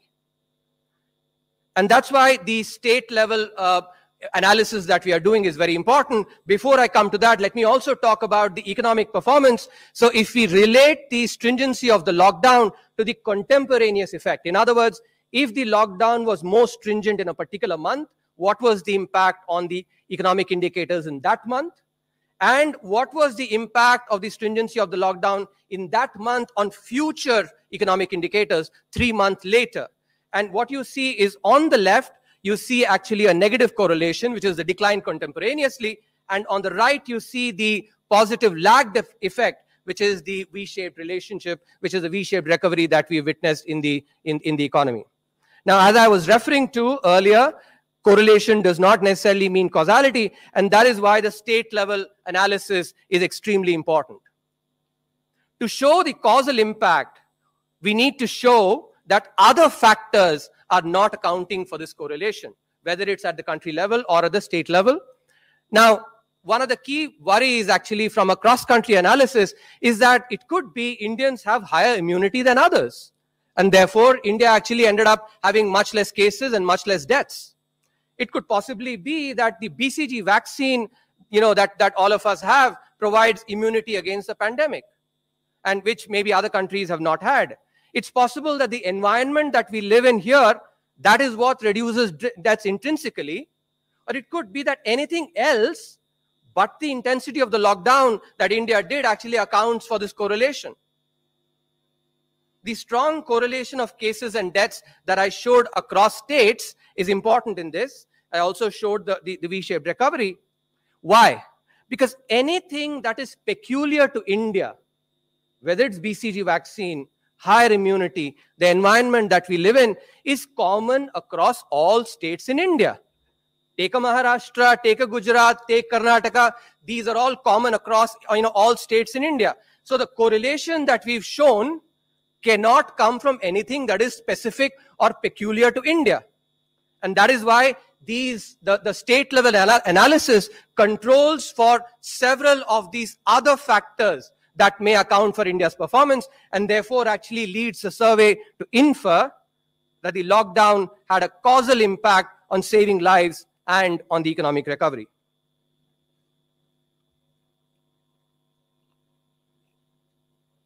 In this context, it is also important to keep in mind the intrinsic effect of the pandemic itself. Even without the intense lockdown, for their own safety, individuals would not have gone out anyway. And most of us are still observing many of those precautions. Contact-based service sectors would be severely impacted. Many of us, for instance, before the pandemic, would have gone for a massage, which maybe we have not done that because it's a contact-based service. So many of us have taken these precautions intrinsically.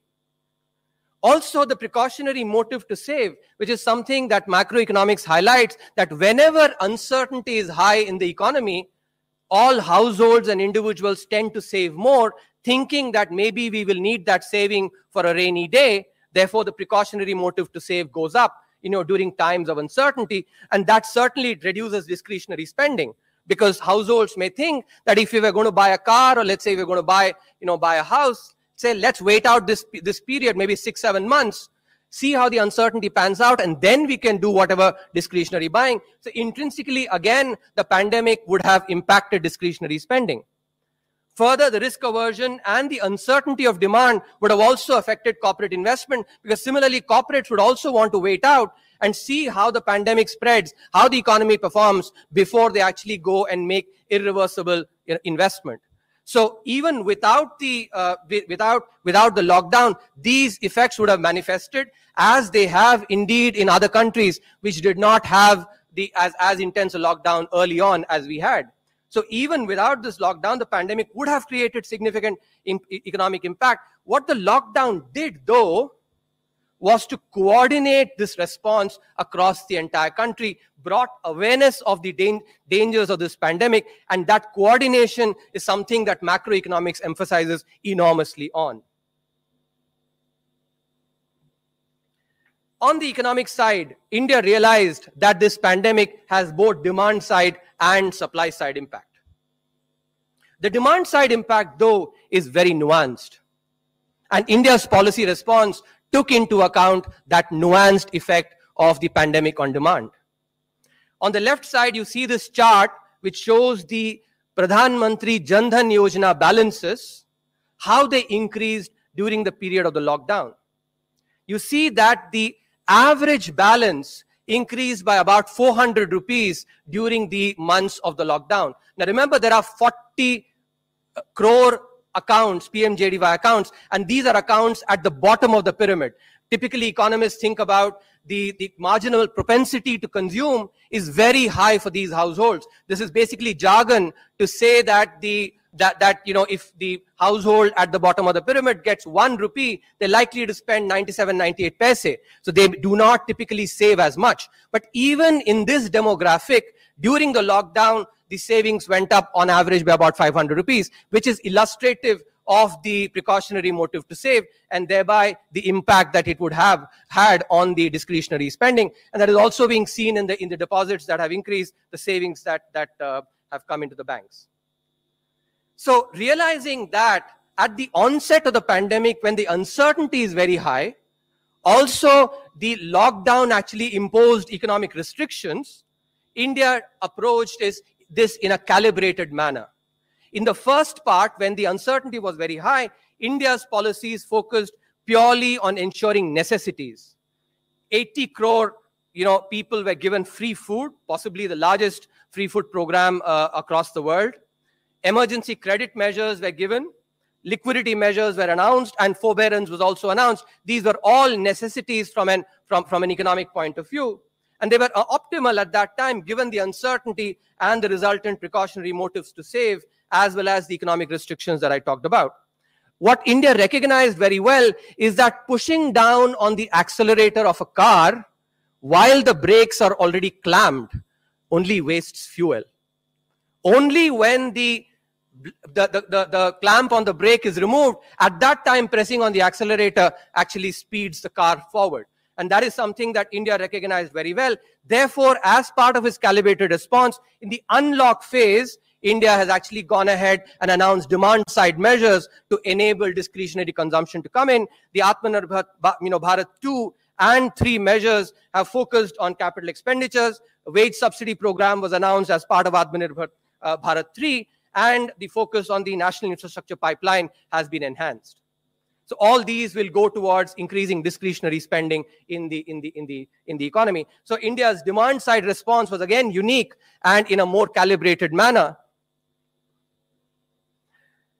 On the supply side as well, and India recognized that the pandemic will have supply-side impact too, because of possible disruptions in labor markets and the financial distress that firms could have to face, which could lead to impact on the productive capacity of the economy. And therefore, a slew of structural reforms were announced to enhance supply in the medium to long run, to avoid loss of productive capacity. These reforms primarily focus on strengthening the potential of the primary and secondary sectors, and they're intended to create jobs and thereby enable aggregate demand in the economy. And as part of these, the survey details this, describes this in detail, streamlining of labor laws, the broad-based reforms in agriculture, MSMEs, the BPO in the service sector, power, mineral sector, space, defense, all these were part of the reforms that were announced as part of the Atmanirbhar Bharat mission.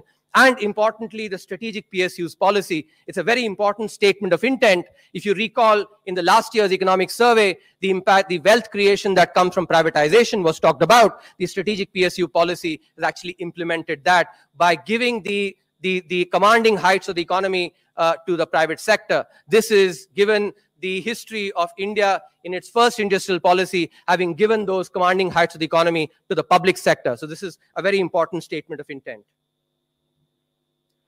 So to summarize, the policy response that India came up with was a mature, far-sighted one.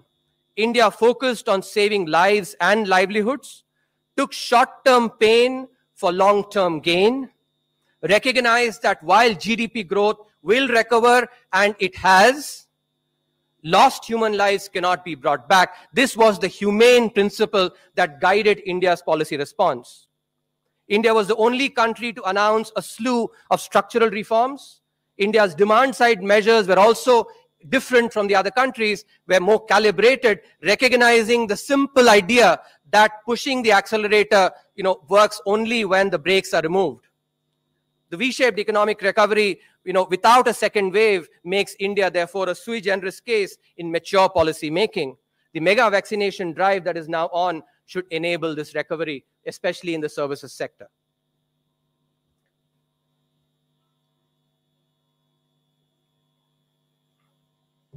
In a time like this, fiscal policy becomes very important. The second chapter, therefore, focuses on fiscal policy. The title is, Does Growth Lead to Debt Sustainability? Yes, but not vice versa. Let me start with a simple example to illustrate the main idea. Suppose you borrow and invest ₹100. And you borrow it you have to pay an interest cost of, let's say, 8%. And let's suppose that the investment gives you 12%. The return that it yields is 12%. So you can borrow that in year 1, ₹100. In year 2, 108, which includes ₹100 interest, you can repay. The return is 112, so you can pocket ₹4 and keep it with you. But because you have actually generated more, you can do this again. You can borrow another ₹100 and keep doing this as long as the interest rate that you have to pay is less than the growth rate that you actually can generate or the return that you can generate. And this is captured very well by the American Economic Association's presidential address that was given by the then President Olivier Blanchard in 2019, where he says that if the interest rate paid by the government is less than the growth rate, then the intertemporal budget constraint facing the government no longer binds. The intertemporal budget constraint is just basically some difficult words for what I've illustrated using this simple example, that you can keep doing this over and over again, and as long as the interest rate that is paid is less than the growth rate, This debate has happened in the advanced economies because of the significant decline in their interest rates. But the same idea also applies to India because of the high potential growth rate that we have and the fact that the growth rate is higher than the interest rate. And this idea is captured by what is called the debt equation for debt dynamics. Without getting into the math, let me just give you the basic idea that if the interest rate is greater than the growth rate, then you do not get debt sustainability, because debt as a proportion of GDP will increase because you don't get enough to be able to repay the interest cost. But if the interest rate is less than the growth rate, then debt as a percentage of GDP certainly declines. And that is the key idea that is being captured here. The evidence is supportive as well. If you look at the left panel here, what is being shown is the interest rate growth rate differential at time t on the x-axis, and the change in the government debt in the y-axis. And you see that as the differential in absolute magnitude is higher, the change in the government's debt is also higher. And this is in fact coming from greater movement in the growth rate, because the difference between the interest rate and the growth rate can come both due to changes in the interest rate as well as due to the growth rate. What the chart on the right shows, that when you look at the variation in interest rate and growth rate over time, it is the change in the growth rate that is changing the interest rate growth rate differential, and thereby impacting the debt to GDP ratio. And that is a key point, therefore, that it is growth that actually leads to debt sustainability, not necessarily vice versa. And this is important given the countercyclical fiscal policy that is important, has to be followed in times like these. The chart that you see on top is showing the public sector and the private sector balances. That is just sort of economic jargon for how well the private sector is doing and how much the public sector is supporting it. Countercyclical fiscal policy, essentially, the idea is as follows, that economies have peaks and troughs. When the economy is doing well, the private sector is doing well, government can step back at that time. But when the economy is not doing well, the private sector itself is not doing well, that's when the government needs to move in to actually support the economy. That is the idea of countercyclical fiscal policy. If you look at the United States and United Kingdom, two advanced economies, where this correlation between the public sector and private sector balances is very, very negative, minus 0.9. And this is over a very large period, starting from 1987 on up till 2019, the correlation is minus 0.9. In other words, when the private sector is doing well, the government steps back. When the private sector is doing badly, the government steps in. That's what leads to the negative correlation. But when you see in India, same period, the correlation is about minus 0.3, very low. And that's the basic idea that actually is being advocated in this chapter, that counter-cyclical fiscal policy must become an important point of emphasis when we think about especially times like these.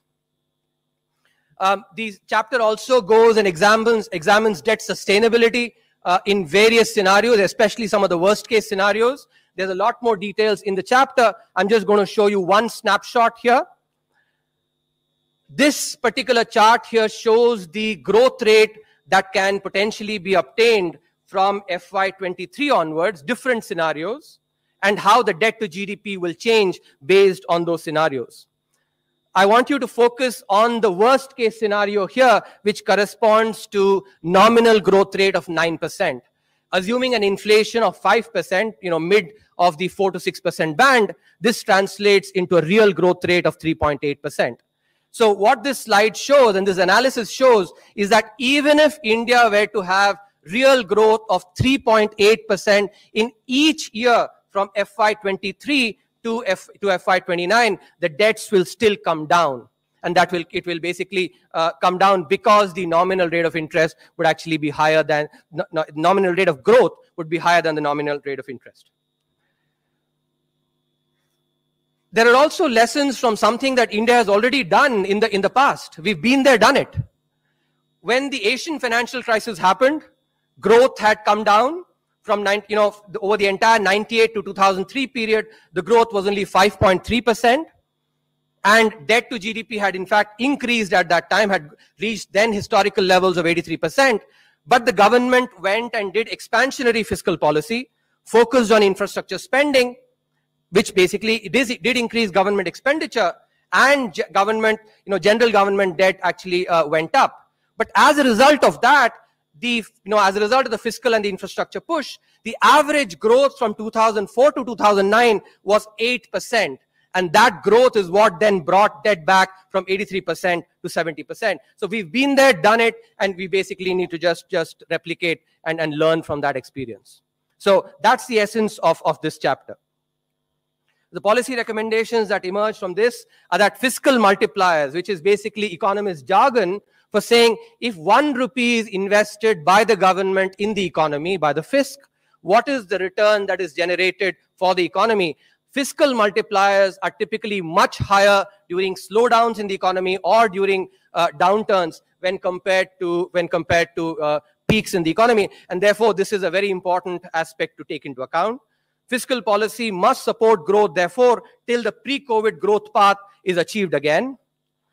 Public investment spending, is self-financing in the medium term precisely because it enables growth, crowds in private investment, and that in this context, India's fiscal rules, which certainly, which may not be enabling a counter-cyclical fiscal policy, must need a rethink.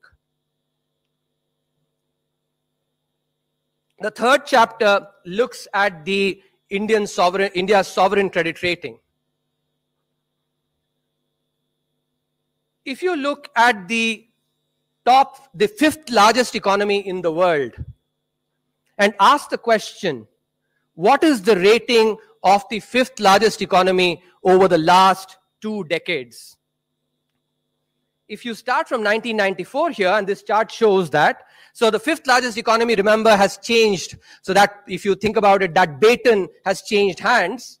Italy was the 5th largest economy at some point in time. UK was, China became the 5th largest economy, and now India is the 5th largest economy. So the question that is being asked here is, when a particular country was the 5th largest economy, what was the credit rating of that country at that time? So asking the question, over the history of sovereign credit ratings, what has been the rating of the 5th largest economy? Now, this is important because the GDP actually is the amount of of activity that happens in the economy, and therefore the size of the GDP essentially captures the country's ability to repay debt as well. And that is why this question is important to ask.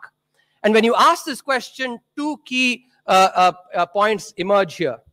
Firstly, that typically the fifth largest economy has been rated AAA. You see that actually, that those flat lines at the top. The only two exceptions to this, and that is the second point that is coming from this chart, are China and India. When China became the fifth largest economy in 2005, it was rated A-, while India now is the fifth largest economy and is rated BBB+. So in other words, this historical anomaly essentially is focusing on emerging giants versus those that are established giants.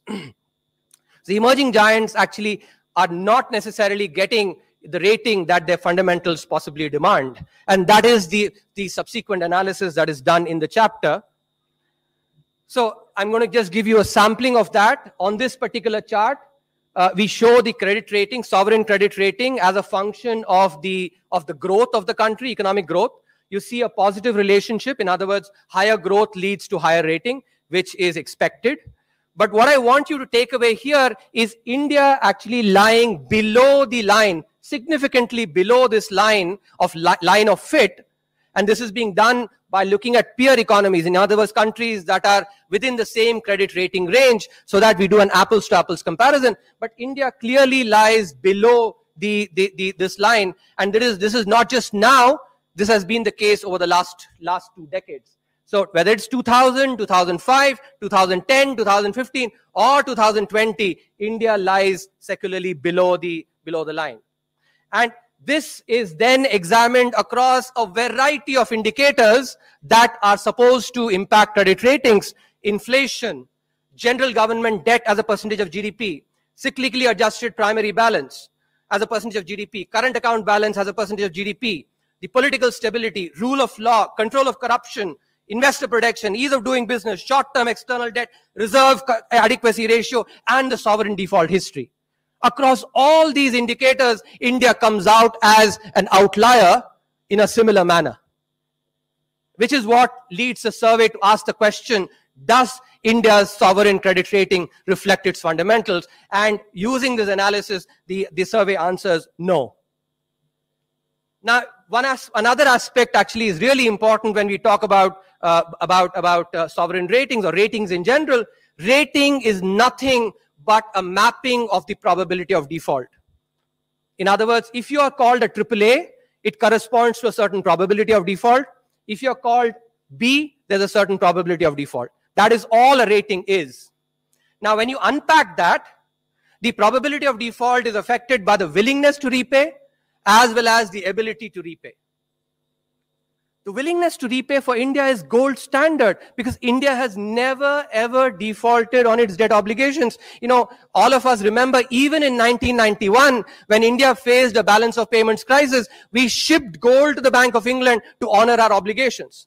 That is reflecting India's willingness to repay. The ability to repay is also very, very high.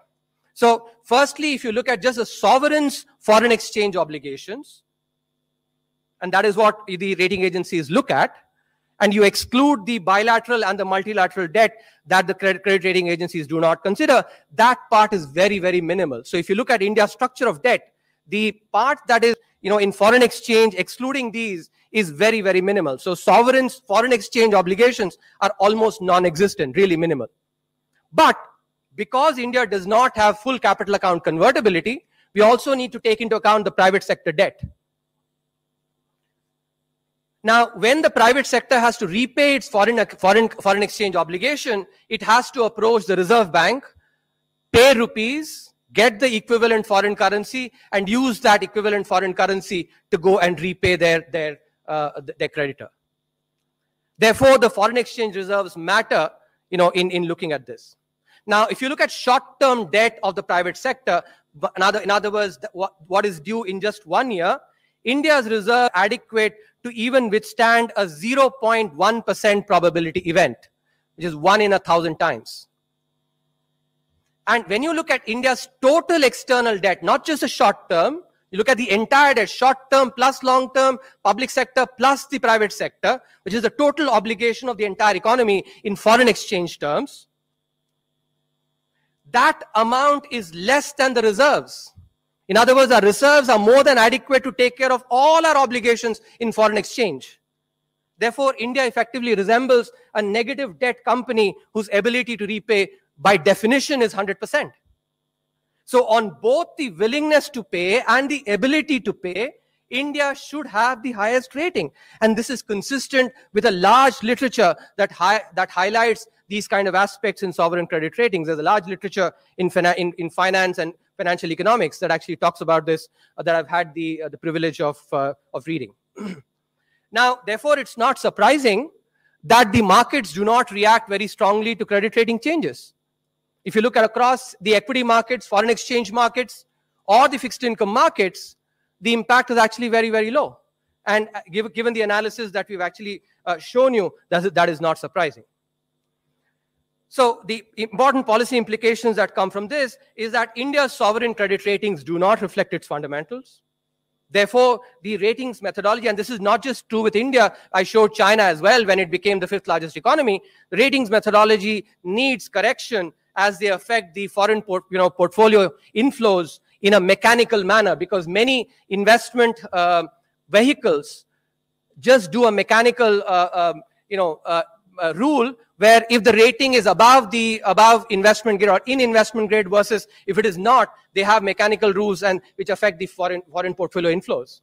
So the rating methodology does have an impact on this, and the issue of pro-cyclicality in credit ratings, which needs to be addressed, and this has been debated in the G20 as well.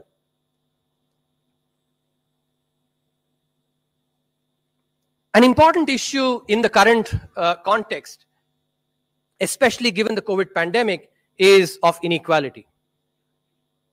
Let me start to anchor the idea by giving you a simple example. All of us, when we were young, we remember the show Malgudi Days.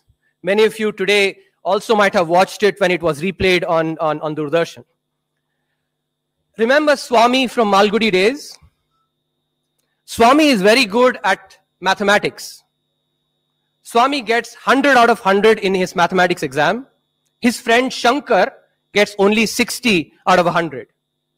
His headmaster takes 20 marks away from Swami, gives it to Shankar, and tells Swami that I do not like this difference in outcomes. I wanted both of you to have 80 marks, and therefore I did this.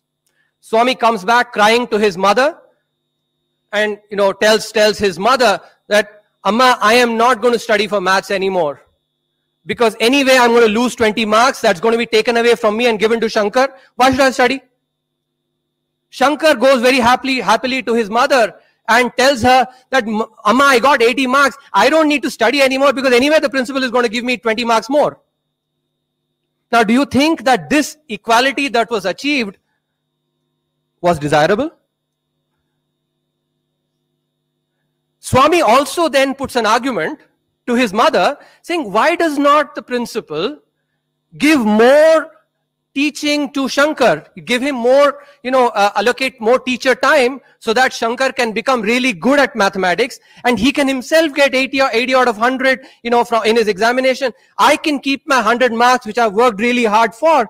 Wouldn't both of us be better if, I keep my 100 that I've gotten from my hard work and he gets 80 from his hard work as well?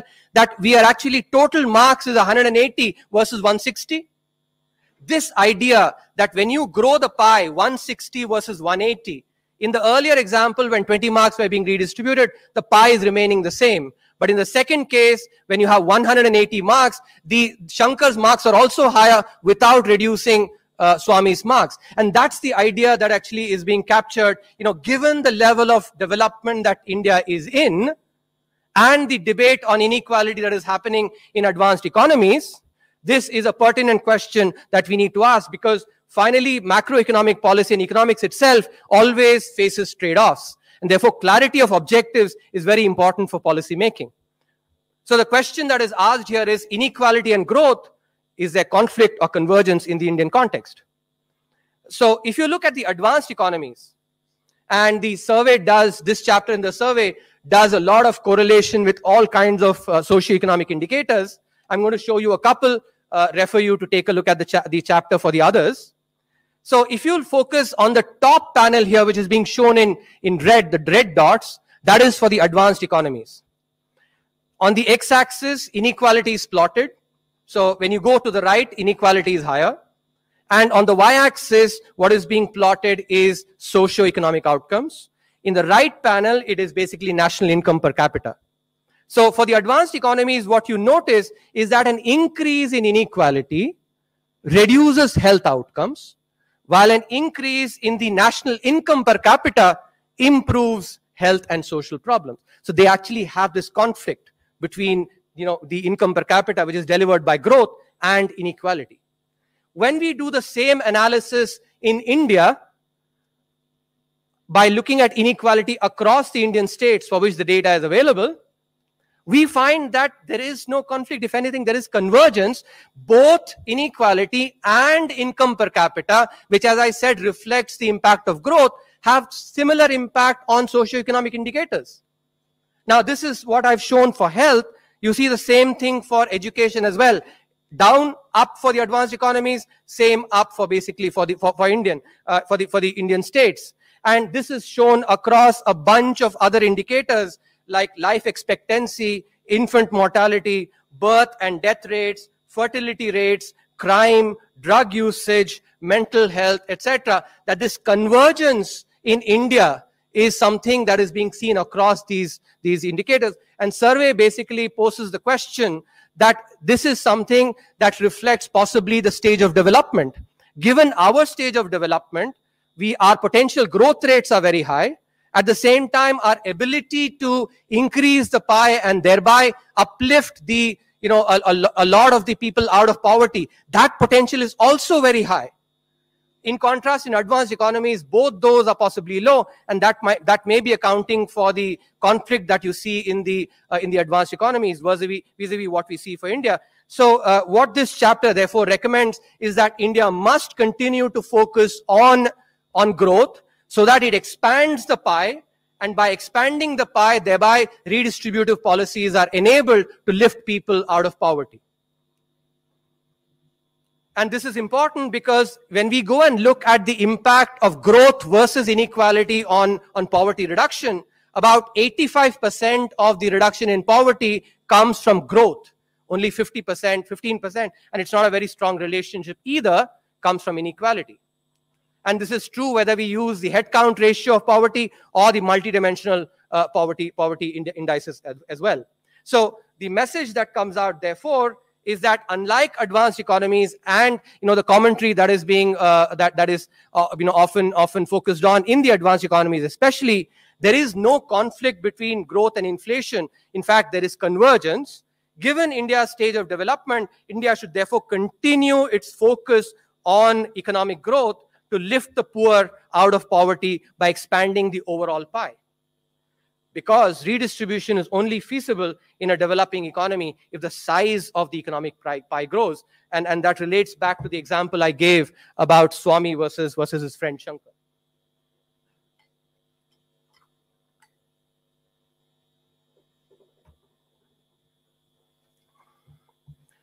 Let me give you one more example to illustrate the ideas that are covered in chapter 5 and chapter 9. I'm sure everyone here has watched the movie Three Idiots. If there isn't one who hasn't watched it, may raise his hand or her hand. I'm going to focus on this particular scene in Three Idiots when Farhan and Rancho go to have dinner at Raju's place. When they're having dinner, Raju's mother talks about how a large part of her salary goes into the medical expenses of Raju's father. And then she laments that because so much of the salary goes into health expenditure, there isn't enough money left for household spending, let alone being able to prepare sister's wedding. Now, this particular scene, albeit displayed in a darkly humorous manner, is actually representative of the situation that often many families in India may find themselves. because of high out-of-pocket expenses, on health.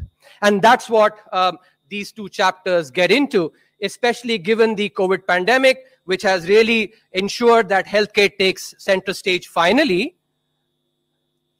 These examinations are quite pertinent. So this chart shows what I just talked about. So in this chart, the domestic general government health expenditure the overall general government expenditure is shown. Remember, health is a state subject, and therefore it is important to focus on the general government expenditure. And in India, in fact, a large bulk of the spending on health is done by states. So if you take the general health expenditure as a percentage of the general government expenditure itself, as you increase that, clearly the out-of-pocket payments actually as a proportion of the overall health expenditure comes down. But what is really important here is the non-linearity in this effect. That at small levels of public spending on healthcare, when you increase it even by a little bit, the impact on the out-of-pocket expenses is very large. And that is what is being shown in this chart here. If India were to move from what it currently is to 2.5%, of the general government expenditure, then the decline in the out-of-pocket expenditures for households that are similar to Raju's family will be very large, and to about 30%. So more than half, and that will make a big difference to these families. Incidentally, this chart also shows where other countries are. Take a look at Thailand, for instance. Thailand is closer to 3%, and Vietnam, China are other countries which actually are being marked out here. So this captures the idea that if we increase the public spending to about 2.5%, then the impact on out-of-pocket expenditures of typical families like the one I referred to, Raju's family, would be very, very large. The other important aspect that has been, that is very important but critical to take into account in the context of healthcare is the problem of asymmetric information. And this has been highlighted by Nobel Prize winner Kenneth Arrow more than half a century back. In fact, now 57 years. So where he wrote this article about asymmetric information in healthcare. And that's why if you think about it, all of us care about the reputation of the doctor or the hospital we go to, because of the endemic information asymmetry problems that we face in healthcare markets. And so the basic argument that Kenneth Arrow and others since have made is that laissez-faire in healthcare may not be the optimal way of organizing healthcare because of these asymmetric information problems that lead to market failures. And when there are market failures, free markets do not necessarily deliver the best outcome. And this chart shows some of that. This and the next what I'm going to show gives you evidence in the Indian context. So this is data that we are showing for the amount of spending on the same ailment. So whether it's cardiac, procedure, cancer, or if it's an injury, these are all inpatient, procedures. What it shows here is the difference between the amount that you have to spend if you go to a public hospital or government hospital versus if you have to go to a private hospital. Remember, it is being within the same procedure. So, for instance, what stands out is that if it is a cardiac procedure, the typical patient ends up spending about 7 times as much, when he goes to a private hospital as it would be if it were in a government hospital. This is about 3.7 times for cancers, about 5.2 times for respiratory illnesses, about 6.2 times for gastroenteritic illnesses, injuries about 6 times. Across the board, across each one of these illnesses, the spending is much higher in the context of, when it's private healthcare versus public.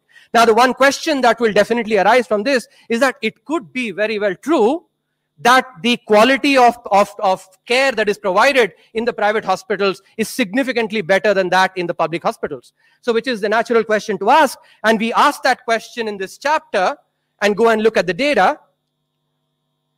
We go and look at the data on the readmission rates. Research in healthcare looks at readmission rates, the same patient coming back and admitted again as a proxy for the quality of treatment that patient got. It's a well-recognized proxy in the healthcare research.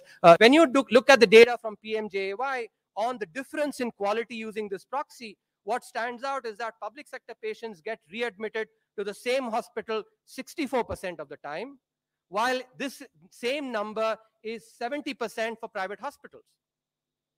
So from this, we can make the inference that it certainly may not be true that the quality of care that is being provided in the private hospitals is significantly better than that in the public sector hospitals. Now, one has to take into account, I'm not saying from this that public sector hospitals are necessarily providing better care.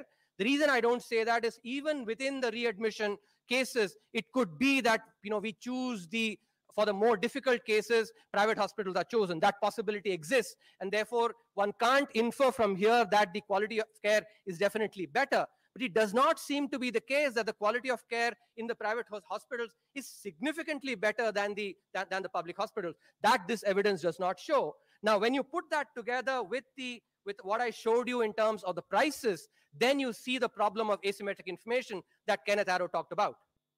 And therefore, healthcare design, the system design in healthcare becomes really critical, given that about 65 to 67% of care is provided by private sector hospitals in India.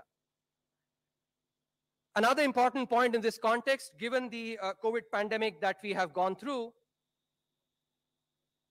is the need to incorporate flexibility. What we have to be careful is to ensure that we do not get affected by saliency bias. Behavioral economics talks about this facet called saliency bias, which is you overweight the most recent piece of evidence. The reason the survey talks about this is that it's possible that we may end up doing too much, responding to take care of pandemics, which are basically communicable diseases, and not care as much about the non-communicable disease burden that India faces. So India has to be careful to ensure that healthcare policy is not affected by this saliency bias, but it must still incorporate agility and flexibility into its healthcare infrastructure, because the pandemic that comes next time possibly may be different from what we have right now. And therefore, this flexibility becomes really important. And as I just showed, given the market failure due to asymmetric information, better regulation of the healthcare sector is critical to ensure that the benefits of healthcare reach the common people. And in this context, the Pradhan Mantri Jan Arogya Yojana has played an important role. Even though it's only a few years, we basically go and for the first time bring data from Ayushman Bharat and look at what has been the impact of that. Before I show you the actual analysis across states, I'm going to show you what is the kind of procedures that people are using as part of the PMJAY. So general treatment is what accounts for most, and in fact, a large part of the use of PMJAY is for treatments that are between the 10 to 15,000 rupees range. So that's typical care that not very, very serious. The serious ones, which is your cardiothoracic, vascular surgery, etc., are far lower. The density of that is much lower, as you can see from the distribution that is being shown in the top chart. In the bottom chart, what has been shown is how during the COVID times, it seems like PMJAY has played a role in enabling people to get treatments, important treatments, but high frequency ones like dialysis. So you see the plot here of general medicine, which is the top one, and you also see the pre-authorizations for dialysis. What stands out is that there is no impact of COVID on the dialysis pre-authorizations, but there is a significant, a sharp and a V-shaped kind of effect on general medicine. In other words, general medicine did get impacted by COVID and the lockdown, but crucial, life-saving procedures like dialysis were not impacted through PMJAY, as using dialysis as an example. We then go and look at states that have adopted PMJAY versus states that have not adopted to try and show the impact of PMJAY. We do this in two ways. I'm just going to show you one part here, which is we first take all the states in India, club them into those states that have implemented PMJY and those that have not implemented. First, look at the baseline and then compare after. So here it is important we use the NFHS data, which provides a very nice before-after, because the NFHS 2015-16 is before PMJY, which got implemented in 2018, while the NFHS 2019-20 is after the implementation of PMJY. We get a good before-after. We can compare the baseline as well and see the impact on, on health outcomes. But before that, what we do is to look at the impact on actual insurance, health insurance in the population. And what we find is that when you look at the 2015-16 data, compare that to 2019-20, the insurance coverage has increased by about 54% in the states that adopted PMJY, but it has declined by 10% in states that did not adopt. Now, when we go and examine the same thing in the context of several health-related measures like infant and child mortality rates, maternal and child health, treatment of childhood diseases, we find significant impacts, and those are all there in the chapter 9 of the economic survey. For paucity of time, I'm not going to go into it. There are also some spillover benefits that are coming on things like child vaccinations, awareness of HIV, AIDS among adults, etc. These are certainly not direct impacts of PMJY, but spillovers that seem to be coming as well using the NFHS data. Now, the survey recognizes that comparing all states that implemented PMJY versus those that did not may not be a very, very sharp comparison. And that is why the survey does another piece of analysis by focusing on contiguous states. So we take West Bengal, which did not implement PMJY, and compare that to 3 adjoining states, Bihar, Odisha, and Sikkim, which are all in the northeast, in that, and therefore very similar. And then we also find that the baseline characteristics using NFHS 4 is similar for, almost identical on many dimensions, between these West Bengal and the 3 neighboring states.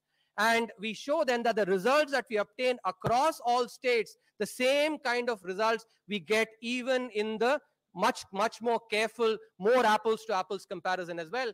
And this is what econometricians call a difference in difference, the before-after difference for states that implemented PMJY versus states that did not implement PMJY, which gives you a better approximation of the causal effect because many confounding factors are taken into account. And the survey therefore infers that these inferences, these results that we get using all states are also being seen using a more careful comparison, among just the contiguous states. The survey in the last few years has been focusing on various aspects of the regulation and the process. In earlier years, the judicial reforms have been covered. Ease of doing business was covered last year. This year, the survey looks at some process reforms that are important to have in the, to enable the economy to grow further. Let me give you a thing. Getting a car, the registration changed from one state to another. So that's the idea that this chapter is capturing.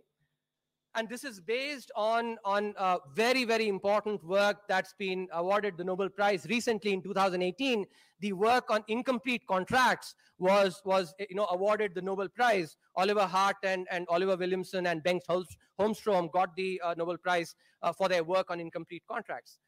This work actually recognizes something that we all see in the real world, that contracts in the real world cannot take into account all the different contingencies. You cannot really anticipate all the different things that can happen in future and code it into a contract. That's the basic idea, of the incomplete contracting literature. A branch of this literature also talks about how, when contracts are incomplete, you also get incomplete regulations. When you acknowledge the incomplete contracts, the incompleteness of contracts, you also have to then acknowledge the incompleteness of regulation.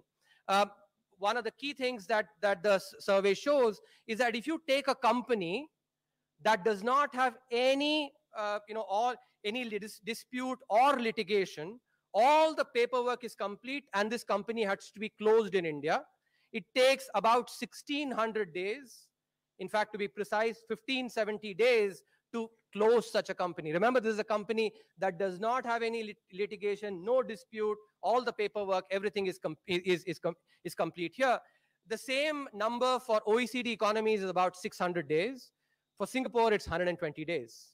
Another important statistic, just to complement what was shown in the last year's survey, looking at the number of permissions that is required in Delhi, for instance, for getting, for having a restaurant. So similarly here, the survey is showing that the number of procedures that is required to close a company that is all clean is far too cumbersome. This is also reflected in the amount of discretion that results because of excessive regulation. The basic idea is as follows. If there are several pieces of regulation that somebody who has to supervise has to take into account, that person may not have the bandwidth to go through all those pieces of regulation, may just focus on a few. Suppose there are 100 ticks that have to be done, the person may choose to focus on 15 or 20, and then you get very, very opaque discretion. The set of 15 or 20 that one supervisor focuses on may be very different from what another focuses on. And that is the idea, that when you have excessive regulation, that leads to opaque supervision and exercise of discretion. The evidence for that is being shown in these two charts here. What is being plotted on the x-axis is the number of de jure days that it takes to get a permit, a construction permit. De jure days, in other words, what is stated as procedure, the number of, you have to get this clearance, you have to get that clearance. You put all that together and you come up with a de jure, in other words, the letter of the law, the number of days it takes to actually get a construction permit. That is being plotted on the x-axis. On the y-axis, what is being shown is the actual number of days that it takes. Remember, on the x-axis, what is on the letter, and on the y-axis is what is the actual number of days. Just solidify ideas. Suppose in a particular state, let's say it takes 100 days to get all the permissions. Some people may be able to get that permission, that construction permit, in 50 days, while other people may be able to actually get it only maybe in 200 days. So this difference between 200 days versus 50 days, when on the letter it is 100, captures the amount of discretion that is being exercised. Because the person who is giving this permission is exercising discretion in giving it in 50 days, for one, and making it hard by taking it 200 days. So this range captures that discretion. And what this chart shows is that as the number of procedures increase, which is reflected in the number of de jure days it takes, the discretion increases significantly as well. In other words, when you have excessive regulation, that leads to excessive supervision as well. Not the other idea where that, simple rules lead to actually too much discretion. It is counterintuitive, but it's a very, very important point. And this is seen not just in the case of construction permit, but also in getting an operating license. And this captures the important idea why regulations have to be simple so that discretion can be exercised and supervision can be done in a transparent manner. And that's the idea, that those are the policy recommendations that come from this chapter. That simple regulations combined with a transparent decision-making process, improved transparency in supervision, stronger systems of ex-ante accountability, such as through bank boards in the context of banks, and in general boards across various agencies, and importantly, very robust ex-post resolution mechanisms. During COVID, as I actually had mentioned when I spoke about the policy response, countries across the world have given regulatory forbearance. To understand its effect, let's take a simple example. Think about the last time you fell sick. You went to a doctor, and the doctor gave you medicine. The doctor gives you some emergency medicine and tells you to eat that medicine for 3 days. But you are scared about getting that disease back. Having taken the medicine for 3 days, you're still scared you may get that disease back. So instead of taking it for 3 days, you eat that medicine for 3 months. Now think about the impact that it creates on your health, on your body. That emergency medicine was, of course, very, very important. It was inevitable. It was required. You needed to take it for 3 days. Not taking that medicine, emergency medicine, would have harmed your health. But taking it for 30 days or 3 months also harms your health. Instead of actually protecting the health, that really makes it, worse. And that's the basic idea, that regulatory forbearance is emergency medicine, not a staple diet. This is seen in the context of the 2008 global financial crisis. Much like now, after the global financial crisis, because the economy was impacted, firms were impacted, forbearance was provided. The forbearance, though, much like emergency medicine that became staple diet, was continued for 7 years. This chart here shows how, whether you looked at GDP growth, exports, the index of industrial production, or credit growth, each one of those, the chart is marked there. In 2011, about 2 years after the forbearance was given, things had improved very well. The 3-day medicine that the doctor prescribed had already had its effect. The body had actually gotten better. But for fear of actually possibly continuing, maybe getting that disease, that forbearance was continued for 7 years. And last year's economic survey, volume 2, the first chapter, talked about how the banking sector problems actually were responsible for the growth slowdown. This particular analysis here is very important, given the fact that forbearance has again been provided to ensure that we actually, we do not repeat some of those issues, and ensure that the banking sector emerges much more healthier this time around. So the chapter does extensive analysis. This is an area that I've actually done a lot of research on. Based on that, looks at about regulatory forbearance as emergency medicine, not staple diet. What effectively happened was that banks, because of the forbearance regime, could pretend that their non-performing assets were performing by calling them restructured assets. Because the provisioning requirements were lower, so banks continued to window dress their balance sheets, which led to several unintended effects, leading to unhealthy firms lending to unhealthy firms, evergreening, and low provisioning. Now, during COVID, regulatory forbearance has been provided, and that is a good thing. It should be done like the 3-day medicine, but the important policy lesson here is to avoid a recurrence of the issues that manifested following the global financial crisis. Another important aspect here is that the AQR that was done could not bring out all the hidden bad assets that led to underestimation of capital requirements. The design was such that it did not mandate capital raising by banks, which led to undercapitalization, increasing sharply in the banks, and that led to distortions that first happened initially when the forbearance was provided, thereby exacerbating an already grave situation. So it's important, therefore, here to learn these lessons and ensure that they are not repeated, so that the banking sector emerges healthy in the current round of forbearance. Chapter 8 of this of the survey looks at innovation.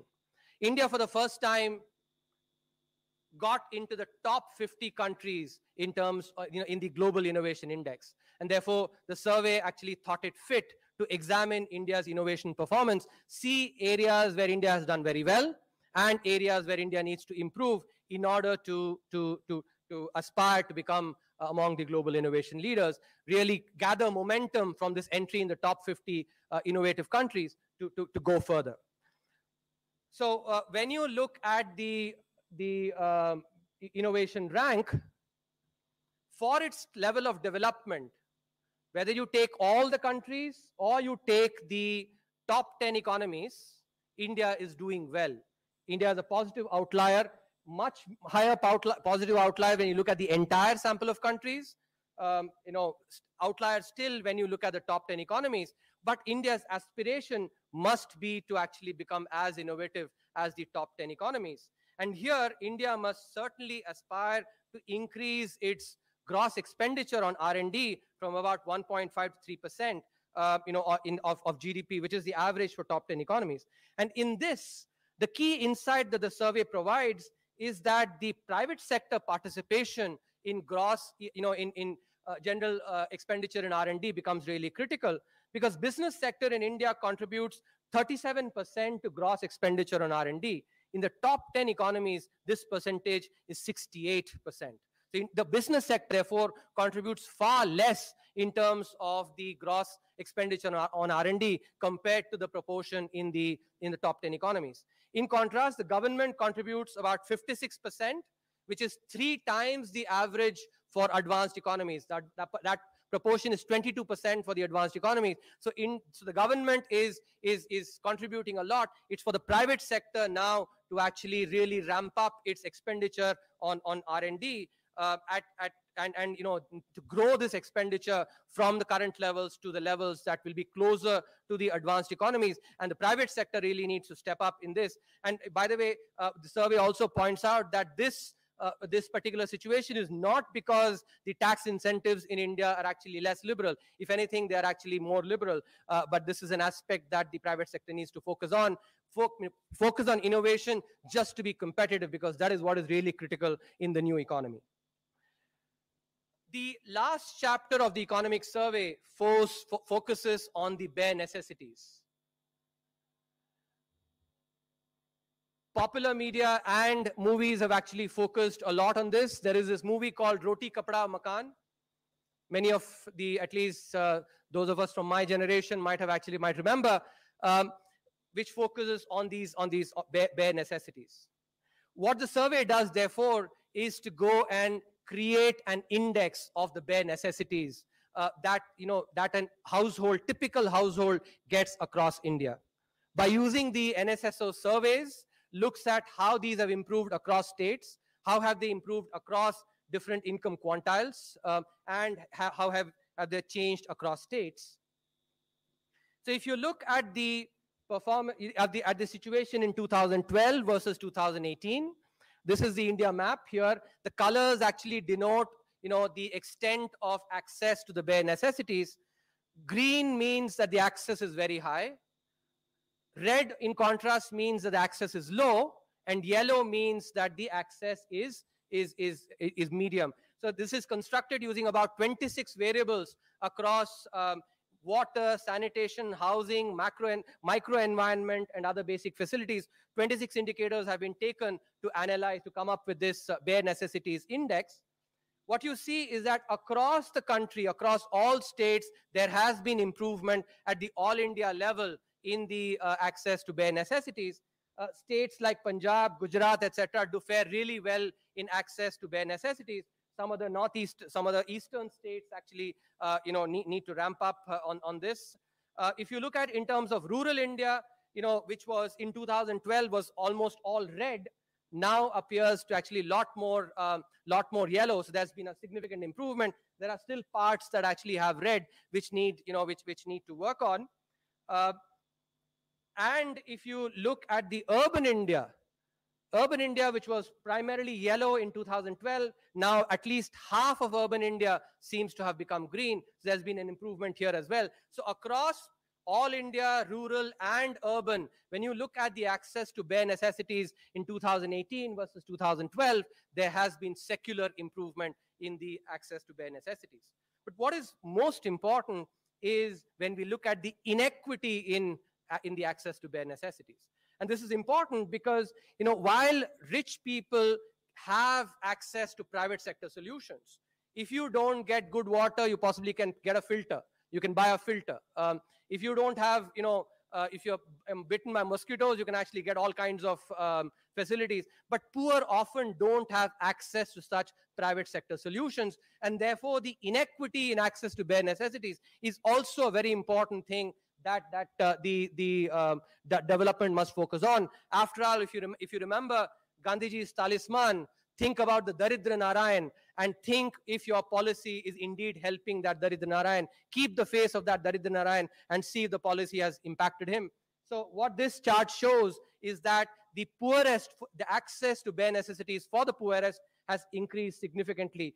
Q1 is the poorest quintile, while Q5 is the richest quintile. And this is, the blue is for 2012, the green is for 2018. So you see that both at the all India level, rural and urban, the access, the improvement in access has been much more for the poorest people in the country. While rich have also, access also has increased, but not as much. And thereby the inequity in this has reduced significantly. So to summarize, India is witnessing a V-shaped economic recovery. This is a testimony to the resilience and the intrinsic strength of the Indian economy. When history will record India's policy response amidst a once-in-a-century pandemic, history will come to the conclusion that the policy making was mature.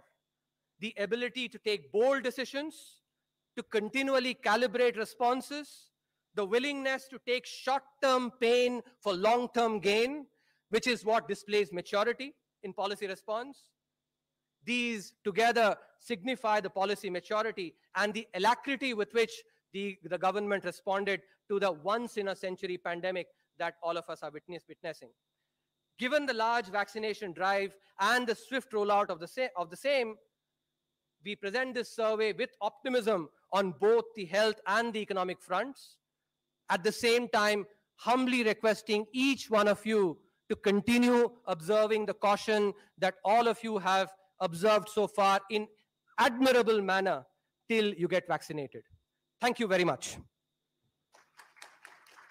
Thank you very much. I think it was a very detailed one. Thank you very much. Friends, now we can take some questions. Okay, 50.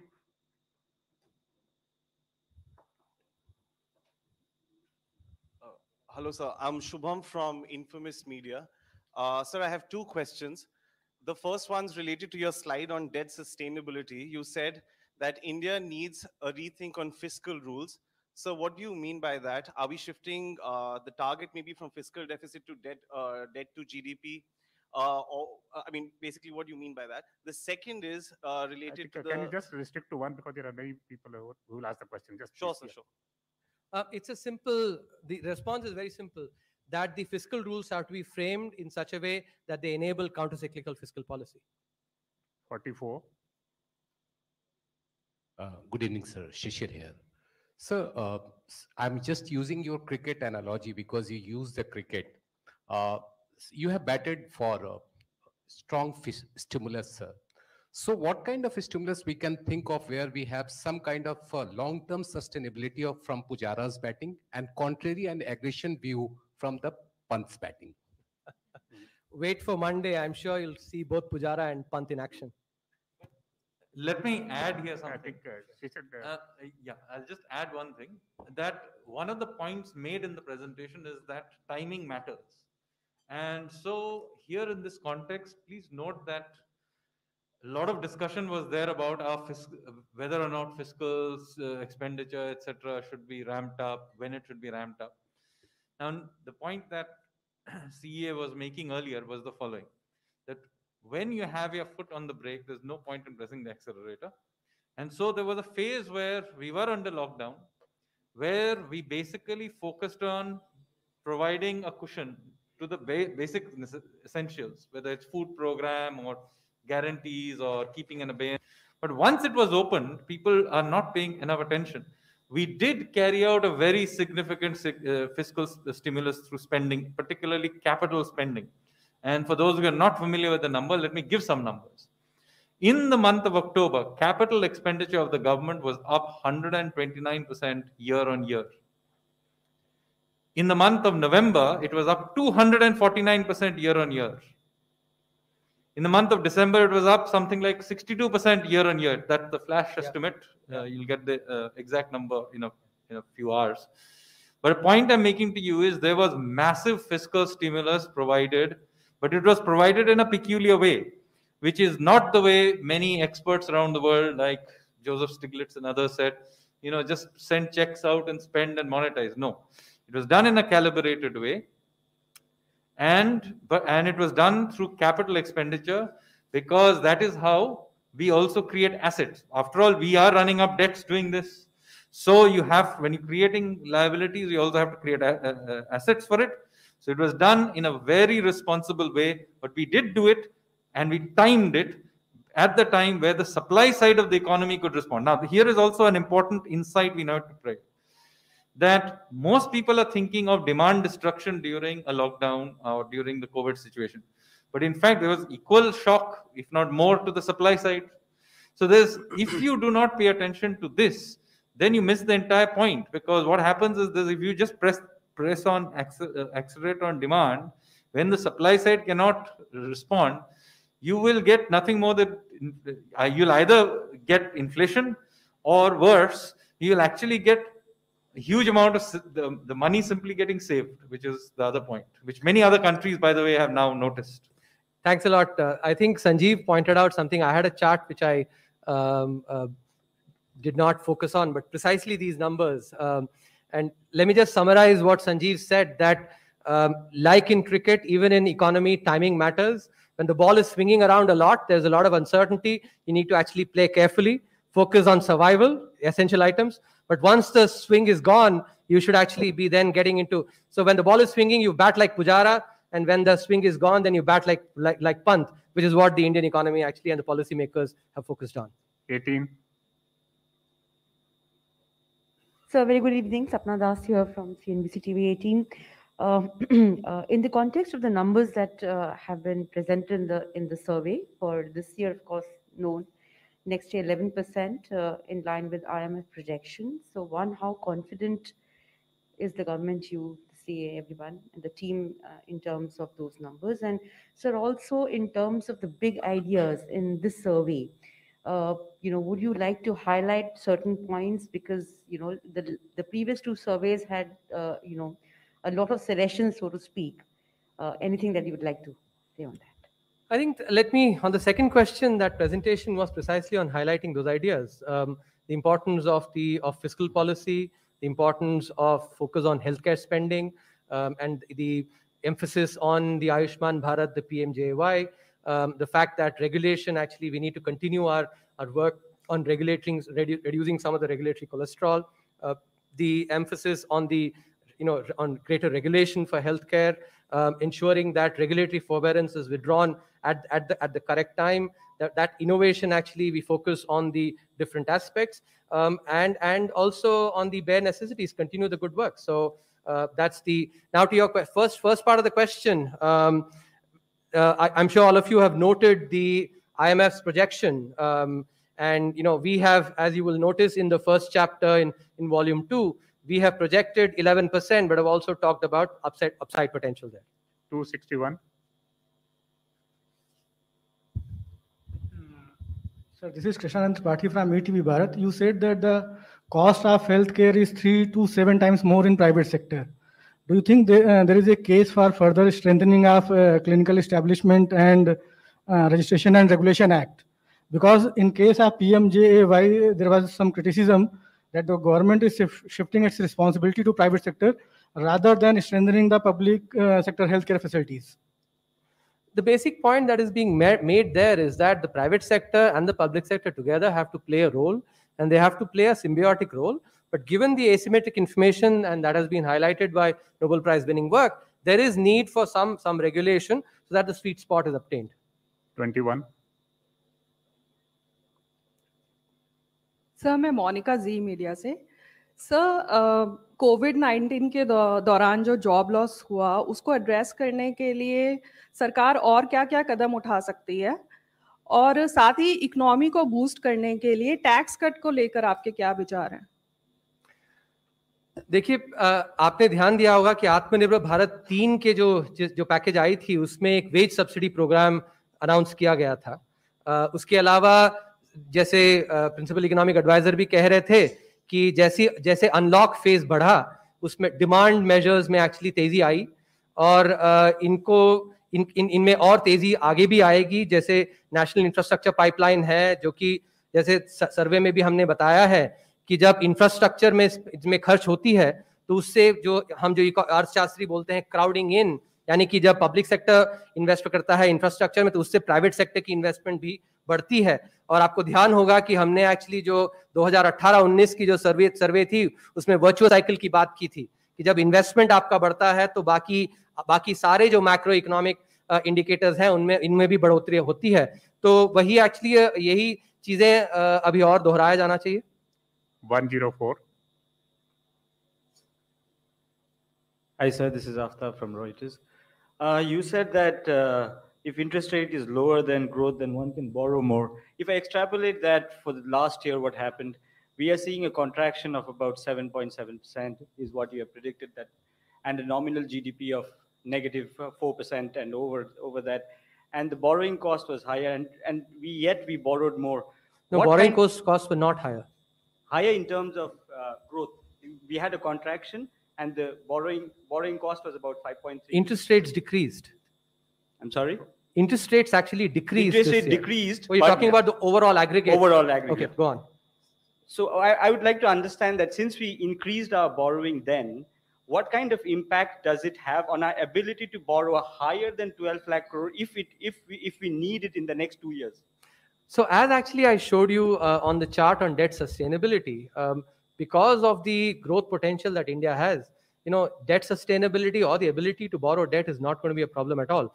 And in fact, if you would recall, in the last year's budget, there was also an arrangement made for special category bonds, which will enable the Indian government bonds to be listed as part of the bond index, sovereign bond indices, which brings in a large supply and therefore will actually enable this process.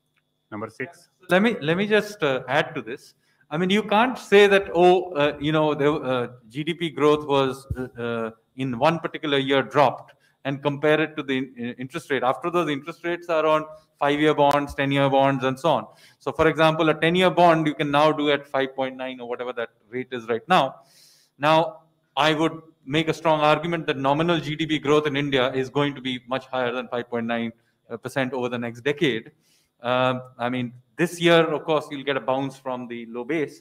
But let's take this year, 15% plus, I think, in nominal GDP growth is, I think, not an unreasonable thing to ask for. So in that case, compare that to 6%. Even further out, when the base effect goes away, I don't think you are looking at too much. It will still be significantly above the 6% in the 10-year horizon. Which is what was displayed in that slide by showing you the different growth scenarios. 29. So Timsi from CNBC TV 18. I have a very peculiar question. As you said, that till now the stimulus that was given was in a calibrated manner, and now is the time for the government to press the accelerator of stimulus to address and make us achieve the 11% growth. What are the key 3 sectors which you think are going to push us to this 11% growth in the next measures of stimulus that we are seeing? I think the survey focuses on macroeconomic, on investment, ensuring that the fiscal policy supports growth. The analysis of various sectors is something that actually, you'll possibly see in the budget. Number 6. Ruchi Bhatia from ET. Now, you did say in your first chapter that the lockdown did have a massive impact with respect to saving lives as well as the economic recovery as well. And even though now we've started inoculating a lot of frontline health workers as well, I want to understand from you, how big do you see the downside risk with respect to vaccine hesitancy? Because that also seems to be a big concern now. See, Ruchi, I think this question is best addressed to an epidemiologist. We as economists can take that research and infer that vaccination will indeed have an impact on contact-based services, but the impact of the of any inclination to not get vaccinated, I think from what I've been reading, it seems like the vaccination numbers, if anything, are going up. Yesterday, for instance, Delhi had the highest number. So maybe I don't think that that's such a big concern. Number 10. Yeah, you have talked timely recognition of NPAs by banks. So my question would be, because now the RBI moratorium has been over. So what is the, you expect a very high amount of NPA occurring in public and private sector bank, and I also want to understand from you that what kind of capital requirement you see in banks, especially in public sector bank in next financial year. See, these are questions that are best left to the regulator and supervisor to answer. The point that we have made is that given that we are in a similar situation where forbearance has been given, some of the aspects that we can learn from, we should learn from to ensure that the banking sector emerges out of this crisis in a healthy manner. 53.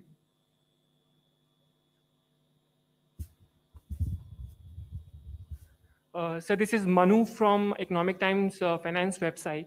Sir, I have a simple question that is, sir, how big a risk is bad loan surge in the finance ministry? Can it stop economy from taking off right now? No, I don't think so. 58.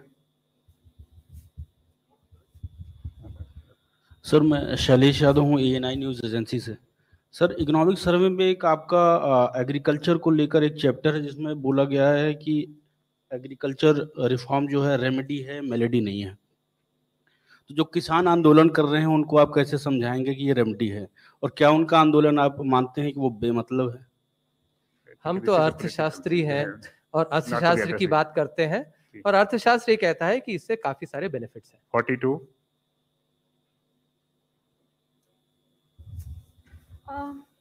This is Shrimi Chaudhary from Business Standard. Sir, you pointed out that India's sovereign rating are low from last 2 decades, and even this whole rating do not reflect on the country's fundamentals. And this required rating methodology to need some correction over here.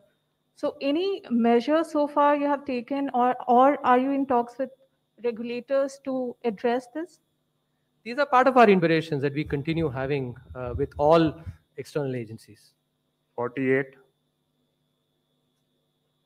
Hi, sir. This is Sumant Banerjee from Business Today. My question is, in the last excise duty on oil, petrol and diesel, as one of the key revenue generators for the government. Now, as the economy revives itself and obviously your tax receipts will go up, do you expect some rationalization in duties so that some of the benefits of low oil prices can be passed on to the consumers? I think the focus of the survey has been on, as I showed you across several chapters, is on ensuring that the economy gets back to a robust, growth path, and that is basically what I will want to stick to. 24. Somesh Jha here from Bloomberg Quint. You called for another round of AQR in the economic survey. There was a time when a section of the government had criticized the AQR for slowing down the banking sector. So at this point of time, when the economy is already on the mend, would you suggest that? And secondly, how would same related to connected to the AQR? What Somebody else is waiting, my dear. So, what kind of difference do you suggest in the framework? The short response, and as I actually covered very clearly in the presentation, was that AQR without actually the capital backup and mandatory capital infusion led to undercapitalization. And what we are clearly saying is that once we recover back from the once the recovery is over, then the an asset quality review should actually be conducted at that time. And that is, I think, the timing is what is important. That is what is the main message of that chapter. 6. Vrishti from Bloomberg News. In your survey, you see inflation moderating because of falling food prices going forward. So A, what do you expect on Feb 5? And B, related to that, inflation targeting framework. आणि आता थेट जाऊया दिल्ली येथे beat the retreat या beating retreat ceremony 2021 Vijay Chowk येथे पंतप्रधान नरेंद्र मोदी याला उपस्थित राहणार आहेत आणि थेट जाऊया आपण त्या कार्यक्रमाकडे. आता थेट जाऊया दिल्ली येथे बीट द रिट्रीट या beating retreat ceremony 2021 Vijay Chowk येथे पंतप्रधान नरेंद्र मोदी याला उपस्थित राहणार आहेत आणि थेट जाऊया आपण त्या कार्यक्रमाकडे.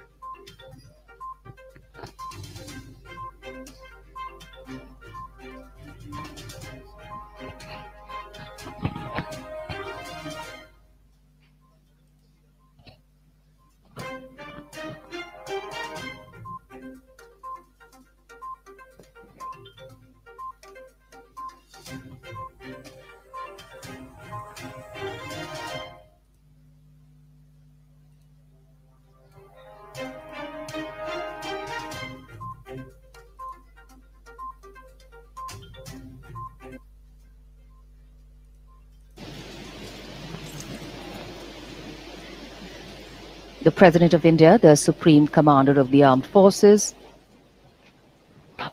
will now be escorted by the President's bodyguard, the oldest regiment in the world, raised in 1773, led by the PBG Commandant, Colonel Anup Tiwari, astride as Mount Virat. And here, at Vijay Chowk, we see the arrival of the Prime Minister of India, Shri Narendra Modi. गण्यमान्य व्यक्तियों की उपस्थिति से समारोह की भव्यता बढ़ती है और अब यहाँ आगमन हो रहा है सबसे बड़े लोकतंत्र के प्रधानमंत्री श्री नरेंद्र मोदी का।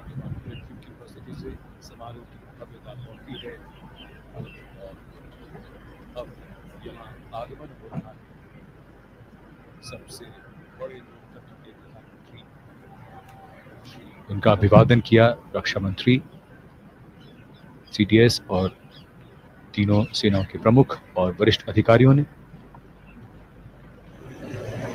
The evening today is dedicated to the magic of interplay, the interplay between military discipline and the free spirit of music, between the warm and flowing hues of a coppery sun and the firm and stoic demeanor of sandstone, between the euphoria of national pride and the quietude of self-reflection.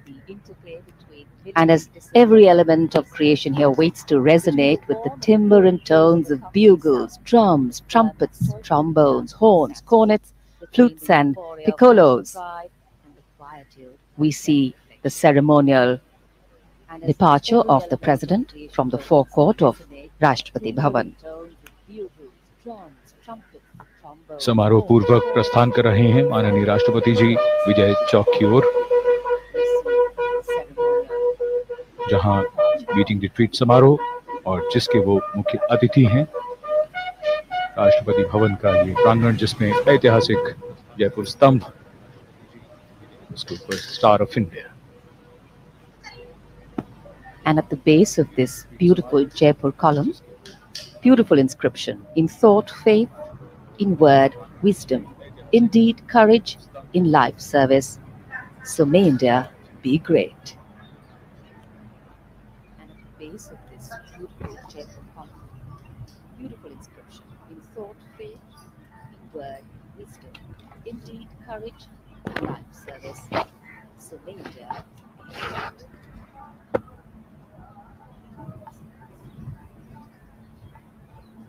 देश के उपराष्ट्रपति Shri M Venkaiah Naidu का आगमन, उनका अभिवादन किया गया।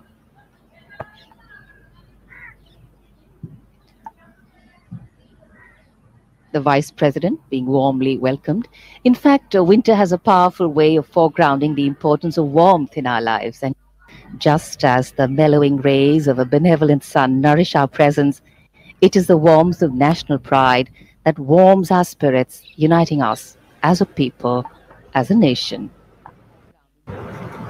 The iron gates at the forecourt opened only on special occasions, like today, as the President's carcade will now make its way through the gently sloping, rising hill to arrive at Vijay Chowk. विशेष अवसरों पर ये मुख्य द्वार खुलता है और आज संयोग है कि आज दूसरी बार दिन में ये अवसर जब माननीय राष्ट्रपति जी को समारोह पूर्वक भेजा जा रहा है। इस समय उनके घुड़सवार अंगरक्षकों द्वारा और इधर विजय चौक पर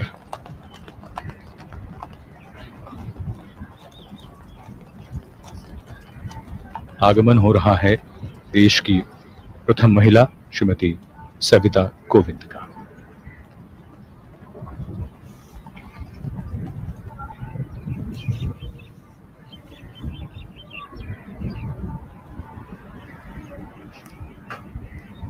आज के समारोह में सबसे पहले स्वर्णिम विजय थीम के साथ मैस्ड बैंड होगा। सन 1971 के युद्ध की जीत के 50 वर्ष पूरे होने के उपलक्ष्य में विशेष रूप से ये प्रस्तुति होगी और इधर माननीय राष्ट्रपति जी का काफिला रायसीना पहाड़ी से विजय चौक की ओर बढ़ता होगा। पूरी भव्यता के साथ ये दृश्य। In a short while from now, the President of India, Shri RAMNATH Kovind, will reach Vijay Chowk. The tricolour will be unfurled during the national salute and the playing of the national anthem, and then the sounding of the fanfare by the buglers will be the cue for Vijay Chowk to resonate with the harmonious blend of quick and slow marches, traditional and modern compositions, and a tapestry of hymns, reels, and Strathspeys. And that's why Vijay Chowk is the perfect setting. Spectacular beating of paths, where military tradition greets modern sensitivities and public patriotism meets the possibility of self-reflection. Beating retreat समारोह में सैन्य संगीत के principal conductor हैं lieutenant colonel Girish Kumar U, special conductor major Ashok Kumar और special conductor flight lieutenant Roopchandra. और इस बार अगर नई धुनों की बात करें तो जैसा हमने आपको बताया, स्वर्ण विजय, जिसके composer lieutenant colonel Girish Kumar U, Tiranga Senani, निडर योद्धा, भारत वंदना, गरुड़ प्रहार, अभिनंदनीय भारत, संबोधन एको और भारत के जवान, ये नई रचनाएं आज पहली बार इस तिरंगा समारोह की शोभा बढ़ाएंगी। भारत वंदना, गरुड़ प्रहार, अभिनंदनीय भारत, संबोधन एको। The beating retreat ceremony in Delhi officially marks the finale of the Republic Day celebrations in the country.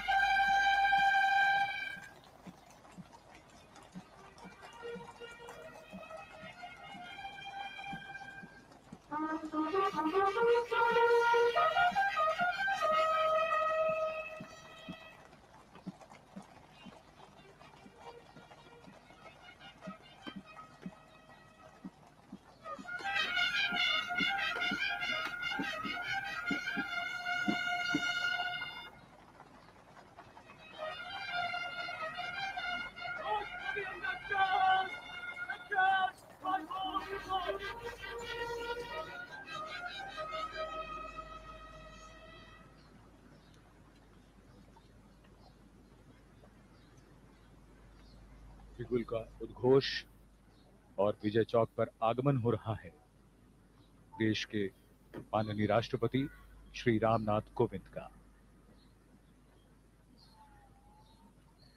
Buglers heralding the arrival of their supreme commander, the President of India, Shri RAMNATH Kovind.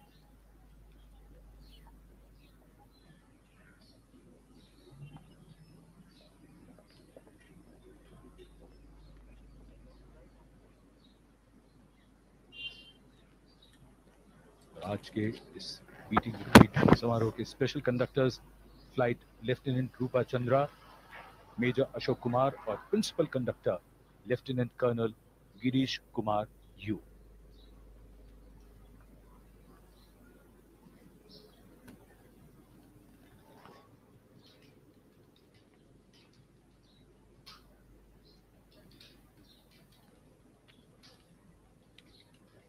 It's a proud moment for the President of India.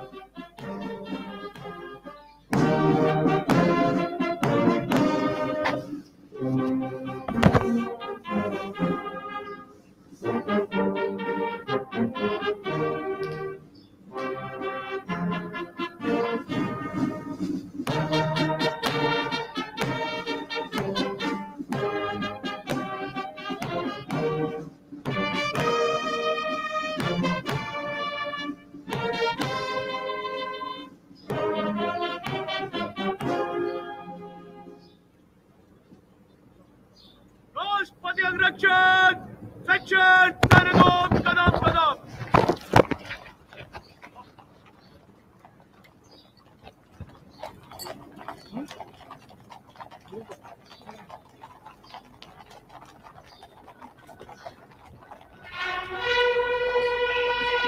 Policy must be undertaken. The third chapter looks at the third chapter continues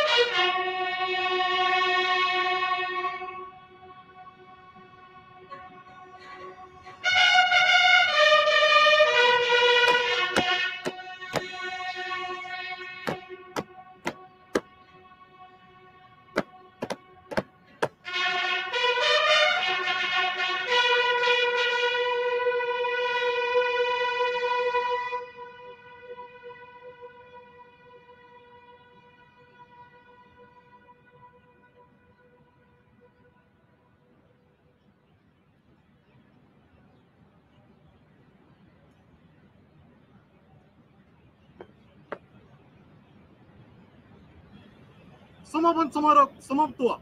band को ले जाने की अनुमति चाहता हूँ श्रीमान।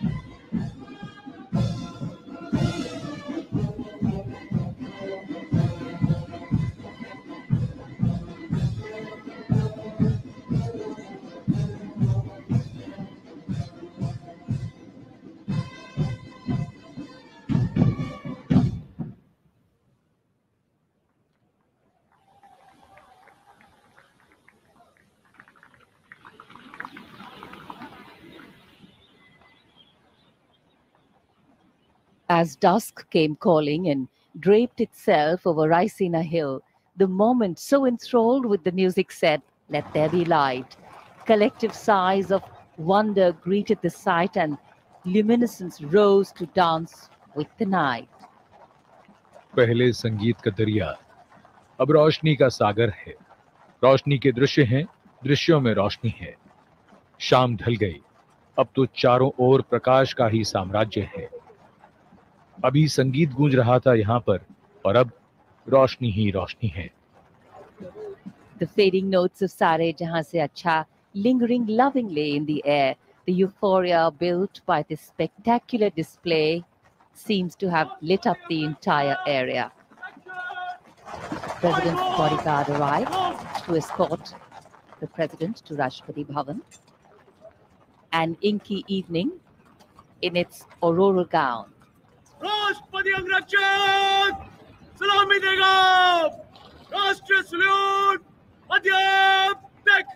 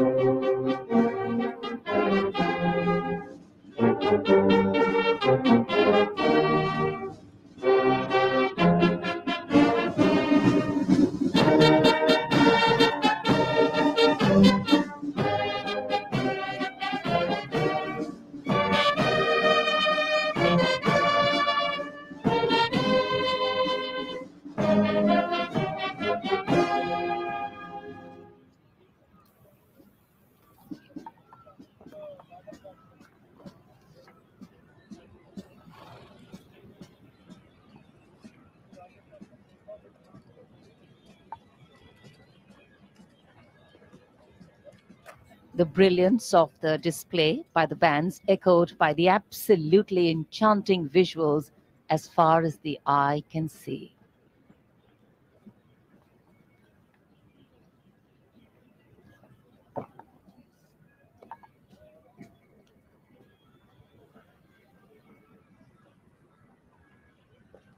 The President of India, the chief guest of today's ceremony, taking his leave.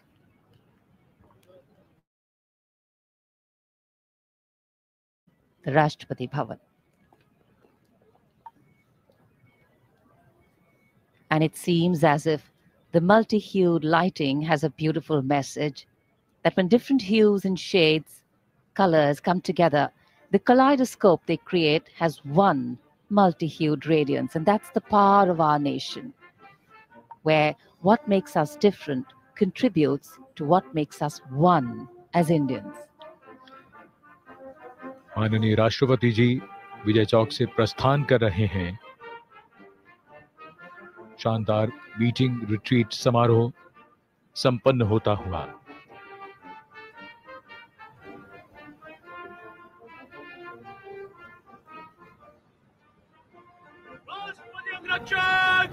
नयनों के लिए एक ऐसा दृश्य जिसकी प्रतीक्षा वर्ष भर रहती है, यहाँ आज सभी ने देखा, उसका आनंद उठाया। ये समारोह जिसमें भव्यता की एक नई परिभाषा लिखी जा रही है। समारोह पूर्वक प्रस्थान कर रहे हैं घुड़सवार अंगरक्षकों के साथ राष्ट्रपति जी।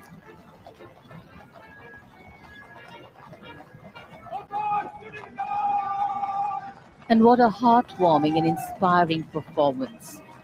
As the evening blossoms into the night, there is a delicate fragrance. रंगों की होली और रोशनी की दिवाली जैसे एक साथ हैं। नॉर्थ ब्लॉक, साउथ ब्लॉक, संसद भवन और उधर दूर तिरंगे को अपने मस्तक पर सजाए इंडिया गेट। पल पल रंग और रोशनी में नई छटा में खिलता और दमकता Rashtrapati Bhavan.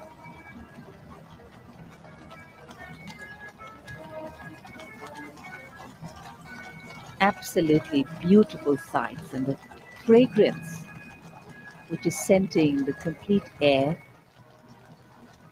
is a bouquet of national pride and dignity and grandeur. The lilting and foot-tapping melodies we heard, the stunning visuals we're seeing, all leaving an almost Elysian imprint in our hearts. Earlier, the retreat was sounded, the national flag was lowered and folded with the utmost respect and kept for safekeeping.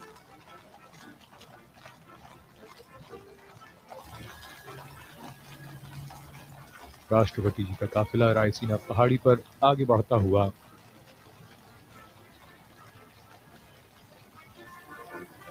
उजाला पूरे वातावरण को एक नया एहसास देता हुआ।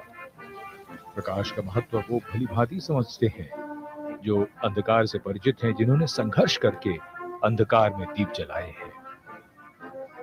अपने जीवन को प्रकाशवान करना, भविष्य को उज्जवल करना सभी चाहते हैं, लेकिन उसके लिए सतत संघर्ष करने का हौसला सब में कहाँ होता है।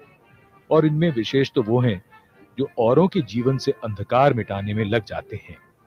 ऐसे महान लोगों के उदाहरण दुनिया भर में हैं, जिन्होंने अज्ञानता, गरीबी और हर प्रकार के कष्ट का अंधकार मिटाने के लिए अथक प्रयास किए। The Vice President Shri M. Venkaiah Naidu being seen off by the Prime Minister and the Defence Minister. The setting sun giving way to a diaphanous dusk. The area illuminated by celebration and euphoria. The mystery of that dusky moment before it spoke and said, "Let the light bathe the area," still teasing as it withdraws.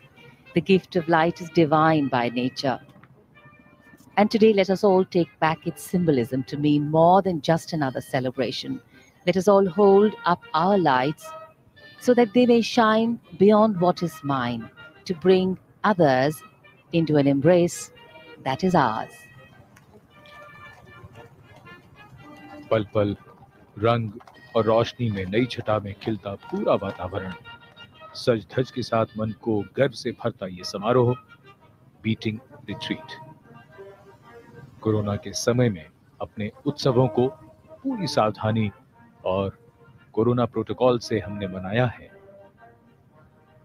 देश के बढ़ते कदमों ने ये संदेश दिया है कि संभलना है, लेकिन जरूर चलना है, रुकना नहीं है, थमना नहीं है। As we conclude the Republic Day celebrations here in New Delhi, it would be good to understand for us all the ephemeral nature of celebrations. Time can make the powerful now fade into a pale yesterday, and that's why national celebrations are different. The feelings they inspire need to be continuing lifelong. Short, frenzied bursts of patriotism serve only the ego. But dedicating our actions and thought in whichever small way we can serves our larger inclusive self, tending towards humanity as a whole. Prime Minister Narendra Modi greeting the people as he goes round on the enclosures on either side.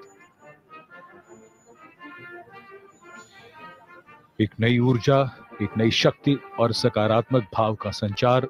और इधर प्रधानमंत्री दर्शक दीर्घाओं के निकट जाकर अभिवादन करते हुए और अभिवादन स्वीकार करते हुए ये विश्वास दृढ़ होता हुआ कि शुभ संकल्प हैं और हम इन्हें सिद्ध करेंगे।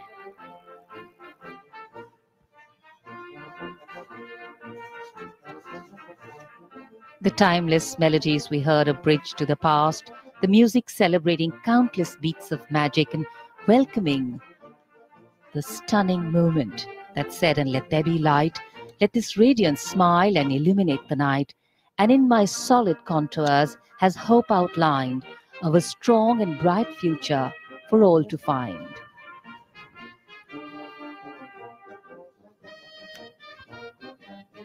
पिछले 7 दशकों से लोकतंत्र को सुरक्षित रखते हुए हमने जन कल्याण की यात्रा तय की है। जन जन के घर तक, उनके जीवन तक विकास का उजाला पहुंचाना है। हमने लोकतंत्र का मार्ग चुना है। हर व्यक्ति तक जानकारी और ज्ञान का प्रकाश पहुंचे, तभी भ्रम और अज्ञान का अंधेरा मिटेगा। इस प्रकाश से मानो ये भावना भी उठ रही है कि हमारे मन आलोकित हों, जीवन का पथ भी प्रकाशित हो, हम शुभ संकल्पों के मार्ग पर सदैव चलते रहें। भव्य समापन गणतंत्र दिवस समारोहों का यादगार बीटिंग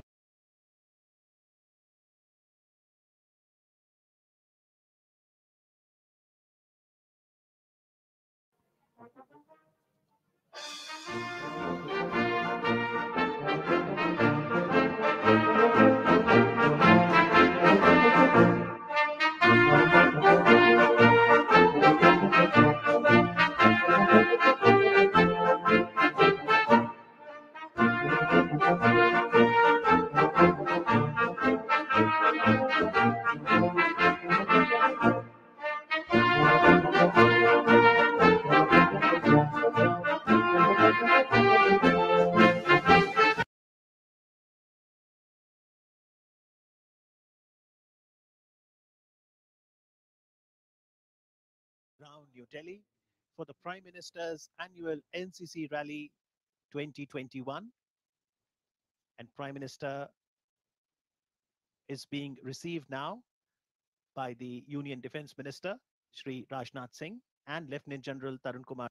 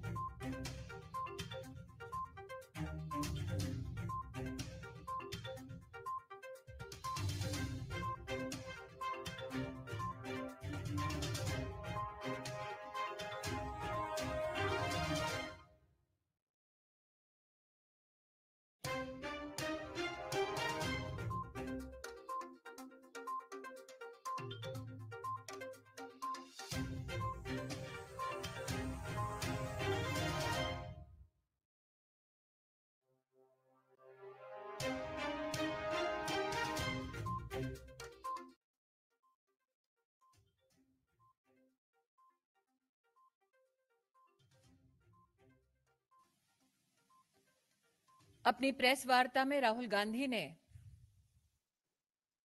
अपने 15 साल के राजनीतिक अनुभव को जताते हुए ये ऐलान कर दिया कि 26 जनवरी को जो दृश्य देश ने दिल्ली में देखा, वही हिंसा राहुल गांधी का मानना है कि जल्द ही राष्ट्र के हर शहर, स्लम तक जनता देख पाएगी। भारत की राजनीति में पहली बार शांति का आह्वान करने की बजाय अराजक तत्व देश में आग कैसे लगाएं, उसका आह्वान करते हुए देश ने आज कांग्रेस के एक नेता को देखा। 26 जनवरी में जो घटनाक्रम देश ने देखा, उसमें 300 से ज्यादा दिल्ली पुलिस के अफसर, पर्सनेल घायल हुए। कई मीडिया कर्मियों पर हमले हुए। यहां तक कि राष्ट्र ने वो दृश्य भी देखा जिसमें महिला पुलिस कर्मियों को घेर कर उनको मारने का प्रयास किया गया। राष्ट्र नहीं भूलेगा वो मंजर जब मीडिया कर्मियों पर, पुलिस के अधिकारियों पर ट्रैक्टर चलाकर उन्हें मारने की भी कोशिश की गई। लेकिन आज राहुल गांधी के मुख से घायल एक भी पुलिस कर्मी के लिए सांत्वना के शब्द नहीं निकले। आज राहुल गांधी के मुख से एक भी मीडिया कर्मी जिस पर हमला हुआ, उनके प्रति संवेदना के एक भी शब्द सुनाई नहीं दिए।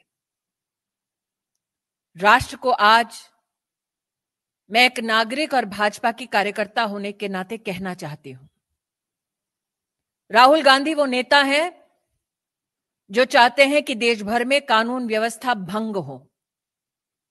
राहुल गांधी वो नेता हैं जो चाहते हैं कि अराजक तत्व देश में न सिर्फ तिरंगे का अपमान करें, बल्कि देश को तोड़ने का भी दुस्साहस करें। आज भाजपा की कार्यकर्ता, देश की नागरिक होने के नाते मैं राष्ट्र भर से अपील करती हूं कि राहुल गांधी के जितने भी मंसूबे हैं, उन्हें हम सबको मिलकर नाकामयाब करने होंगे।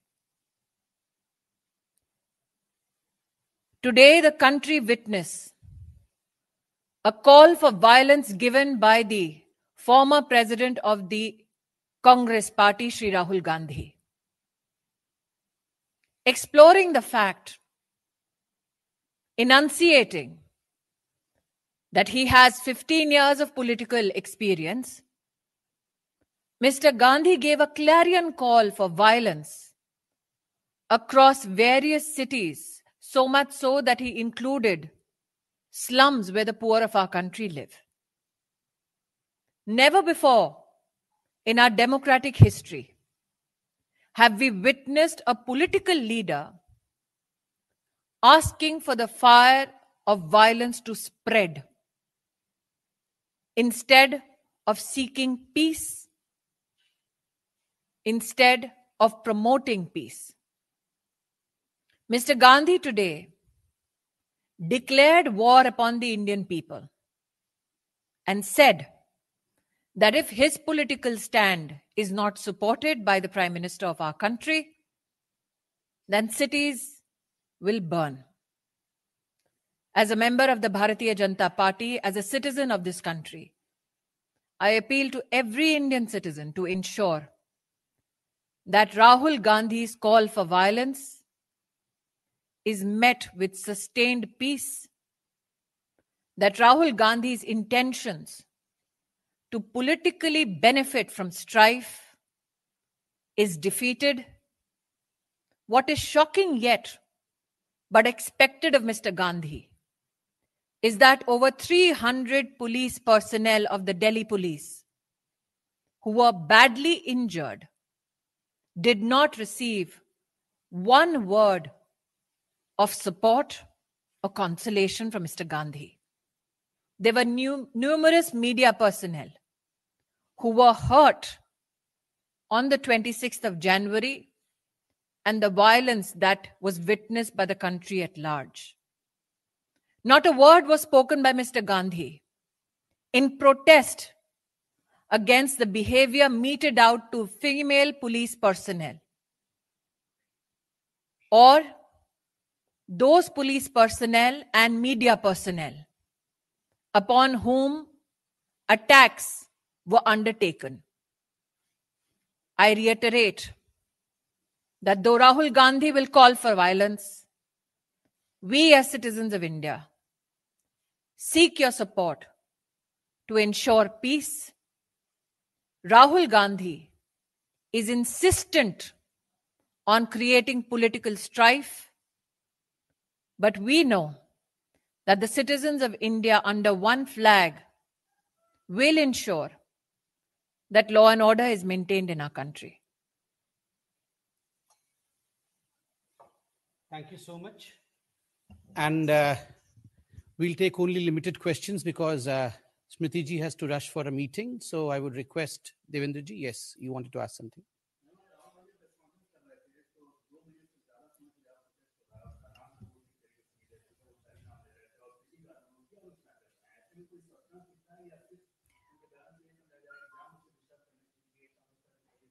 राहुल गांधी ने आज अपनी प्रेस वार्ता में भले ही बॉर्डर का नाम ढंग से ना लिया हो, उनसे अपेक्षा भी नहीं की जाती कि उनके पास तथ्य होंगे, लेकिन जिस तरह से उन्होंने हिंसा का आह्वान किया, जिस तरह से उन्होंने हर प्रदेश के हर शहर के लॉ एंड ऑर्डर के प्रशासन को चुनौती दी कि अगर उनकी बात को, उनकी हिदायत को माना ना जाए तो देश भर में हर शहर में आग लग जाएगी।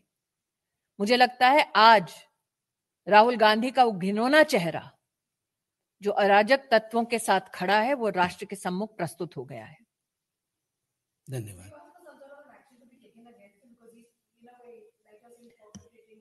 He would want some kind of an action against him so that he can present himself as a political martyr, a person who does not have enough respect for the speech of the Honorable President of India, a person who does not give enough respect to the farming community of our country and is absent from the House when this legislation is discussed, a person who makes merry on taxpayers' time, of course would want such kind of a declaration made by me on this public platform.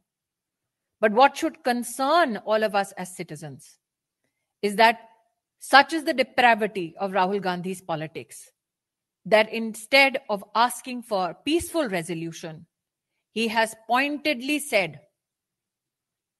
that हिंसा अब शहरों में slum तक फैलेगी।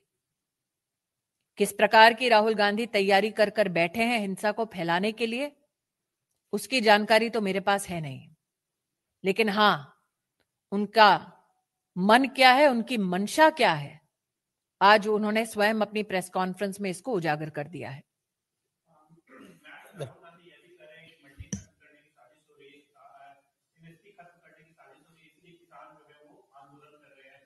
राष्ट्र के इतिहास में सबसे व्यापक एमएसपी का ऑपरेशन आप सबने इस देश में नरेंद्र मोदी जी के नेतृत्व में देखा। मंडी सिस्टम को और सशक्त करने का नरेंद्र मोदी जी का कार्य भी गत 6 वर्षों में आपने देखा। आज स्वयं महामहिम राष्ट्रपति जी ने राष्ट्र को संबोधन में ये दोबारा से प्रतिस्थापित किया कि इन कानूनों के आने से पहले मंडी के साथ साथ कृषि के क्षेत्र में जितनी भी व्यवस्थाएं चल रही थी वो जस के तस आज भी चल रही हैं। अभाव राहुल गांधी के पास जानकारी का इतना है कि बॉर्डर का नाम तक बदल देते हैं। अभाव जानकारी का राहुल गांधी के पास इतना है कि जहां से वो वर्तमान में सांसद है वहां पर इस प्रकार की व्यवस्था किसानों को दे नहीं सकते।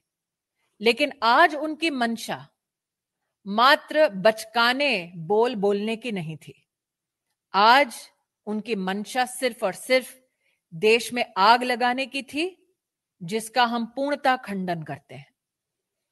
Last question.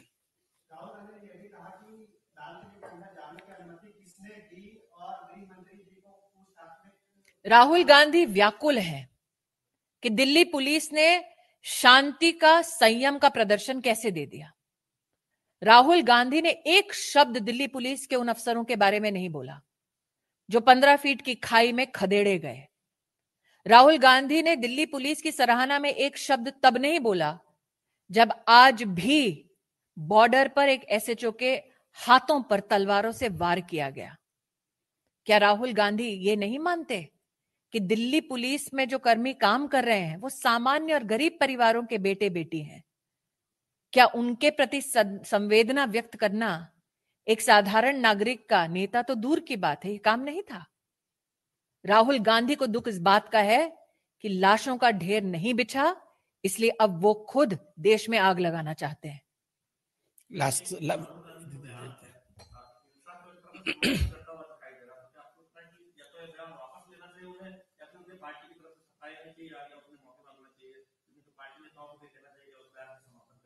पार्टी के मंच से राहुल गांधी ने आह्वान किया है। और क्या ये पहली बार है जब कांग्रेस ने निर्दोषों के खूनों से अपने हाथों को रंगने का प्रयास किया है? कांग्रेस का तो इतिहास रहा है कि देश में बांटो लोगों को, आग लगाओ ताकि वो अपनी राजनीतिक रोटियां उस आग पर सेक सके। लेकिन देश की जागृत जनता राहुल गांधी के मंसूबों को कभी भी कामयाब नहीं होने देगी। आज यही एक बार फिर निवेदन और यही विश्वास व्यक्त करने हम दोनों आपके सम्मुख प्रस्तुत हुए हैं। Thank you. धन्यवाद।